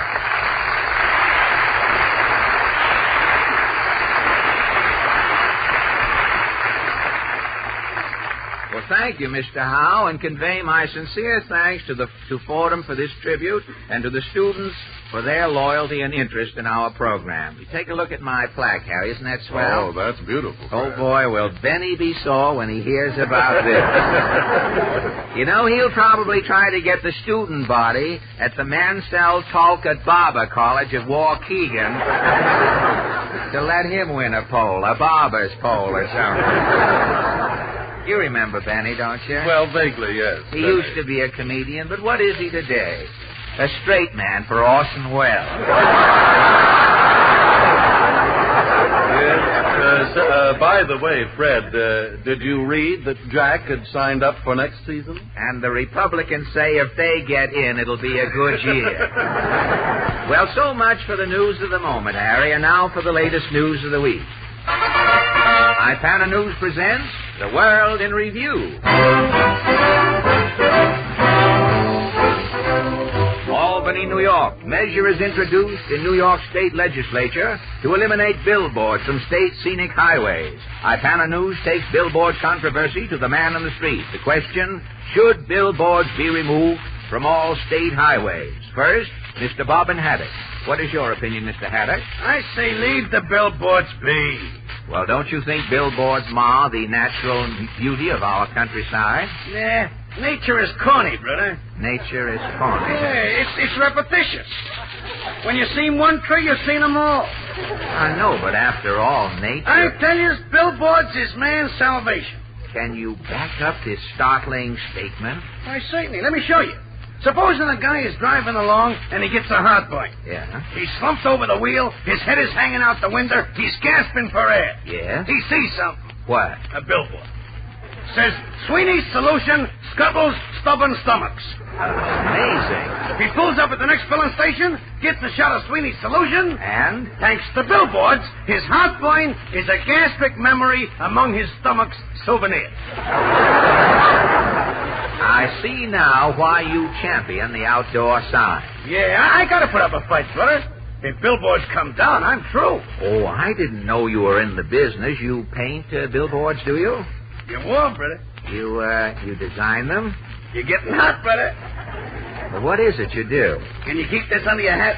Honor bright. Tell me, what is it you do? You know them big faces on billboards? Yeah? I put mustaches on them. Get out of here, you bum, and thank you, Mr. Bobbin Haddock.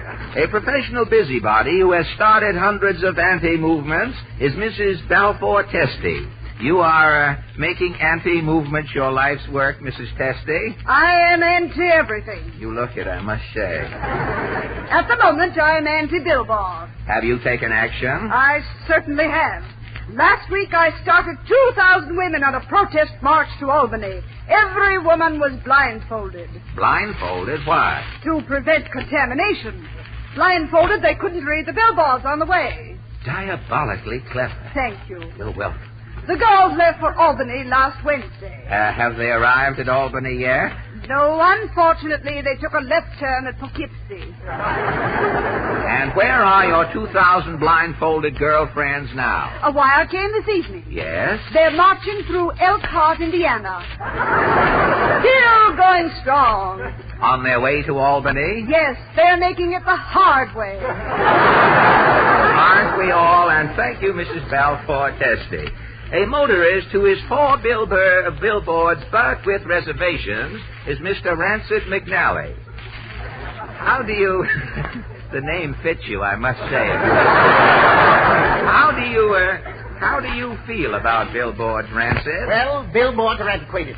If the billboard is to survive, it has got to be streamlined. Well, how do you mean? We're living in an age of speed. Digest magazines, Minute Rub, Instant Post'em. Motorists speed along the road. They can't slow down to read a billboard. Oh, and you think... Yes, billboards should be brief. 1 or 2 words. Like Ipana excels. You whiz by, you get the message, you're sold.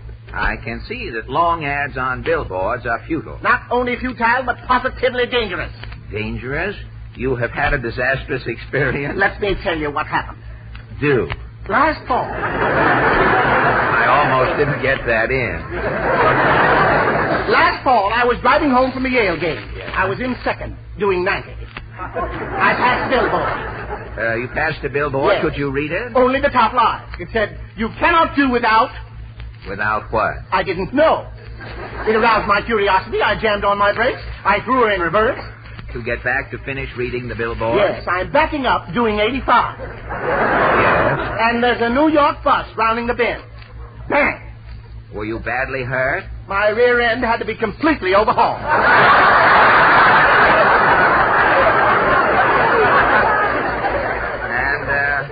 What was the last line on the billboard? What was that? What was the sentence? 90 days for reckless driving. Thank you very much, Mr. Ramsett McNally. And now a poet who has written hundreds of advertising jingles sums up the billboard situation in rhyme, presenting the poet laureate of the Boston Post Road, Thorndike Swinburne. Are you ready to gush Dactyl Thorndike? Yes. Poetically, I'm confident. Personally, I shrink. Well, so much for self-analysis, Thorndike. What about your poem? Yesterday Eve, I was crouched beneath a billboard, watching a tomtit worry a twig. Mm-hmm. Suddenly it came to me, and I jotted it down. You did. What is your poem called? The Billboard Soliloquy, or What Shall We Say When Spring Has Come? Go right ahead. Oh, what shall we say when spring has come? That spring has sprang, or that spring has sprung? A song you sing when sang is sung. A ping-pong ball when pinged is pong. But what shall we say when spring has come?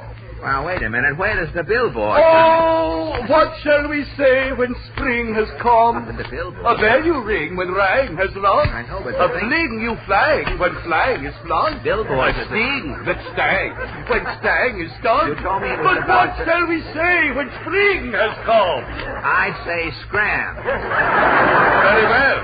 I'd scrum. Testing time, poet Thorndike.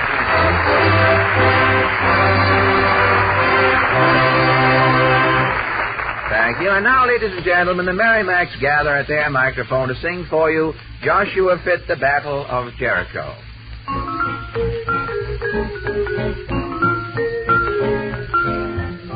Joshua fit the Battle of Jericho. Joshua fit the Battle of Jericho. Joshua fit the Battle of Jericho. Joshua fit the Battle of Jericho. Jericho, Jericho. Joshua fit the Battle of Jericho. And the walls come tumbling down. And the walls come tumbling down. You may talk about your king of Gideon. You may talk about your man of Saul. There's none like good old Joshua at the Battle of Jericho. Up to the walls of Jericho, he marched with spear in hand. Cross blow them ram horns, Joshua Christ goes to battle him in my hand. Joshua fit the Battle of Jericho. Joshua fit the Battle of Jericho. Joshua fit the Battle of Jericho. Then the lamb ran sheep horns began to blow, the trumpets began to sound. Joshua commanded the cheer to shout, and the walls come tumbling down. And the walls come tumbling down. That morning, Joshua fit the Battle of Jericho. Joshua fit the Battle of Jericho. Joshua fit the Battle of Jericho, and the walls come tumbling down. Jericho, Jericho. Joshua fit the Battle of Jericho.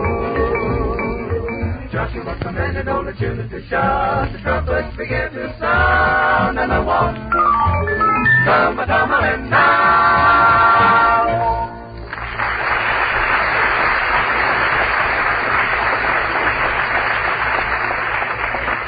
Thank you. And now for the Mighty Allen extravaganza entitled by some happenstance, The First Day of Spring, complete with sound effects. A production in scope and imagination worthy of a Reinhardt. The time, today, Wednesday, March 20th. The sound effects in order of their appearance, a brook gurgling, robin singing, crocus popping, man sneezing, and Harry Von Zell advising. Those annoying colds, ladies and gentlemen, that so often bloom in the spring should never be neglected. At the very first sniffle or sneeze, take sparkling Sal Hepatica, because Sal Hepatica helps fight colds faster. That's why it's recommended by so many doctors. As a matter of fact, in a recent impartial survey among physicians, conducted by leading medical journals, it was found that 7 out of 10 physicians recommend a saline laxative when treating a cold. And Sal Hepatica, we believe, is the outstanding saline laxative in America. There are two very good reasons for this, which you can check with your own doctor. First, Sal Hepatica acts quickly, yet it is exceptionally gentle. And since the progress of a cold is fast, this greater speed of Sal Hepatica is especially important in fighting it. Second, Sal Hepatica also helps nature counteract the acidity that so often accompanies a cold. So get an economical bottle of Sal Hepatica from your druggist and always keep it on hand for quick cold-fighting service. Remember, for faster action in treating colds, take Sal Hepatica.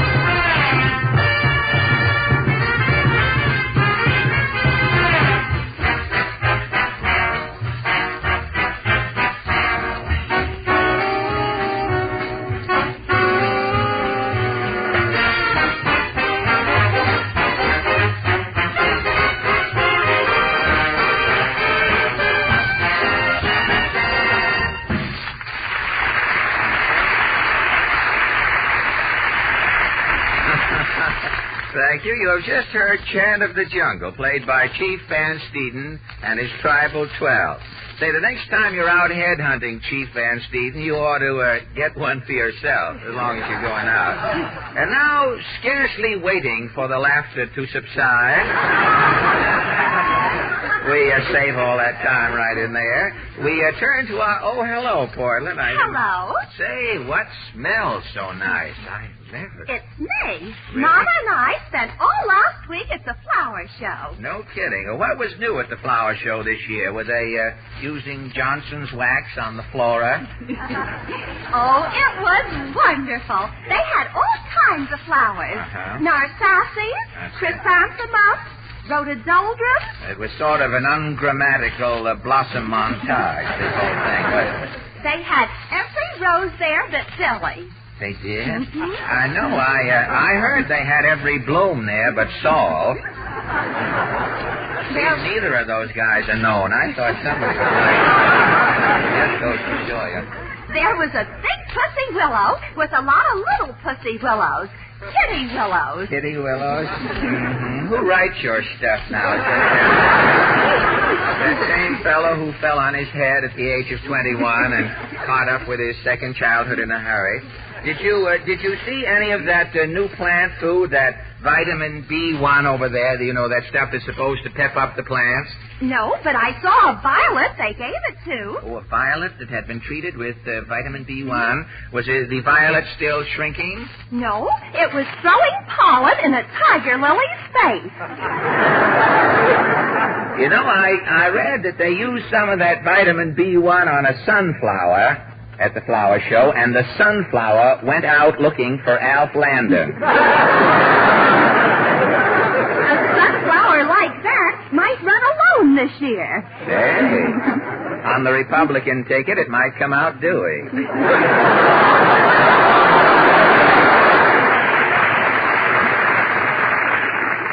Say, there are people here at that, aren't there? You had me fooled. I couldn't tell. Thought my astigmatism was bobbing in white. Say, did your mother buy any flowers at the show? No, but Mama's going to have a little garden. She talked to the landscape man. Oh, and he's going to lay out a miniature garden for your mother? Yes. It's 4 plants and a little moat. Oh, across your brook at home they're going to have a moat? A moat and 2 pair of plants. A moat and 2... You know, jokes like that are going to bring back the Nickelodeon. You just keep going. Now, what about our guest? Our guest tonight is the world's foremost authority on eagles. An eagle authority? Well, wherever did you bump into an eagle expert? Well, I heard him on Hobby Lobby last Sunday, so I invited him over. Mr. Allen, meet Captain Charles Knight. Well, good evening, Captain Knight. Good evening, Fred. This is rather a surprise, Captain.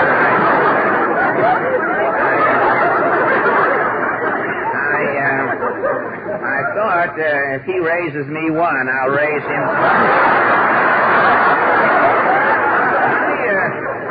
I didn't know that you were... I didn't know that you were bringing your eagle with you tonight. Oh, yes, my eagle wanted to meet you, Fred. He did? This is Mr. Ramshaw. Well, good evening, Mr. Ramshaw. Mr. Ramshaw, he doesn't seem to be warming up to me, Captain. No, Mr. Ramshaw doesn't make friends very quickly, but he won't hurt you. I give him my word. Your word? If I can get the eagle's word, I'll feel a little more secure. You know, you're sure Mr. Ramshaw likes it there on your wrist? He looks a little hungry. Oh, there's no danger, old boy. Mr. Ramshaw's just eating.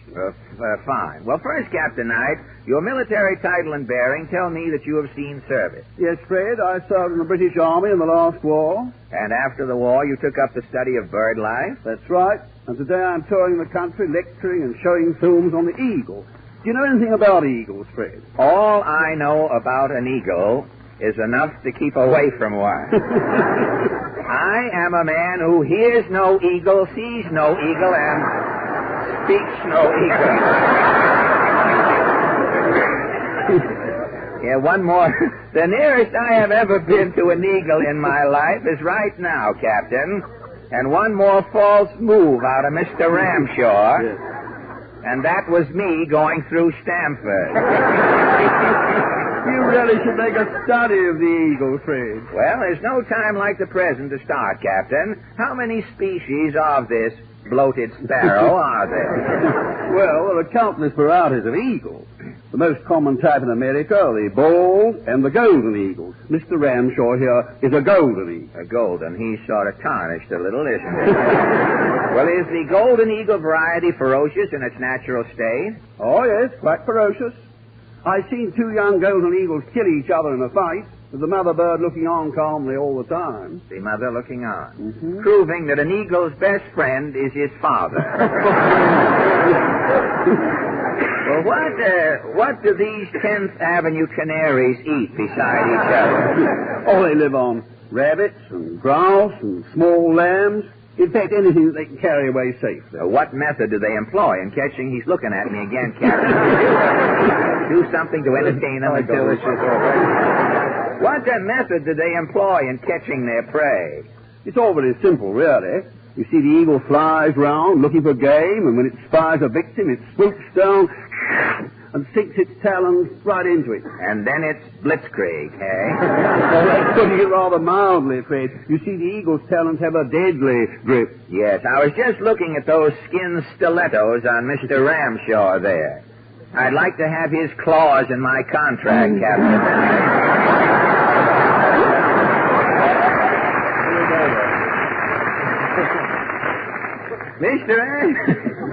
Mr. Ramshaw is looking around, Captain. He isn't getting hungry by any chance, is he? Oh, I don't think so, Fred. You know, Uncle Jim is pigeon-toed, and if Mr. Ramshaw... What are you doing with those uptown boots on, Uncle Jim? Did you see those Sunday and Muncie, Indiana shoes on?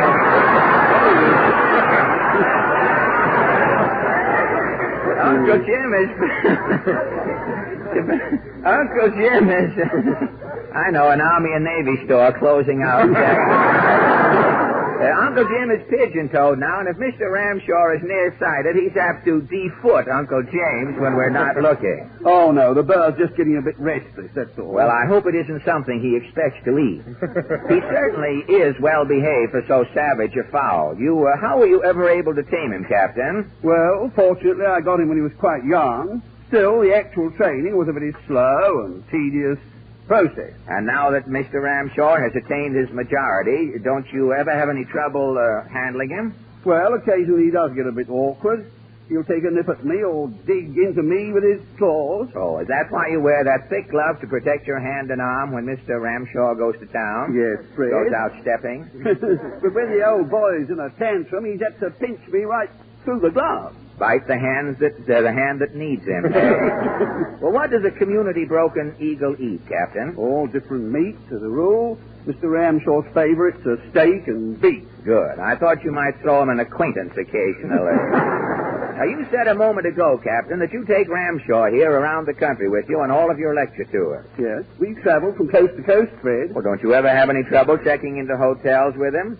What happens when you walk up to the desk with that King Kong robin on your wrist and say, I'd like to have a double room with a nest? I never have any trouble, Fred. Well, where do you quarter him? In your room? Sometimes. Up on the roof. What would happen if he ever escaped? He did escape. Right here in New York. Really? How did it happen? Well, Ramshaw and I live at the Hotel Gotham on 55th Street, and I generally keep him out on the roof. Yeah? And one day I went up to the roof, and Ramshaw was gone. I looked about, and there he was, circling about over Radio City. Well, that's probably how he got talked into going on Hobby Lobby last time. Hobby Lobby book. Wait a minute, I was speaking to him now.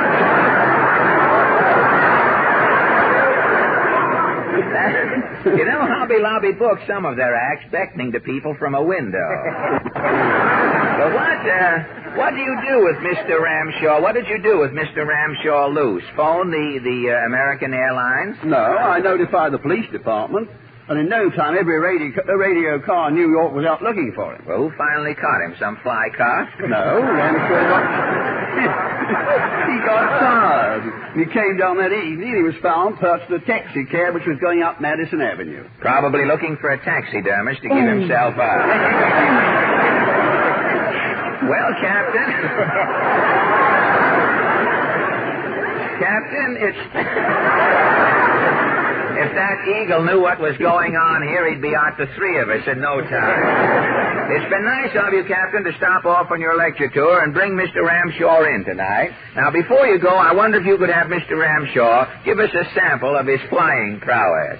Oh, yes, I think perhaps he might enjoy a short flight around the stage here. Now, stand back, Fred. You bet. Are you ready, Ramshaw? Go!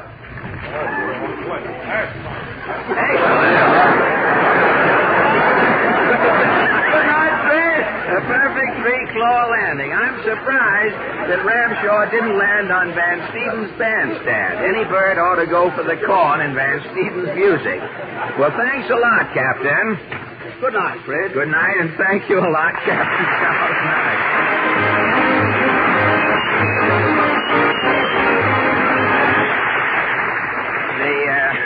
The eagle just, I didn't know the eagle was cross-eyed. He was flying for that, you see. How are you going to get him down, Captain? Looks as though he might go with the leash in here after I'll take him down there. All right. You get him down the back way, will you? All right, thanks. Mr. Ramshaw's up there, but with his back turned to the program, I guess he's seen all that interests him.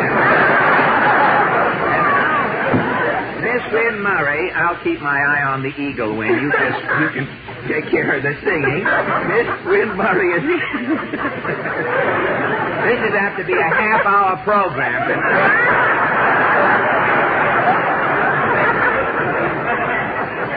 All we need is Mr. Ramshaw to make his own station break, and we'll make it.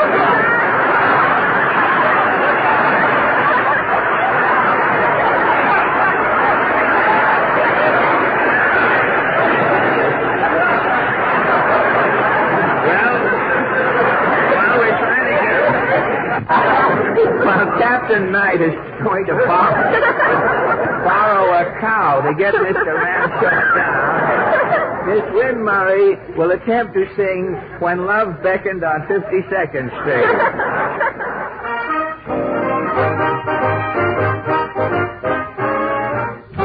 I used to dream of a starlighted stream where my man and I would first meet. Try to surmise my terrific surprise when love beckons in 52nd Street. I thought a breeze would appear in the trees and sing something tender and sweet. How could it sing with a band playing swing when love beckoned in 52nd Street? Now when we want to coo, country lanes are taboo, and Old West 52 is our favorite beat. So you can bet I shall never forget that mad second when I first reckoned that love beckoned in 52nd Street.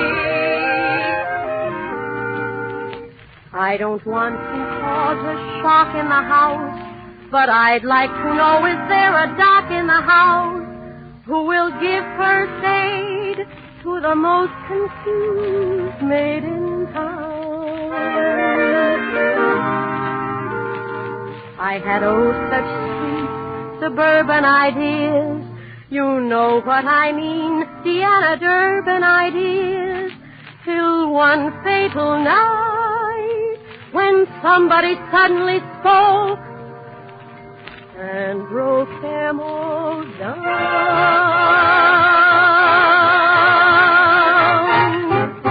I thought a breeze would appear in the trees and sing something tender and sweet. But how could it sing with a band playing swing when love beckoned in 52nd Street? Now when we want to coo, country lanes are taboo, and Old West 52 is our favorite beat.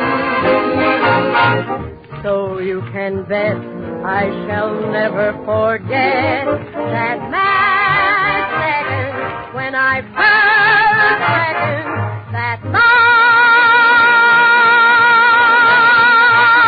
beckoned in 52nd Street.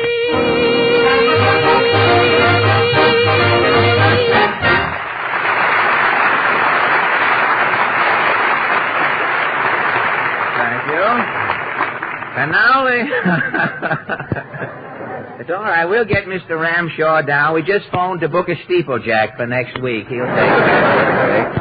And now, ladies and gentlemen, your attention, please. Someone once said that the world stands aside to make way for the man who knows where he's going. And so tonight it gives me great pleasure to make way for a man who knows what he's talking about. Harry Von Zell. Don't ever neglect a cold. At the very first sign of a cold, get after it immediately with the faster help of sparkling, what's the name? Fred Allen, remember? No. The name of I'm awfully sorry, that eagle has upset me. I can't remember the name of what it is that helps fight colds faster. It slipped my mind. Well, it'll come to you. Go ahead, Harry. Well, yes, of course. Ladies and gentlemen, this famous product acts very quickly, yet it's exceptionally gentle. And since the progress of a cold is very fast, the greater speed of what it is I'm talking about is especially important in fighting your cold. And that's not all. This, the name will come to me in a minute. It also helps nature counteract the acidity that so often accompanies a cold. And, ladies and gentlemen, you can check these facts with your own doctor. You'd better check the name, too, ladies and gentlemen. Fred, you know what I'm talking about. Why, certainly, Harry. You're talking about America's outstanding saline laxative. That's it, Fred. And the name is? The name is, so many physicians recommend it. Yes. And it helps fight cold faster. But what is the name? Well, here's a pretty to-do. Wait, Harry. There must be somebody around here who knows.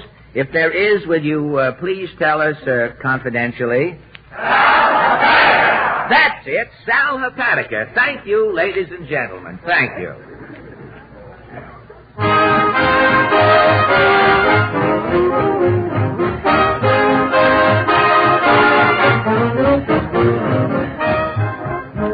Allen Show will continue after a brief pause for your station identification.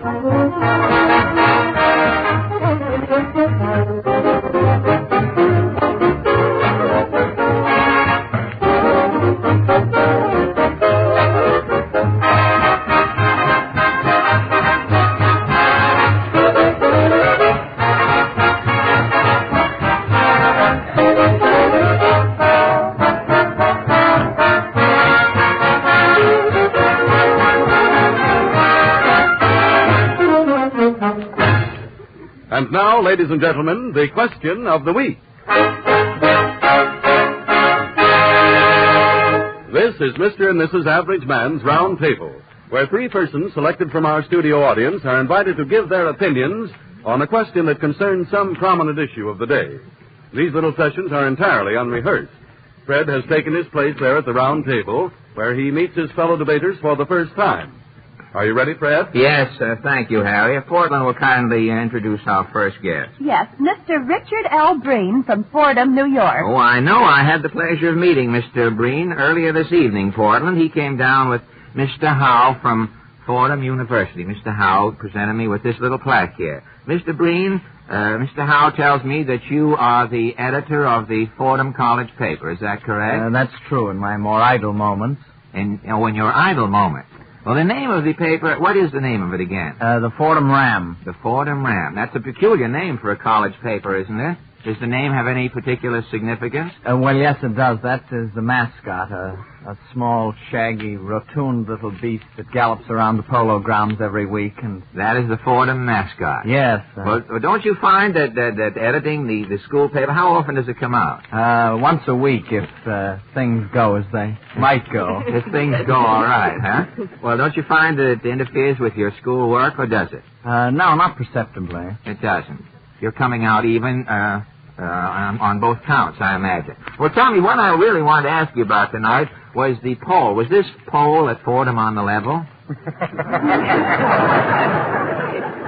Well, a Fordham man, like a Boy Scout and a G-man, is always truthful. Yeah? With the exception of one or two abnormal psychology professors found ward healing for our friend Benny, I think the whole thing was pretty much on the level. Well, I think a psychologist would be interested in Mr. Benny, hoping to make an Exhibit A of him in later life, I imagine. How did the comedians come out? Do you remember offhand? You were first with, I think, more than half of the votes, the entire 8,000. That's right. With the aid of Carmichael, Mr. Benny was second. A bare majority there. And Fibber McGee was third, and fourth, proving that it does not spring eternal in the human breast, Mr. Bob Hope. Well, that's very nice. Thanks a lot, Mr. Breen. I know Mr. Benny's blood is going to boil when he can get around to getting the blood. You know, getting mad for Jack is sort of a ritual. First, his blood can't boil. First, he has to get a transfusion, and then he gets mad, and his blood... It's about a 3-day process for Jack to get mad. He's so anemic, really, that when things happen, he can't blush. He turns sort of a dirty white. Rather a Pittsburgh Blanche, I would say. Well, thanks a lot, Mr. Breen. Now, who's next, Portland? Mrs. Leah Walsh from New York City. Well, good evening, Mrs. Walsh. Good evening, Mr. You live in New York, do you? Yes, I live in New York. Do you work here, do you? No, I'm a housewife. A housewife? Well, somebody should coin a new term for the housewife in New York. So few people have houses. Most everyone lives in apartments. They should coin a name like duplex frau or something like that to replace the housewife. Well, it's rather risky to live in New York these days with so much building and tearing down going on. You're apt to go to sleep at night in an apartment and wake up on the scaffold of a new building. You have to be... I don't think so. Oh, don't you really? No. Well, so many neighborhoods are changing around here. They tell me that the Street Guide is putting out a daily edition. I don't know how much. Well, all right, thank you, Mrs. Walsh. And now, Portland? Mr. Milton Evans from Great Nut Neck, Long Island. Great Nut, Long Island. Well, you might as well coin a town while you're everything else. Well, Mr. Evans, may I ask your profession or business or Mr. Allen, I am General Sales Manager of the Enduro Company. The Enduro Company? That's right. What is that?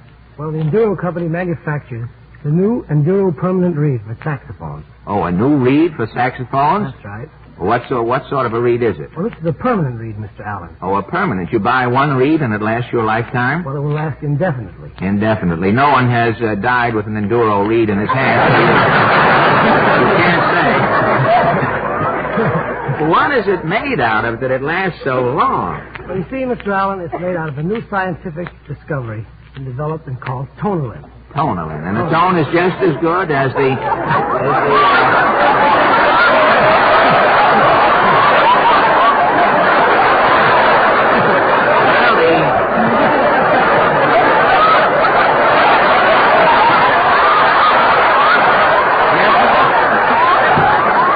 eagle has finally come to life. I think as long as Mr. Evans, I want to congratulate you. You were the first one to get a rise out of the eagle since we got up there. And I think as long as the eagle is a bird of prey, that we have just better discontinue the question and start praying. Thanks a lot. I won't even have time to do the question.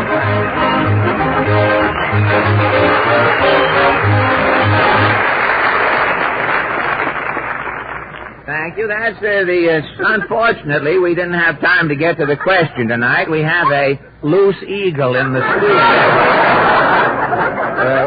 Mr. Rockefeller's hurriedly building a lot of ad-lib exits here. So much time has been taken up with the Captain Knight around there with a pound of hamburger. Trying to get... Captain Knight was there with a minute steak a minute... Well, now you see what happens. Captain Knight was back there with a minute steak a little while ago, but it was too well done, and the eagle sent it back. Now, he just arrived with the proper steak, and I can assure you that Captain Knight has the eagle or vice versa. Now, the significance, meantime, we have no question on the program. But we did have a question, were we going to get out of here alive, but that's... The significance of the title of the next Merrimack song, ladies and gentlemen, escapes me, but perhaps you folks can figure it out. The song is Johnson Rag.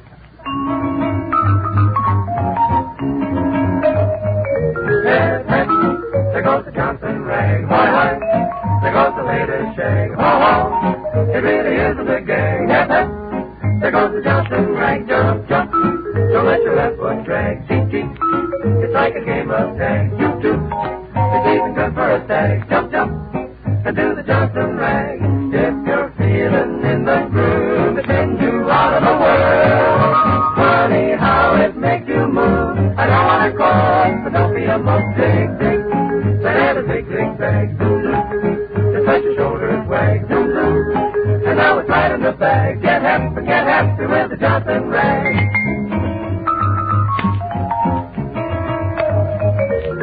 Johnson blood, Mississippi mud, flash bottom, my got 'em. Lindy hop, chop, chop, chop, Charlotte root, turn on the juice. There goes the Johnson Rag, there goes the latest shag. It really isn't a gag, hep, hep, hep, hep, hep. There goes the Johnson Rag, don't let your left foot drag. It's like a game of tag. It's even good for a stag. Jump, jump, jump, jump, jump, jump. The Johnson Rag. If you're feeling in the groove, it sends you right out of the world. Funny how it makes you move. I don't want to cope, but don't be a muff. Dig, dig. Get out of zig, zig, zag. Zoom, zoom. Just let your shoulders wag. Zoom, zoom. It's right in the bag. Get hip. Get happy, get happy. Hep, hep, hep, hep. Get happy with the Johnson Rag.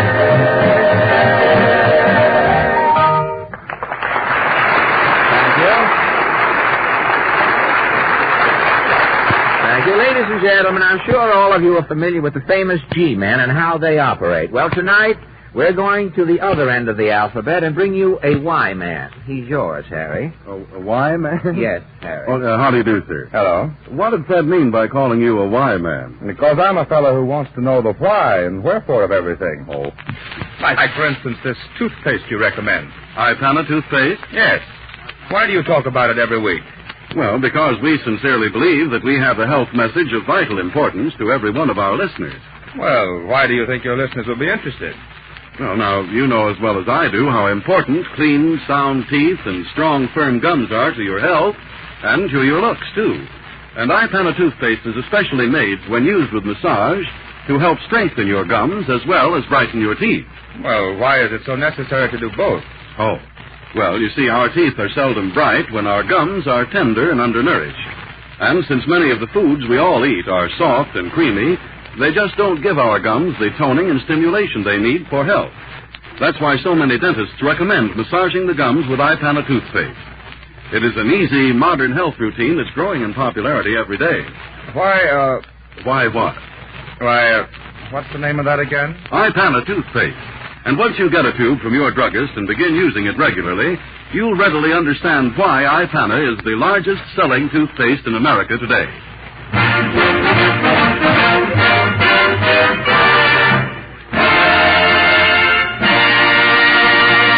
And now, ladies and gentlemen, the Mastodonic Allen Art Players.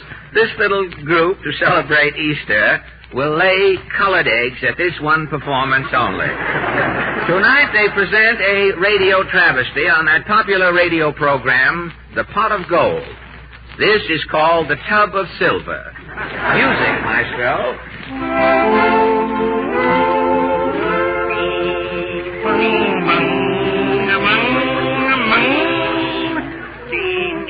And so to the tinny strumming of their beaverboard guitars and their off-key native farewell, we say aloha to the Fink Finance Company, Hawaii. The Fink Finance Company invites you to tune in again next week, unless they've taken back your radio. Good night, Devon. This is station CORN. The correct time is now... Hey, Bulliver, wake up. What's the matter? You're on, Bulliver. Oh, the correct time is now 9:48 and a fraction. Thank you. You're welcome. You have just heard the correct time. And now station CORN presents... The Tub of Silver. Yes, The Tub of Silver. The show you've all been waiting for. The program that proves it pays to listen. You know the rules, folks. The lucky person who is sitting by his telephone when we call him up tonight gets $1,000 absolutely free. Yes, folks, tonight, $1,000 will be given away by the makers of... Digby's non-dunkable donuts. Yes, Digby's non-dunkable donuts.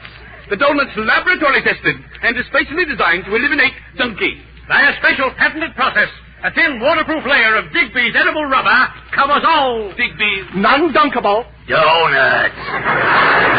A Digby donut cannot absorb coffee. Plunge it into your cup, it bounces. Immerse it slyly, it floats. Housewives everywhere hail this dunk-proof delicacy. Mrs. Dulce of Oklahoma, right? My husband, Rodney, was a dunking fool. Rodney's hobby was pouring his coffee out into the saucer and spanking it with his queller. Lord, I used to get up from the table covered with Maxwell House freckles. And then you tried a Digby, Mrs. Dulce? Yep. I fed Rodney Digby's non-dunkable donuts for 2 weeks. Rodney stopped dunking. Thank you. Rodney stopped breathing, too. Oh. Well, now, remember, folks, the Digby slogan, no plop, no sop, no slop. The next time you buy Digby. non-dunkable. You know. And now we present our Tub of Silver Master of Ceremonies, the genial band leader, Norris.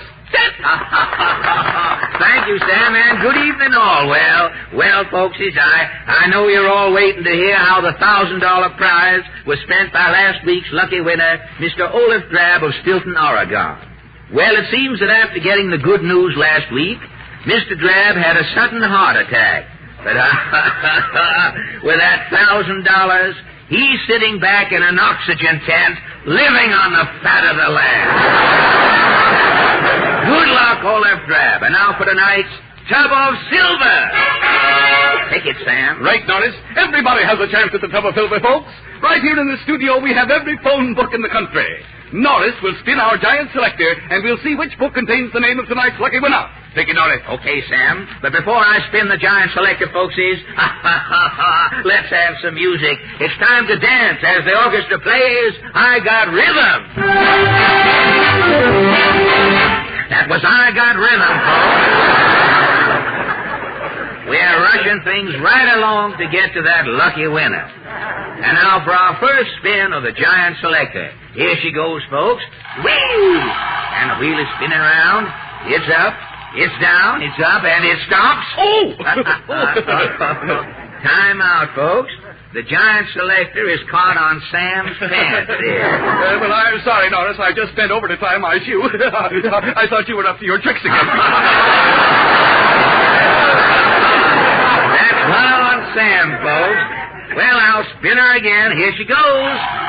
And she's up. She's down. She's stopping. No, she's starting again. No, she's stopping. And the lucky number is 266. Take it, Sam. Right, Norris. Tonight's winner is in phone book 266. Take it, Norris. Okay, Sam. And now, folks, how about a little music? Let's go, boys. That's all. That's all, brother. Now let's find that lucky page in phone book 266. Take it, Sam. Right, Norris. And now let's find that lucky page in phone book 266. Take it, Norris. Okay, Sam. And now let's find that lucky page in... Oh, say, what is this? We're not getting anywhere here, Well, Sam. somebody's typed the scripts up wrong, Norris. And we're holding up that lucky winner, you and me, Sam. Well, I'll spin the giant selector again. Let it go, Norris. Whee! And she whirls around. She's up. She's down. She's stopping. She's starting again. No, she's stopping again. Norris. She's starting again. She's up. Norris. She's down. Up, down. Norris. She's sideways. Hey, Norris, for crying out loud, the thing stopped long ago. Oh. Sorry, folks. I was looking at a dame in the front row. And she stopped on number 172. Take it, Sam. You bet. Take it, Norris. Okay, Sam. I got it back again, folks. And while I spin the wheel, we have another musical number. And this time our tenor, Kenny Clambake, sings Our Sweet Mystery of Life. Oh, sweet mystery! Thank you, Kenny. The giant selector has stopped again, folks, and she's on number 35. Take it, Sam. Right, Norris. And the winner is the 35th name down on page 172 of phone book 266. Norris is putting through the call now. Hello. Norris putting through the call. Hello. And in just a minute, we'll hear the lucky winner's voice as he gets the $1,000 tub of silver prize. Here's Norris with the winner now. Hello. Here's Norris with the winner now. Come on, Norris. Get step on. Well, I'm doing all I can. I'm calling the thing up. I can't. Any minute now, Norris will be along with the lucky winner. Come on, Norris. Well, I'm trying, Sam. I can't. Hello. It's about time. Colonel Jason Oglethorpe, at your service, sir. Well, congratulations, Colonel. This is the tub of silver calling. Who? The tub of silver. Tell me who? Silver. Who is that, William Cannons Brown? No, this is a radio program in New York City. We want to give you $1,000. $1,000, sir? Yes, Colonel. Real United States currency. You mean Northern money? Yes, sir. I never touched the stuff, sir. You what? After the old suit, sir. I ain't even looked north for 50 years. But, Colonel... Someday we'll get that Yankee Selznick for cutting the war down to 4 hours. Good day, sir. Operator. Colonel Oglethorpe won't take the dough, Sam. Well, he must be nuts. And speaking of dough and nuts, folks, don't forget, Digby's non-dunkable donuts have won the coveted Digby seal of approval. Digby's come in 5 luscious flavors. Soggy, pithy soggy, extra soggy, too soggy, and wow, get a stomach pump. And now we go merrily back to Norris Stetson. Well, what are we going to do, Sam? Well, we've got to do something, Norris. Imagine not being able to get rid of $1,000. This never happens on the Pot of Gold program. This is a fiduciary dilemma. What's going on here? Oh, here comes the sponsor, Mr. Digby. Here, Dep. What's the idea of mentioning that certain program on my program? Well, I only said pot of gold. And don't say that! The pot of gold is my biggest rival. It's an out-and-out imitation of my program. If they hadn't originated it, I'd sue. What are we going to do with this $1,000, Mr. Digby? I can't give it away. Well, you've got to. If you don't give that $1,000 away in 5 minutes, Steph, you're fired. I knew I should have renewed Orson Welles. Yeah, 5 minutes. We've got to work fast, Sam. I put in a call to San Francisco while you were talking to Digby. Good work, Sam. This must be your Frisco call now. Hello? San Francisco? Mayor, Chinatown Company,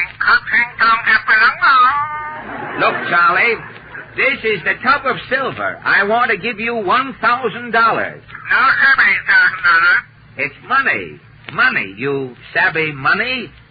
You got 'em yen? You bet. Got 'em yen for Ann Sheridan. Yoo-hoo! Gad, an Oriental Harvard man. Confound it, we're stymied again. What's not going on here? We've only got 2 more minutes, Steph. I'm still calling, Mr. Digby. Calling. I'm not trying to get Philip Morris.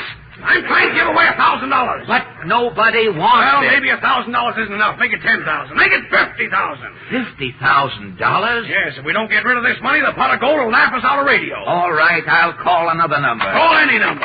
Hello, operator. Get me Wilkins 5-2000. Make it fast, Steph. You've only got 30 seconds left. Don't worry. I'll make it, Mr. Digby. Hello? Yes?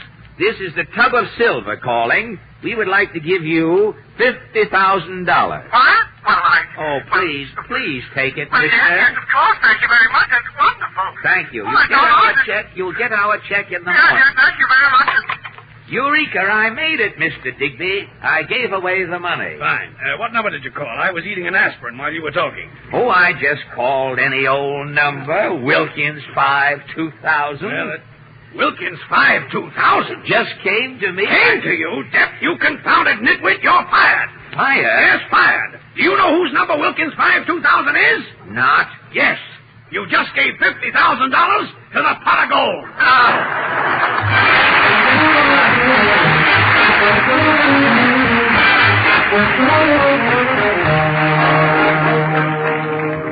Not so many years ago, a new and thoroughly modern toothpaste was made available to you, Mr. and Mrs. Consumer. That dentifrice was Ipana. It made many friends and kept them. So many, in fact, that today Ipana is the largest selling toothpaste in America. And there's a very close parallel between your choice and the choice of dentists. For in a recent survey among dentists, a survey, by the way, in which we had no part, it was found that more dentists personally use Ipana toothpaste than any other dentifrice of any type. Now, the reason for such high public and professional regard can be summed up in the 2 following short sentences. First, Ipana toothpaste is unsurpassed for cleaning teeth. Second, and even more important, when used with massage, Ipana helps give your gums the toning and stimulation they need for firmness and health. Those extra advantages are yours for the asking, ladies and gentlemen. Simply ask your druggist for a tube of the toothpaste that is recommended and used by so many dentists themselves. Ipana toothpaste.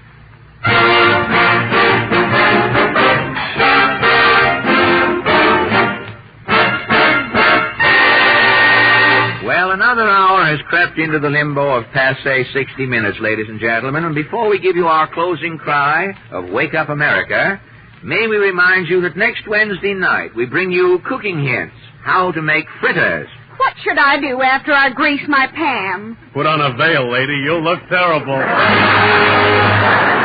Your song of the week. Take me back to my stool and my Coca-Cola. Wait a minute, Benet. Just a minute, Benet. That's boots and saddle, not stool and Coca-Cola, isn't I'm it? a drugstore cowboy, bud. Oh, I didn't. And our guest will be... Mr. T. He, director of Walt Disney's cinematic masterpiece, Pinocchio. And music.